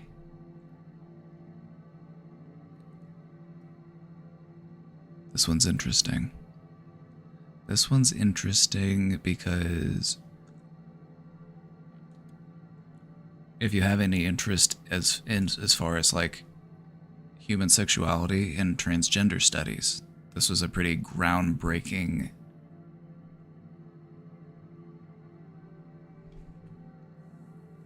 case study number 5.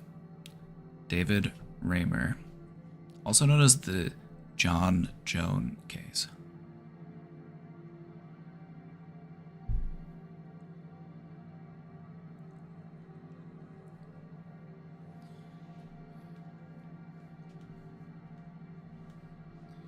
All right, everybody. happened in this one. This is a case of gender identity development following a botched circumcision. We're talking about some pretty heavy and significant topics today.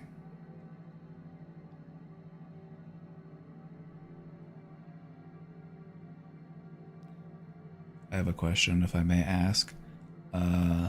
Feel free to ask it in chat or exclamation Q if you want to drop it in the box.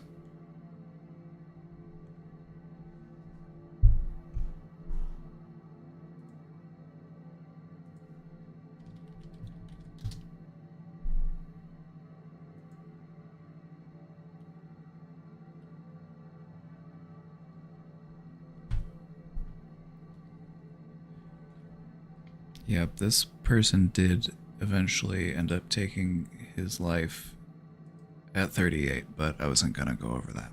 But, so you know. In 1965, David was raised as a girl after a surgical accident. Later transitioning to a male identity of David.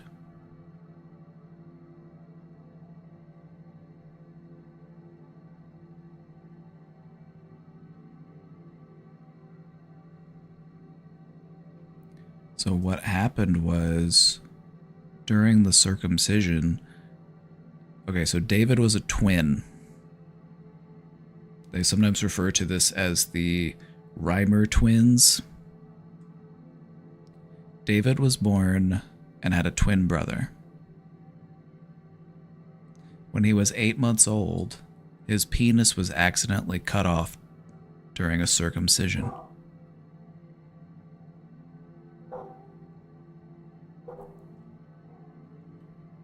His parents contacted John Money, a psychologist who was developing a theory of gender neutrality. His theory claimed that a child could take the gender identity that he or she was raised with rather than the gender identity corresponding to the biological sex. So what ended up happening was David's parents brought him up as a girl,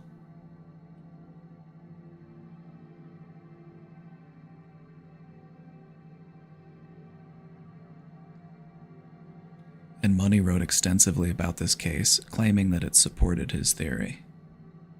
However, Brenda, as he was named, was suffering from severe psychological and emotional difficulties in her teens, and when she found out what happened, she reverted back to being a boy.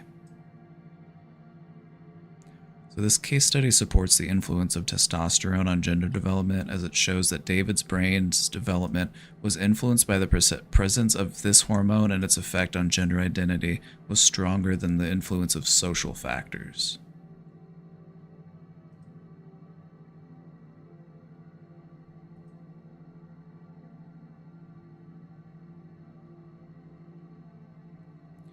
I've had people talk to me in this community about like transness or, you know, like sexuality and how they feel like it can be learned, but this study kind of contributes to the opposite, that it is something that you were born with.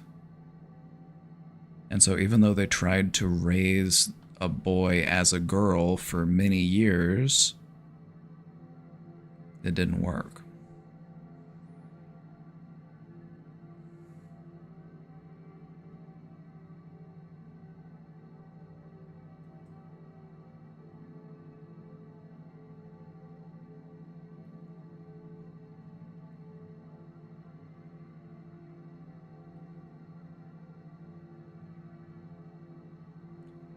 So yeah, this was a very controversial thing.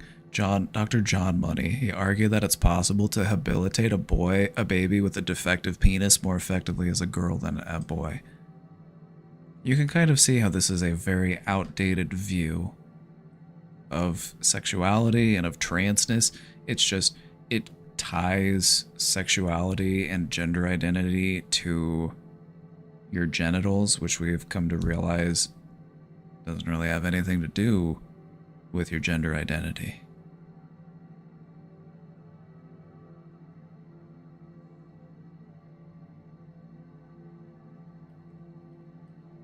He was given estrogen during adolescence to promote the development of breast. He was forced to wear dresses and engage in typical female norms such as playing with dolls and mingling with other girls. Throughout his childhood, he was never informed that he was biologically male and that he was an experimental subject in a controversial investigation to bolster Money's beliefs in the theory of gender neutrality. So basically, the parents went to this psychologist and he basically just became a test subject for him.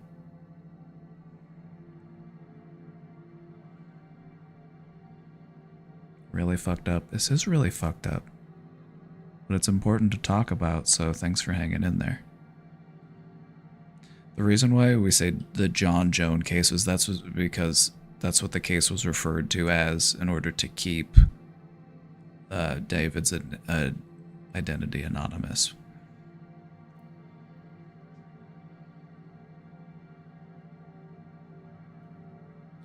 So basically, he was taught and treated, you know, through like hormone replacement and socialization to be a woman,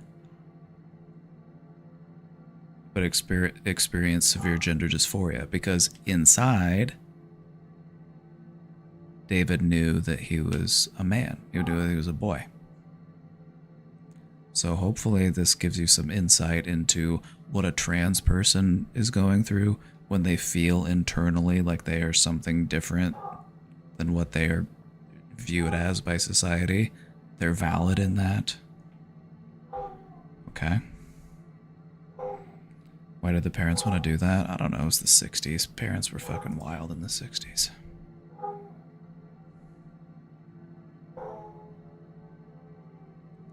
But yeah, basically this taught us that you can't force somebody to transition. It also sparked some debates as far as nature versus nurture in gender identity. And what we've come to find is that it's a little bit of both, but a lot of it is tied to nature. It's just stuff you're born with.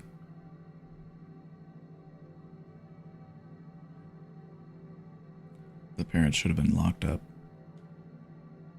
I agree. It was the 60s. It was the 60s was basically the Wild West as far as this type of stuff goes.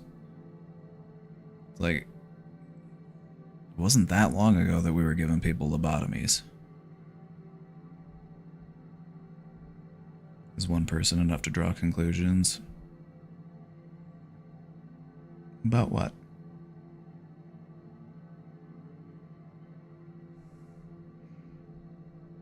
I don't think we are drawing conclusions. This just kind of got the conversation going. And if I'm drawing any conclusions, it's not just based on this study, but also everything that I've learned after this study.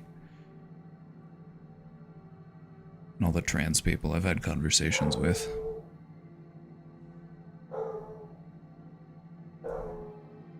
So anyway, that's a sad one. There are some sad ones in here, so sorry about that.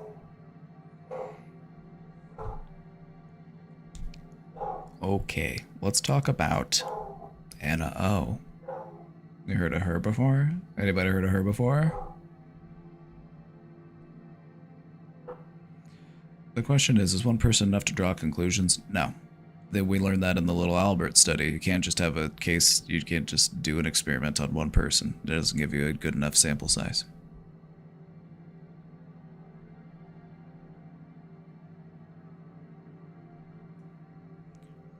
You had your appendix out in the 60s. They did not believe in post-surgical pain medications in children at the time. Ooh. Ooh. Told you the 60s, man. Wild. Anna O.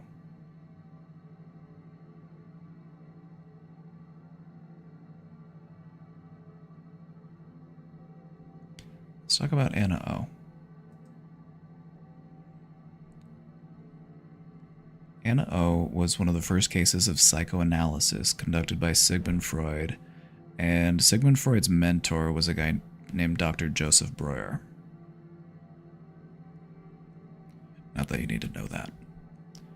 But Sigmund Freud, who developed the style of therapy known as psychoanalysis, he learned how to do this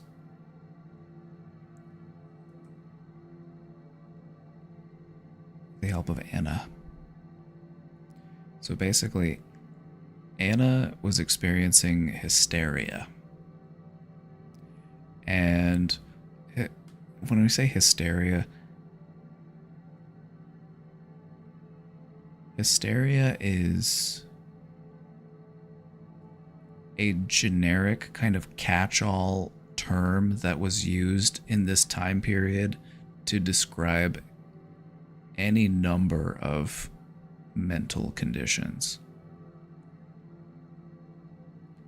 But as far as like modern day, like she was probably experiencing things that are mostly related to anxiety.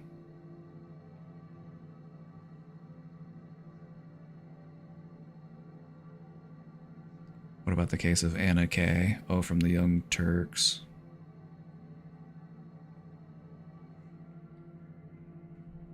I don't know. She became a TERF, I think.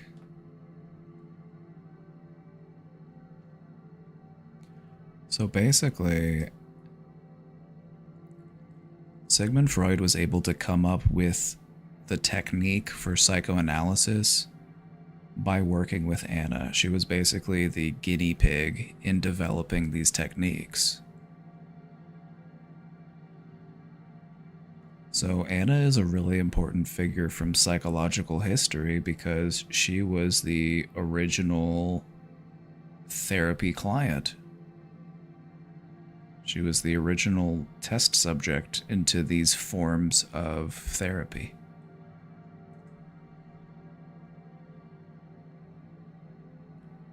So from this we were able to develop psychoanalysis, talk therapy, and we were also able to start understanding things such as psychosomatic symptoms, symptoms of the body that are caused by the mind, physical ailments or pains that are caused by emotional distress. An important figure from history. We're breezing through these. We're gonna get them all done today, because we already talked about this one the other day. But what you probably didn't know was, remember when we talked about the Milgram experiment and we talked about how they had to shock somebody? Did I remember to tell you that they did a more messed up version of that same experiment where they literally had the person that they thought they were shocking sitting right next to the person? And they also took it even one step further and did another variation of it where they made them hold the person's hand down to the thing that was supposed to be shocking them.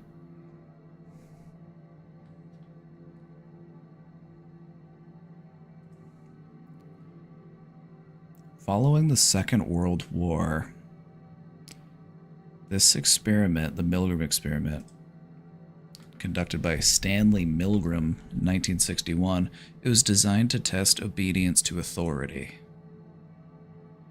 Stanley Milgram was wondering why all of these people were complicit in committing the atrocities of World War II, such as the Holocaust. And this experiment was designed to determine, how far will a person go just because a person of authority is telling them to do that?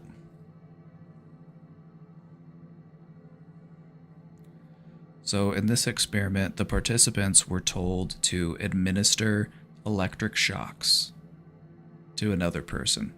They said the other person is doing a memory test, and if they get an answer wrong, you need to shock them. And what they found was that people would continue to shock people. They weren't actually getting shocked, by the way. This was all, they were just acting like they were getting shocked. But what they found was that people would shock people at dangerous levels just because they were told to by somebody who was in a perceived position of authority. In this case, the person was wearing a lab coat. So if you're shocking this person, they get an answer wrong, and the person starts screaming, and they say, please stop, I can't take another shock, please, my heart.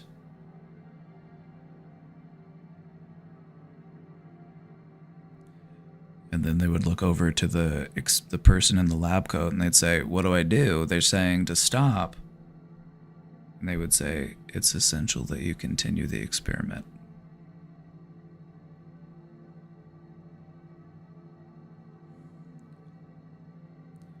So this experiment obviously was very controversial. It raised a lot of concerns about psychological harm inflicted on the people who participate in an experiment. Because if you're in this experiment and you don't realize what is actually being tested, this also changed the way that we view things such as deception when it comes to psychological studies. You're not allowed to deceive people and test something different under the guise of testing a different thing. So in this case, they basically tricked these people into thinking that they were testing memory, but they were actually testing obedience.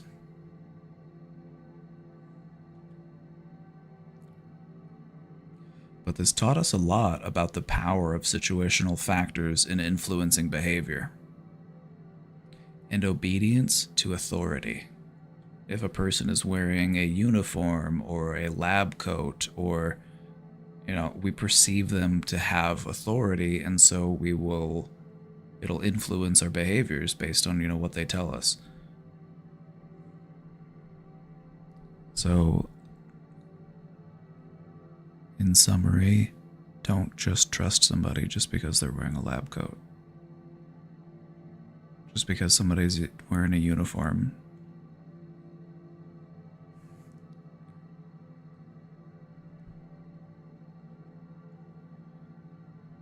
Alright, I bet a few of you know who this is. Anybody know?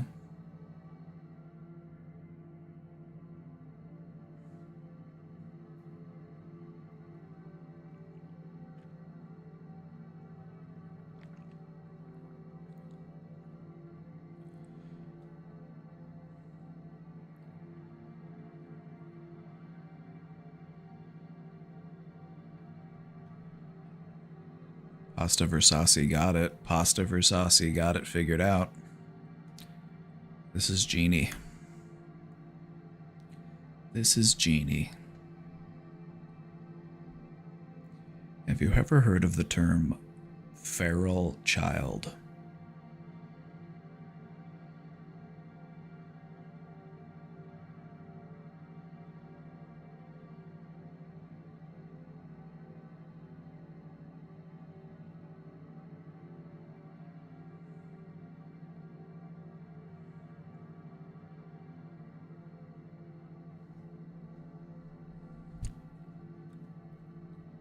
Can you copy your notes about Anna O?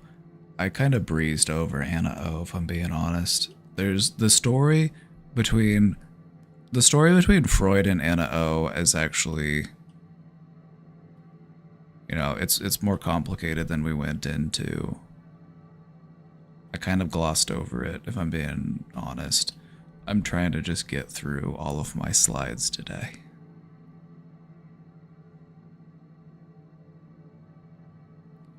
But anyway, Anna is basically extensively studied by Freud and his mentor, Dr. Breuer, and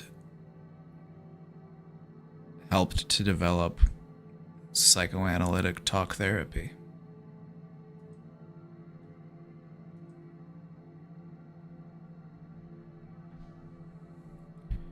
Jeannie.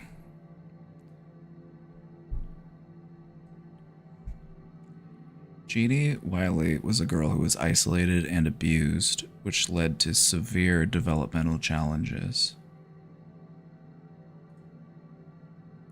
Discovered in 1970, Jeannie was kept isolated and deprived of normal human interaction for most of her childhood.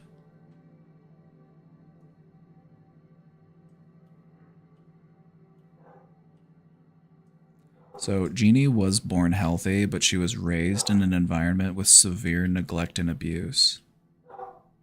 She was basically just trapped in a room, restrained, with a blind, like a basically blind parent and an abusive father.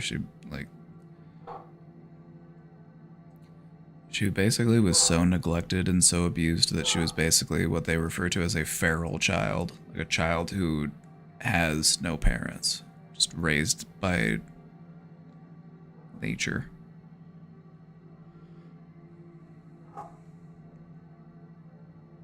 During the day, Clark, who was Jeannie's father, strapped Jeannie to a child's toilet with a diaper and a DIY straitjacket. At night, she was confined to a crib bound by wires. Jeannie failed to develop language.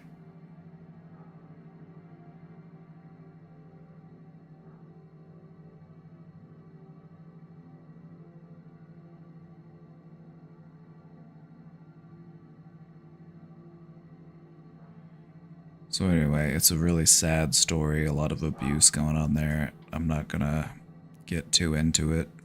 If it's something that you're interested in learning more about, go for it.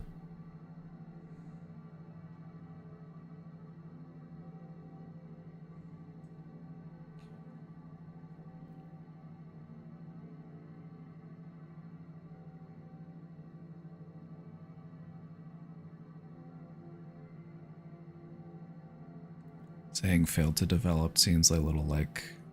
Well, how would you phrase it then? Was unable to develop? That also makes it seem like it was on her. It wasn't on her.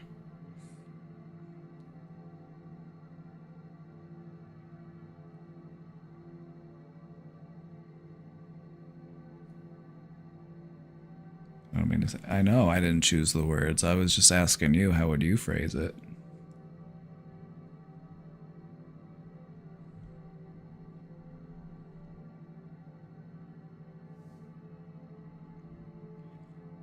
So, as tragic as this story is, we learned some important things from this, okay? What we learned was that there is a critical period in a child's development. We literally refer to it as the critical period.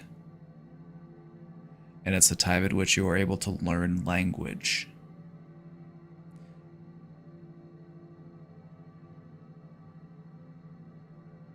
Because what they found was, after they found Jeannie and she was, you know, taken out of this abusive environment and she was brought into like proper care, what they found is that they weren't able to teach her how to speak. Years and years and years and years of trying to teach her how to speak, and they couldn't do it.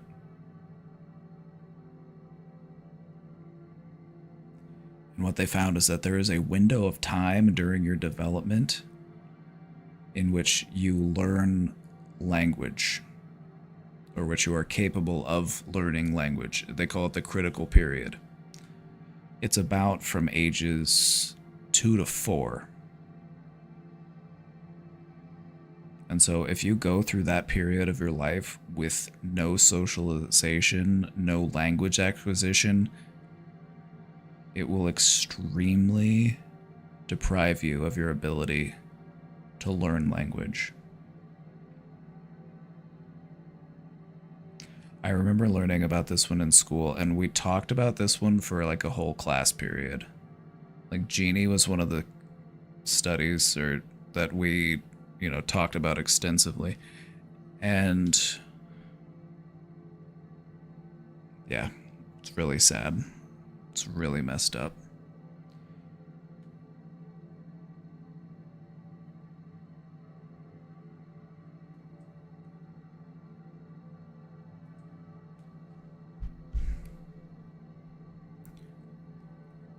I'm going to breeze through this one again because we talked about this one yesterday, or not yesterday, we talked about this one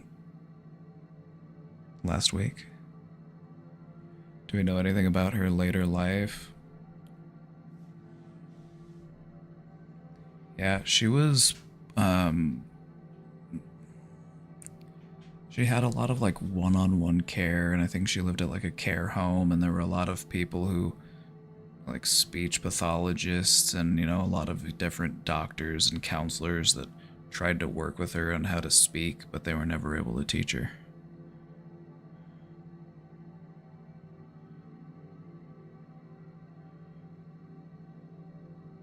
So if you're interested in any of these things from the history of psychology, I would encourage you to check them out sometime. The Stanford Prison Experiment was another really groundbreaking experiment in our understanding of human behavior. This was conducted by Philip Zimbardo in 1971, and it was designed to explore the dynamics of power and authority. So, participants were assigned roles randomly to either be a prisoner or a guard in a simulated prison. And what happened was they quickly developed some extreme behavioral changes.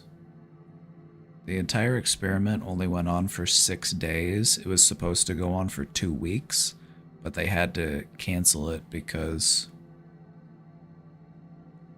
just how wild it was getting, and just how quickly things were changing, and how quickly things were becoming potentially harmful, both physically and psychologically, to the participants. So there were definitely a lot of ethical violations involved in this experiment, as well as the potential for psychological harm to the participants. What we've learned from these types of studies is that we've learned what not to do. And that sounds kind of weird, and that sounds kind of barbaric, but that's how it's been, and that's how it's progressed. When it comes to psychological research, what you see throughout history is we learned what not to do.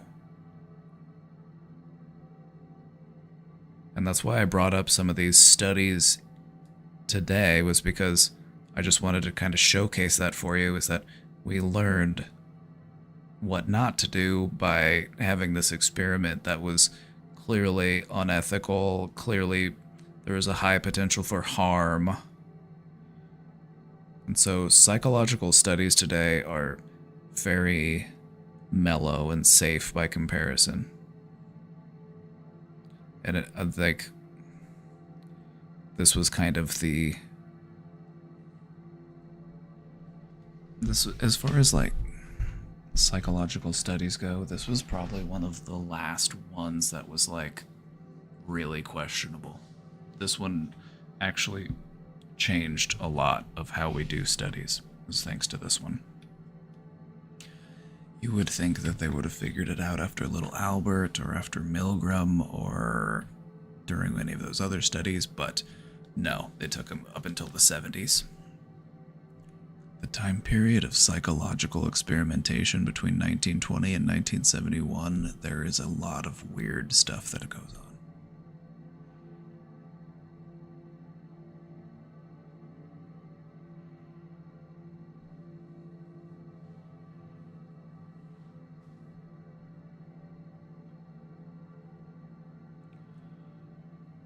We also learned a lot from this study, as it highlighted the influence of situational factors on behavior and the potential for abuse of power. So people who are otherwise polite and well-adjusted, if put into a position of power, will become more likely to abuse that power, is what they found. You tend to identify as the role that you are placed into. The people who were put into the role of prisoners started to act like prisoners. The people who were put into the role of the guards started to act like guards, and they became more sadistic, making the prisoners do more and more degrading things until the experiment had to stop. And it was stopped by Philip Zimbardo's girlfriend, who was also a graduate student at Stanford, and he was a professor at the time, so not the only unethical thing that Zimbardo was getting into. He wasn't just putting people in a fake jail and making them think that they were crazy. He also was dating a student, and she had to be the one to convince him to stop this experiment. Oh yeah, did I also mention that Philip Zimbardo placed himself in the experiment as the role of the warden?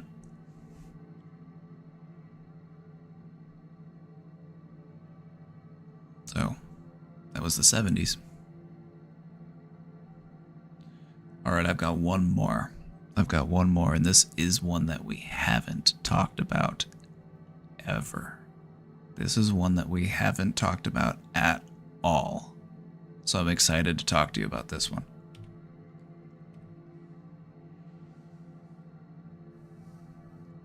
Who here has heard of the Rosenhan experiment?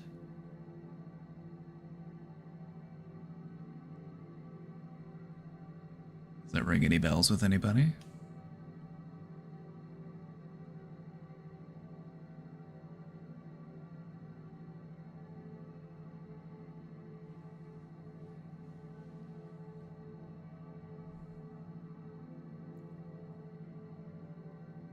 Oh my god, he does look like the Robbie P. Bald emote. Oh my god. You're right, look, it looks just like him. It looks just like the Robbie P. Bald emote. Huh.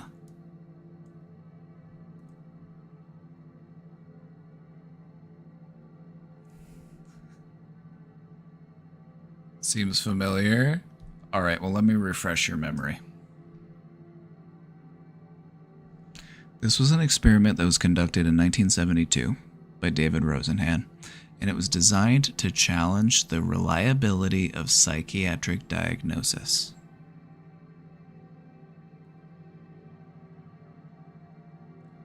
You want to know how he did it? If you haven't heard of this one before and you're unfamiliar with this one might mess with you a little bit. This was the one that I remember learning about and being like, it took me a little while to wrap my mind around it. So, hopefully I'm not blowing your brains today.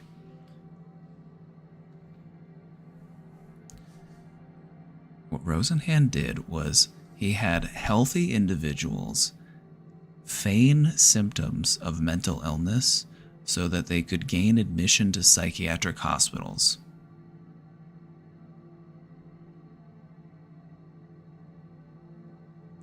And then he reported on how they were treated and misdiagnosed.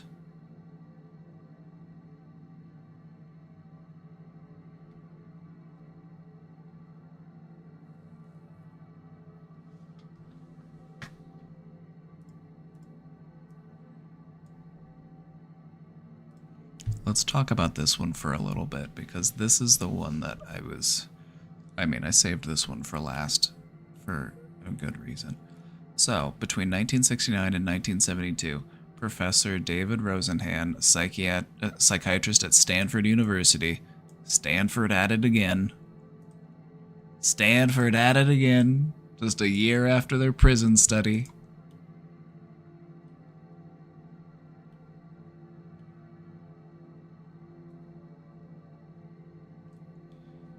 He sent 8 pseudo-patients to 12 psychiatric hospitals without revealing this to the staff. None of the pseudo-patients had any symptoms or history of mental disorders. They were basically told, pretend that you have a mental illness so that you can get admitted, and then once you're admitted, act sane.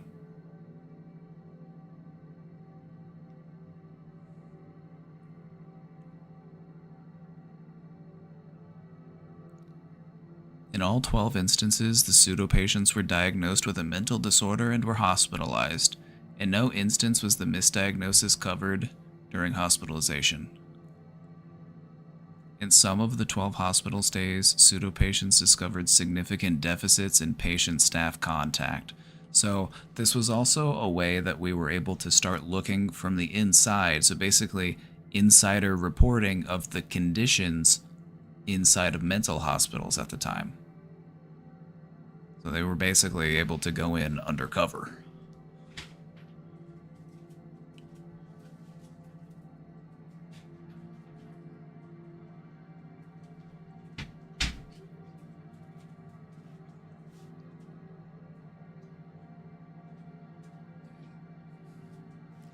In a follow-up study at one hospital, Professor Rosenhan asked the staff to rate patients that were seeking admission on a 10-point scale from highly likely to be healthy at a 1 or a 2, or least likely to be a pseudopatient, so either they were faking or they were not faking. Staff were aware of the previous study and were told that 1 or more pseudopatients would be sent their way. 41% of the 193 patients received a 1 or a 2 score, when in fact they didn't actually send any pseudopatients. So this was a follow-up study that Rosenhan did, and he said, okay, we're going to send you more fake patients, try to spot them. But they didn't send any fake patients. He just came to find that over 20% of the patients were viewed as probably being fake. Isn't this the one where some had trouble getting out even after being normal? Yup.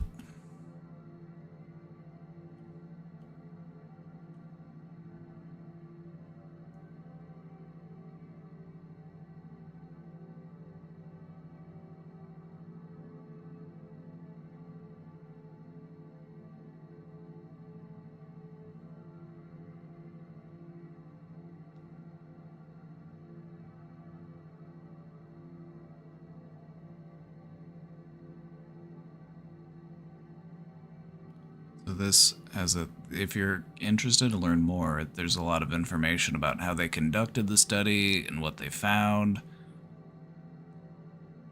The average person, so the stays ranged from 7 to 52 days.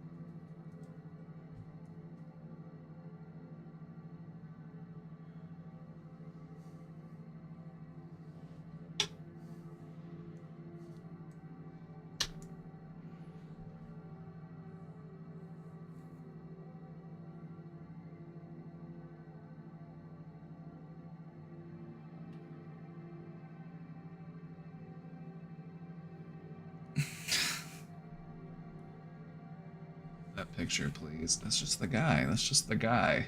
You know, if I was bald, I had a pipe. It's like,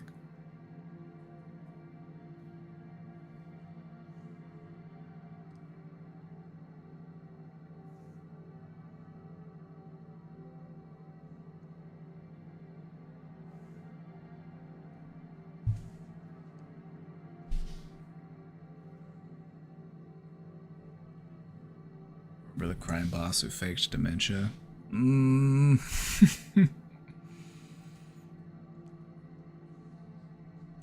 So, the Rosenhan experiment raised a lot of questions about the validity of psychiatric diagnosis, as well as the stigma that's associated with mental illness.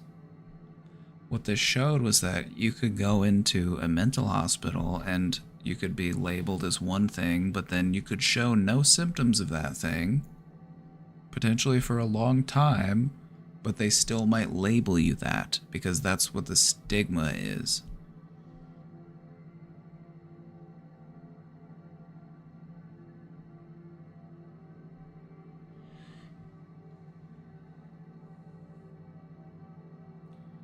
anyway, if you haven't heard of the Rosenhan experiment, there you go. They sent people basically undercover into mental hospitals.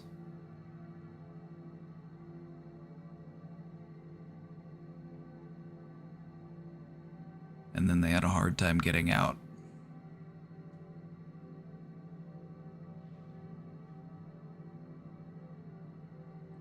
So this gave us a lot of insight as far as like, how should diagnosis work? And also the stigma involved in a diagnosis. Because the thing about a diagnosis is if, let's say you're going through a particularly rough part of your life and you go in and you see a doctor and you get a diagnosis, and then things start to get more calm and more peaceful and more normal, but you still have that diagnosis. It can follow you around.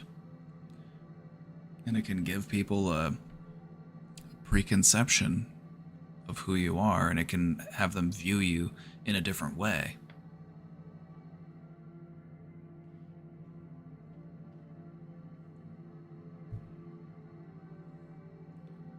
You appreciate me, I appreciate you.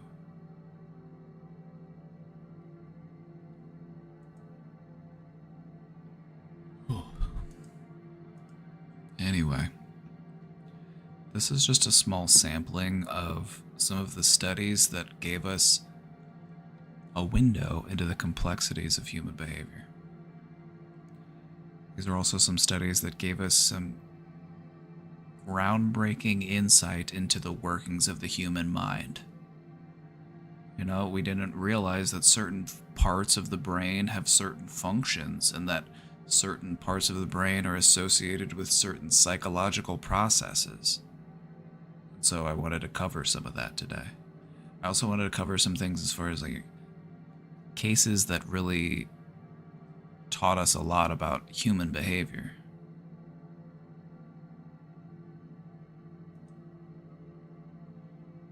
So we gain a lot of valuable insight into psychology, neurology, and social dynamics.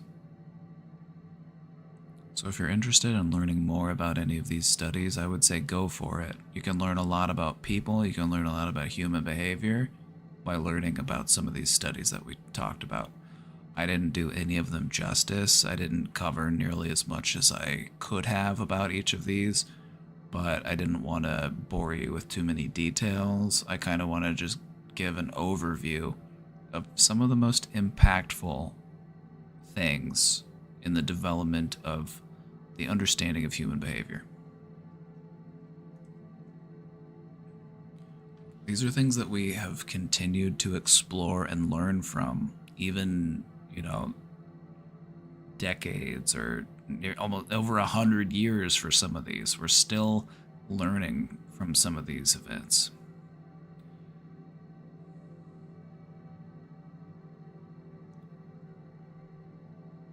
But anyway, the human psyche is a mysterious thing. And what really stands out to me is that looking back at a lot of these things, you might ask yourself, why did we do that? Why did that happen? Like, why are we like that? And it's like, up until that point, we just didn't really know.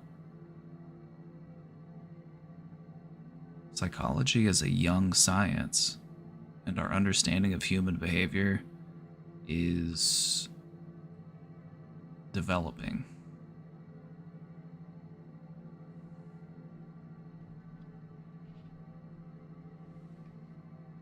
Anyways, thank you. Thanks for coming to my TED Talk. Thank you. Thank you. Did you learn something today? If you learned something today, just give me a little nod. If you learned something today, just give me a little nod.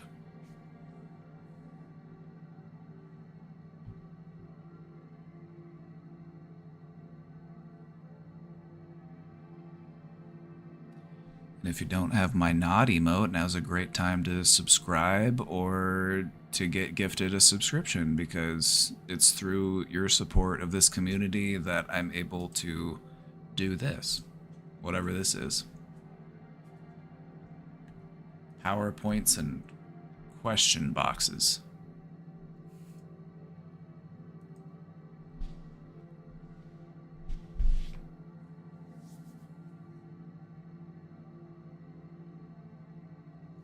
If you have any suggestions or ideas for future presentations, come on over to the Discord. Oh yeah, can't forget the animal intermission videos, that too. If you ever have any questions about any of the stuff we talked about today, and you want to go into it a little deeper, I'm always happy to talk about it. But like I said, I don't know, I was trying to balance today. I was trying to teach you a lot about a lot of different things, but I didn't want to go too much in depth into any one of them. I just kind of wanted to show you over a span of history how our understanding of human psychology has evolved and showcase some of the key events and cases and studies that have helped to shape that. Cutie Cheeks, thank you for gifting that sub. Thank you.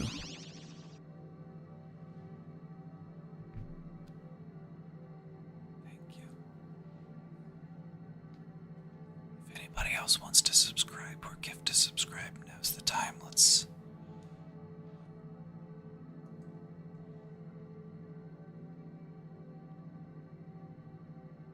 It was very informative. I'm glad you found it that way. I feel like I had to breeze over way too much of this, and I talked about probably 2% of each of these topics. If this was an actual classroom, we probably would have spent a whole class period talking about each one of these. You know, we could have spent an hour talking about every one of these things. Roll Gone Wild, thank you for subscribing with Prime. And would you look at that? We're heading off on a hype train.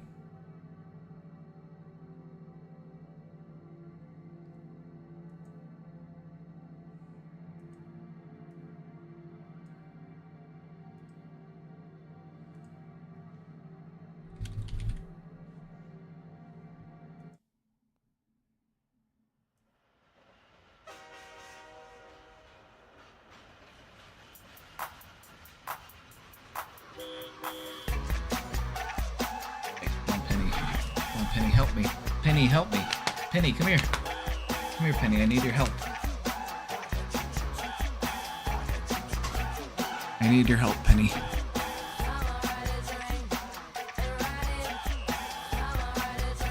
Come on, Penny. Show him your moves.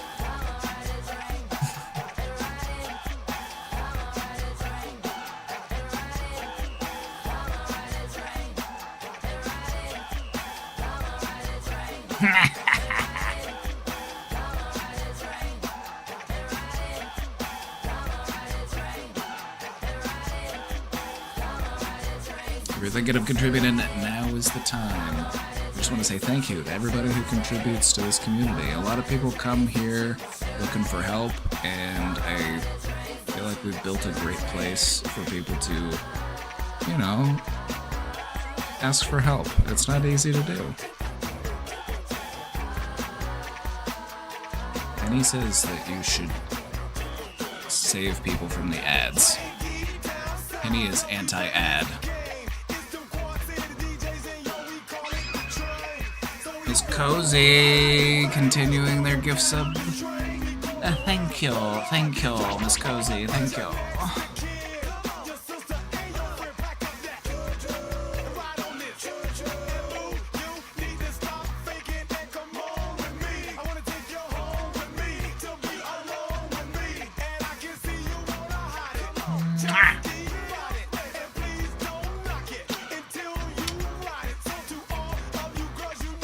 Thanks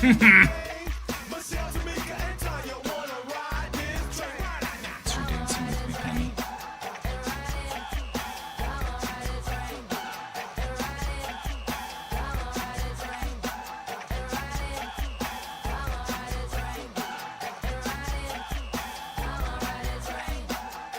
He needs your support.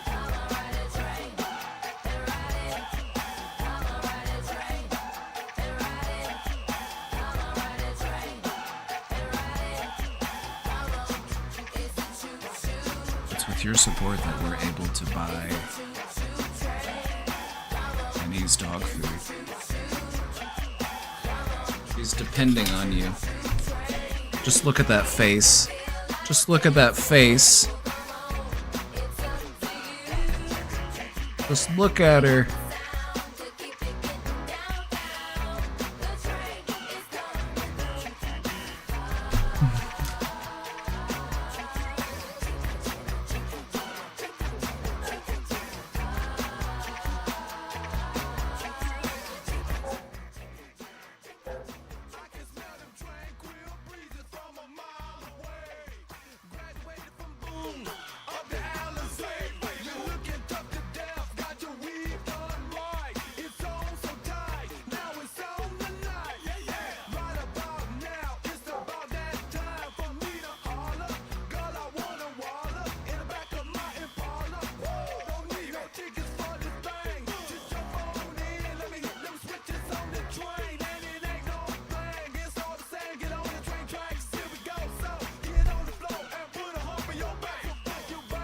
Thanks for keeping that hype going. Kinks for keeping that hype going. Show me those moves. 30 seconds. Will we make it to level 2? Will we make it to level 2? I don't know, Penny. I don't know, Penny. I don't know if we're gonna make it to a level 2 hype train, Penny.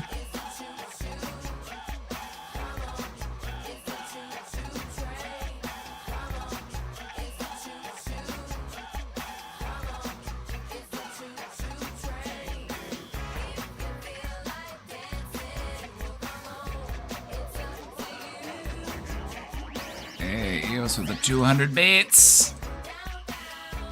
And Substitute Scholar with the gifted sub. You did it. We did it, Joe. We did it, Joe.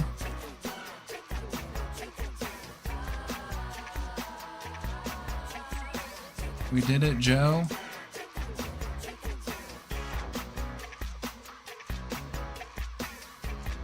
We did it, Joe. Level 2.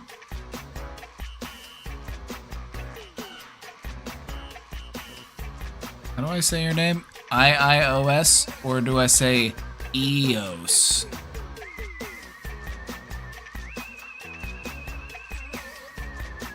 Thank you for the 200 bits. I don't know why they just went off so late. Thank you. Thank you. Okay. IOS, gotcha.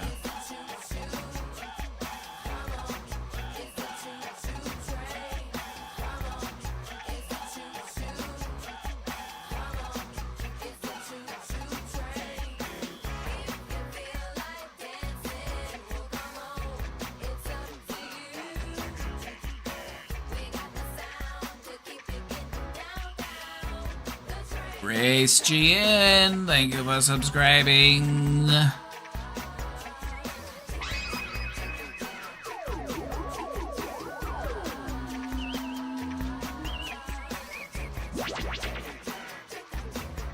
doing it. We're hyping. We're hyping, Penny. We're doing it.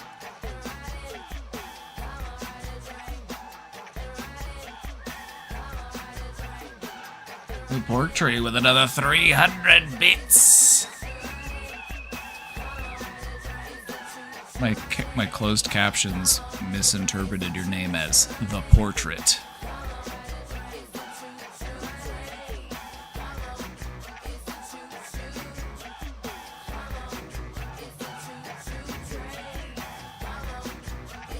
Kane Addict giving the sub to Dumpy Daddy. That's my man. That's my man right there.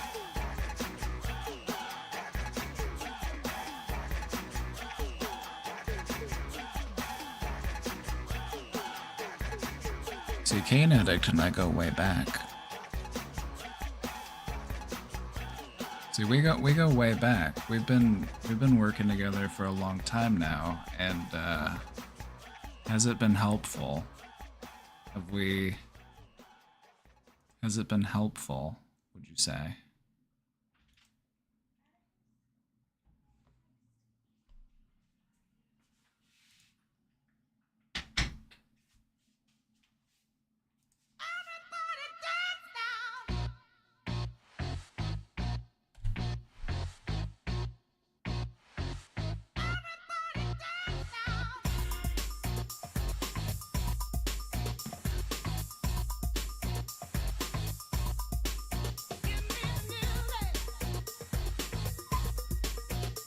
Oh, Penny, you're such a good dancer.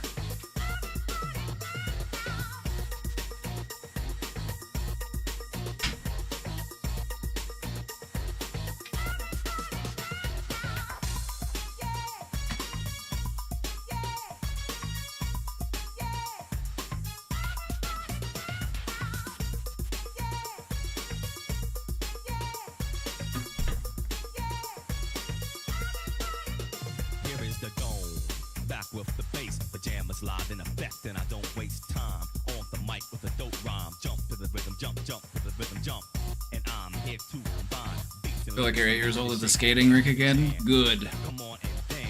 All that inner child work.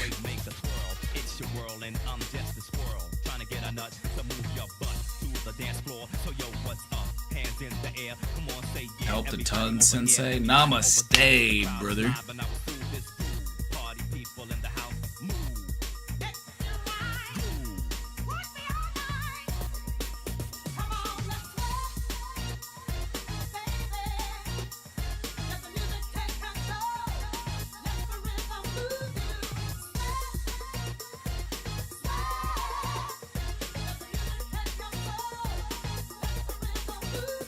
Will we make it to level 4? Will we make it to level 4?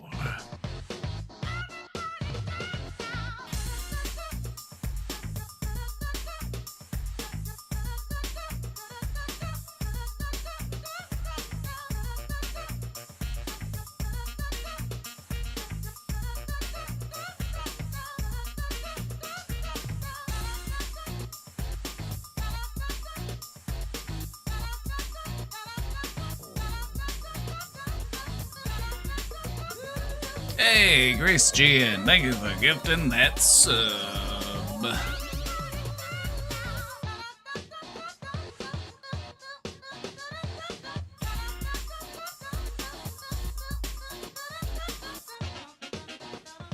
Alright, Chad, I'm gonna send you my love directly. I'm gonna transfer it from my heart. I'm gonna transfer it right into you. Are you ready? Make sure your heart is open and receiving incoming love. If it's not receiving, then you might not get it. Are you accepting incoming love transmissions? If not, just go ahead and open that up real quick. Just go ahead and open up your heart real quick and allow this love in. Thank you very much. You feel it? Feel juiced.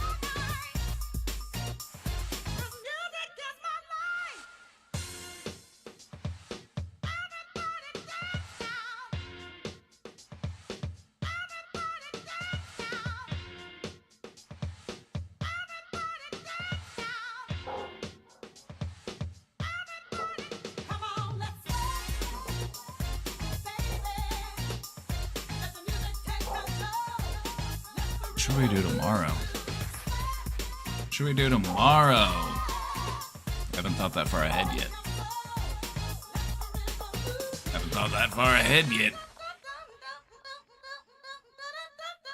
Looks like this hype train has left the station.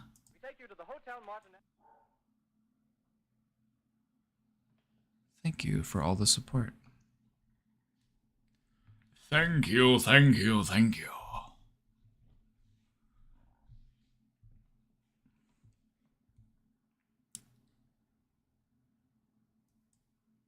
Sweet. Thanks so much, everybody. It's through your support that we're able to make this possible. I like giving out free mental health support, free therapy, but it's through the generosity of viewers like you that we're able to make this real, and we're able to do this full time. Well, almost full time.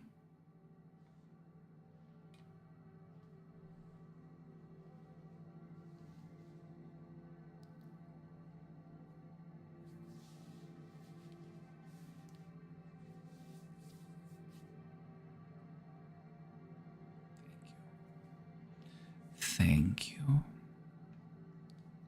You're all so wonderful.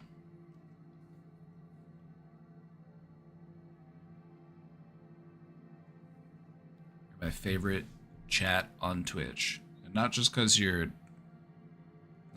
my chat. You're a good chat.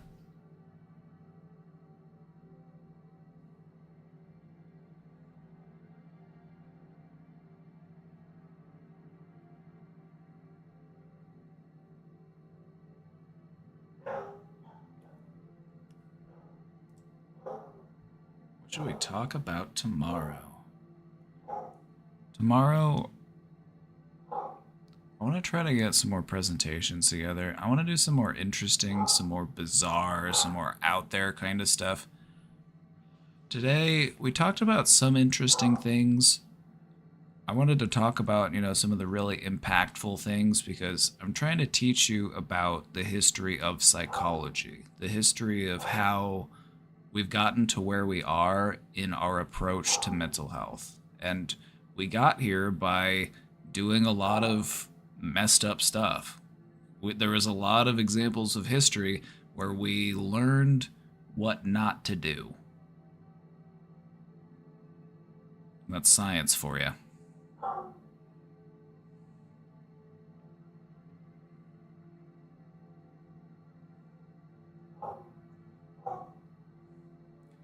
I wish I could have had more time to go more in depth into some of those case studies, but I just wanted to give you a brief overview. If you've never heard of any of those before, if you found any of them interesting, I would highly encourage you to go out and, learn a bit more about them. Go watch a YouTube video about them or, read about them online. There's some interesting stuff there, and we can really get a better sense of how did we figure out how to help people who are struggling mentally? And that to me is pretty cool.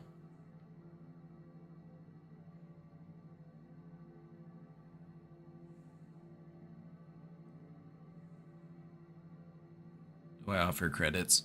If I wasn't doing this, I would probably be teaching psychology somewhere, but I would rather do this if I'm being honest. This sounds more fun to me. I don't want to be grading papers for real.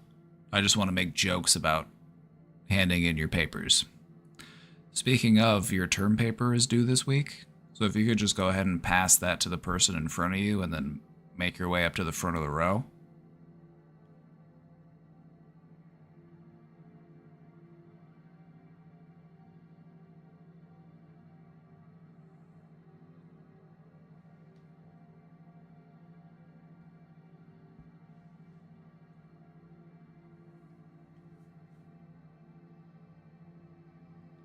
Do you need an extension?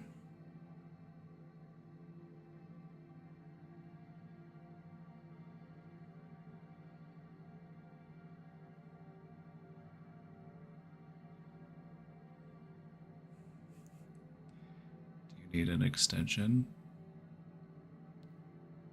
Fine, turn them in on Friday. Give you a few extra days to work on them. I almost finished my whole water jug today. It's a day's worth of water.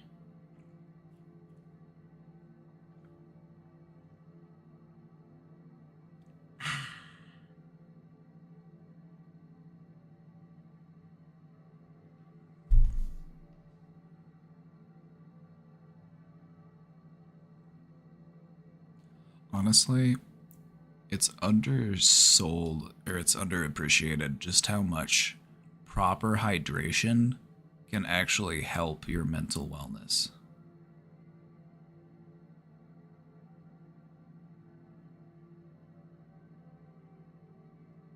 Every little bit helps.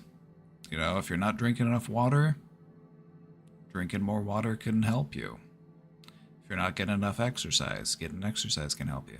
It's about addressing your mental wellness from every conceivable angle.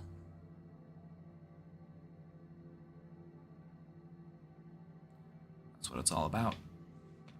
It's not about being mentally perfect, it's about being you, and it's about finding enjoyment in being you.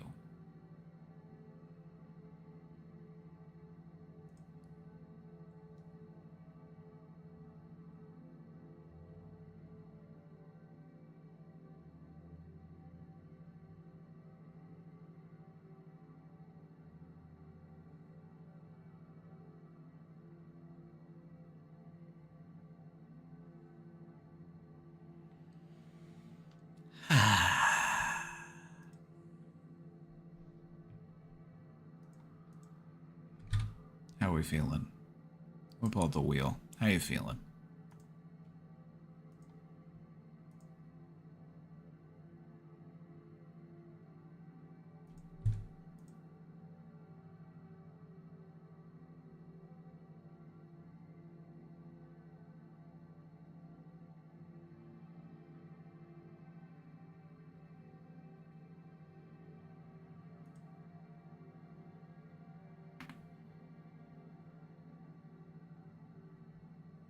Hello? Hello, Dr. Xilex.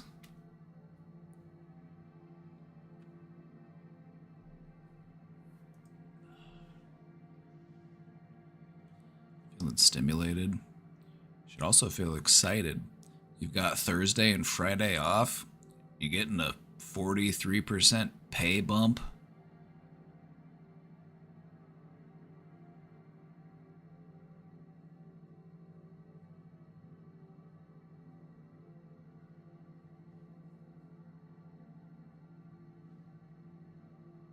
It's cause for celebration. I hope you take some time to go out and celebrate.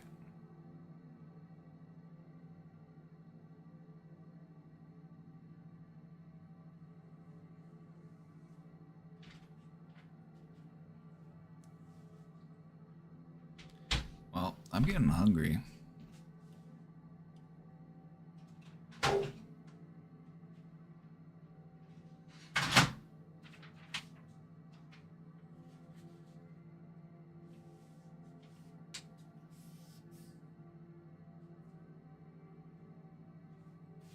Should take days off too.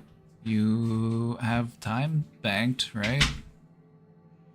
There you go, you can take days off together. You can go to the zoo or Disneyland or something.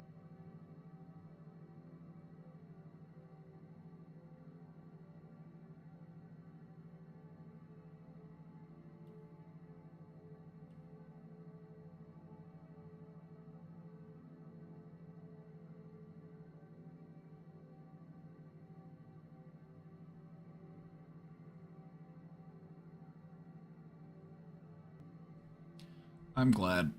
I'm glad that you all enjoyed the video today. Or not the video. I'm glad you enjoyed the presentation today. Like me personally, like I look back at it and I can be very critical of myself. And I always wonder, like, are people gonna like this? Are people gonna find this interesting? Are people gonna be falling asleep? So I'm glad to hear that you enjoyed it.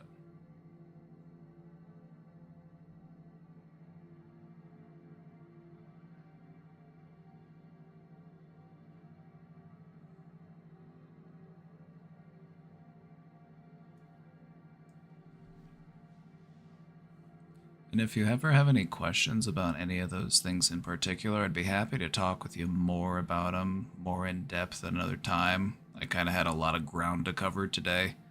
I just wanted to give you a quick run through of some of the cases throughout history that really shaped our understanding of human behavior today.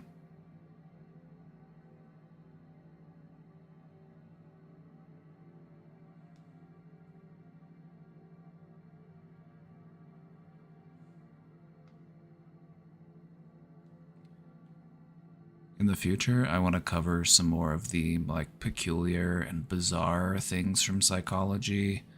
If you ever want to do anything a little more scary, we could talk about some of the old ways that they used to treat mental illness. Some of the stuff from the Psychiatric Museum. That stuff's kind of wild.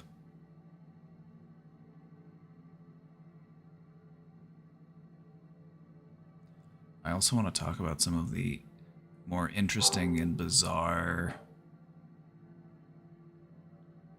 cases from history.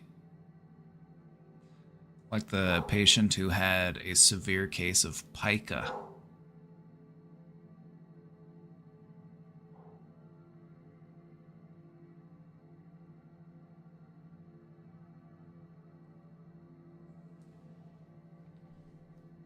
If you haven't heard of it before, pica is a condition that involves the eating of non-food items.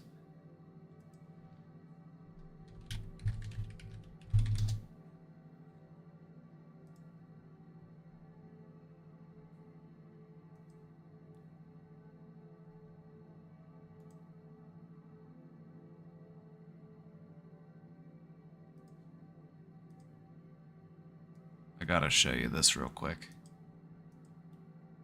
They made art out of it.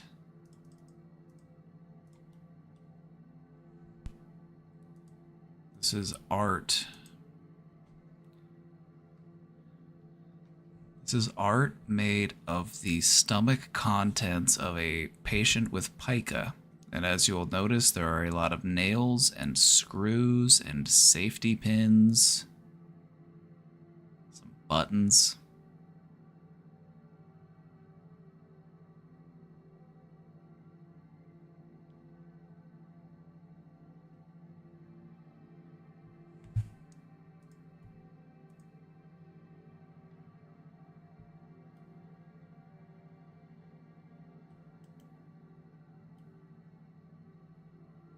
They have this on display at the Glore Psychiatric Museum in St. Joseph, Missouri, which I've been to. It's about an hour and a half, 2-hour drive from me. Interesting place. They have a lot of the like old machines that they used to use. They have some of the, because it's actually built in an old psychiatric hospital. It's quite a place. I'll have to take Casey there sometime.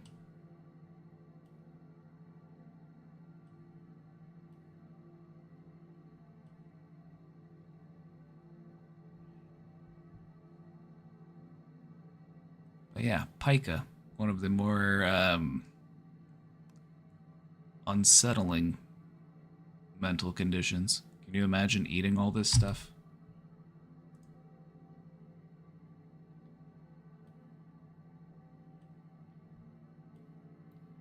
Basically what happens is this type of stuff just kind of accumulates and gets stuck in the digestive tract, and they had to surgically remove it all.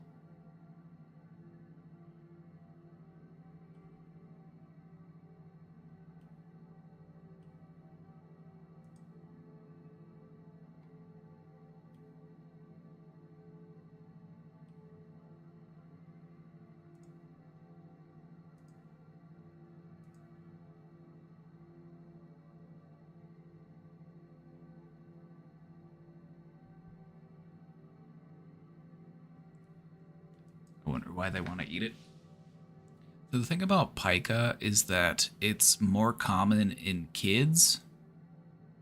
A lot of kids, and I mean, not like a majority, but I say a lot because it's just something that kids tend to do. They'll eat stuff that isn't food. They just don't know. And some people actually do it as adults. And that's more rare.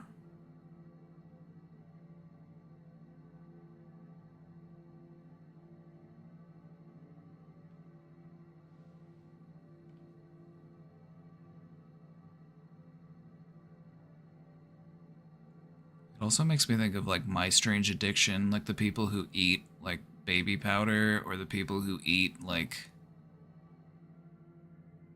mattresses, Remember the little lady who ate mattresses?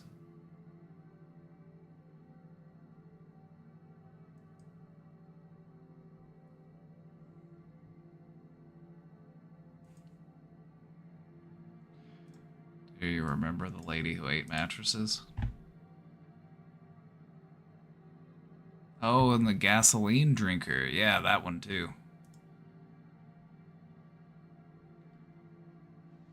Used to eat chalk as a kid. Well, that's just a natural antacid.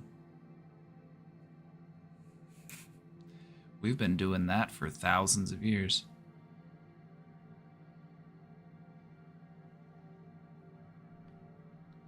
Remember the cat hair eater? Yeah, that's the thing about pica. Is that typically when adults develop pica, it's very specific to like one type of thing. So in this person's case, it was like metal and buttons and like little bits of like how do you even swallow a like 3-inch nail is beyond me, but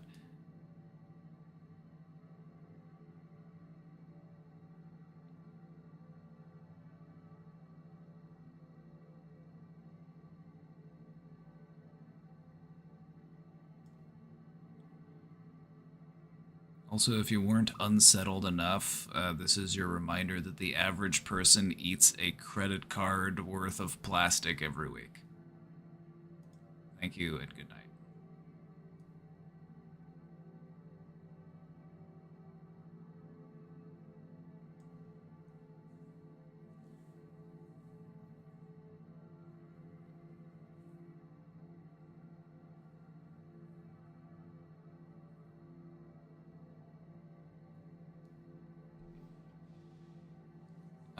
Maddie Bear's right. A lot of it does have to do with tires. A lot of it actually has to do with tires. Not so much to do with like plastic cups and bowls and plates and stuff like that. A lot of our intake of microplastics is from tires.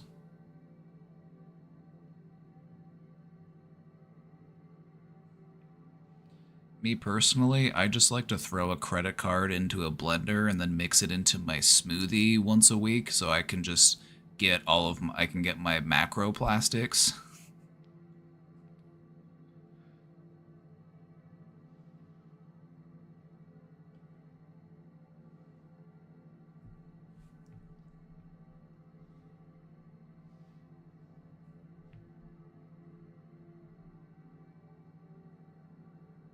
Yeah, apparently it has to do with the way that they like just basically tiny little fragments of tire get rubbed off as they drive around and they're just floating around in the air. That's gonna be it for today.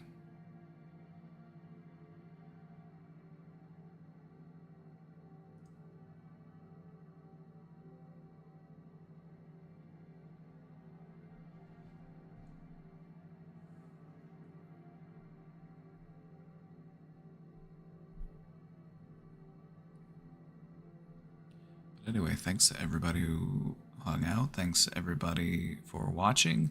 Thank you all for chatting. Thank you all for subscribing. Thank you all for hyping. Thank you. Thanks for all of those things. All right. I will be back tomorrow. So until then, take good care of yourself. We'll see you next time. Alright, everybody, take good care of yourselves. Love y'all. See y'all next time.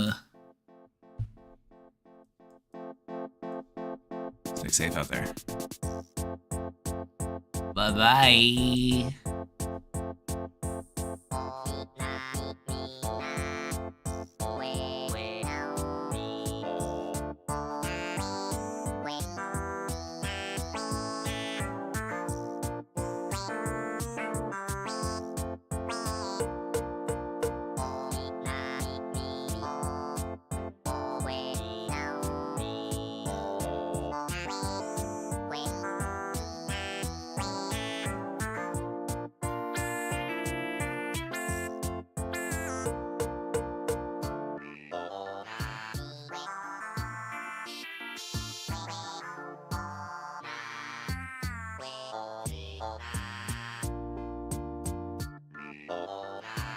Thank you for gifting that sub, Cutie Cheeks. Thank you for gifting that sub to Abboss. Thought you'd sneak that one past me.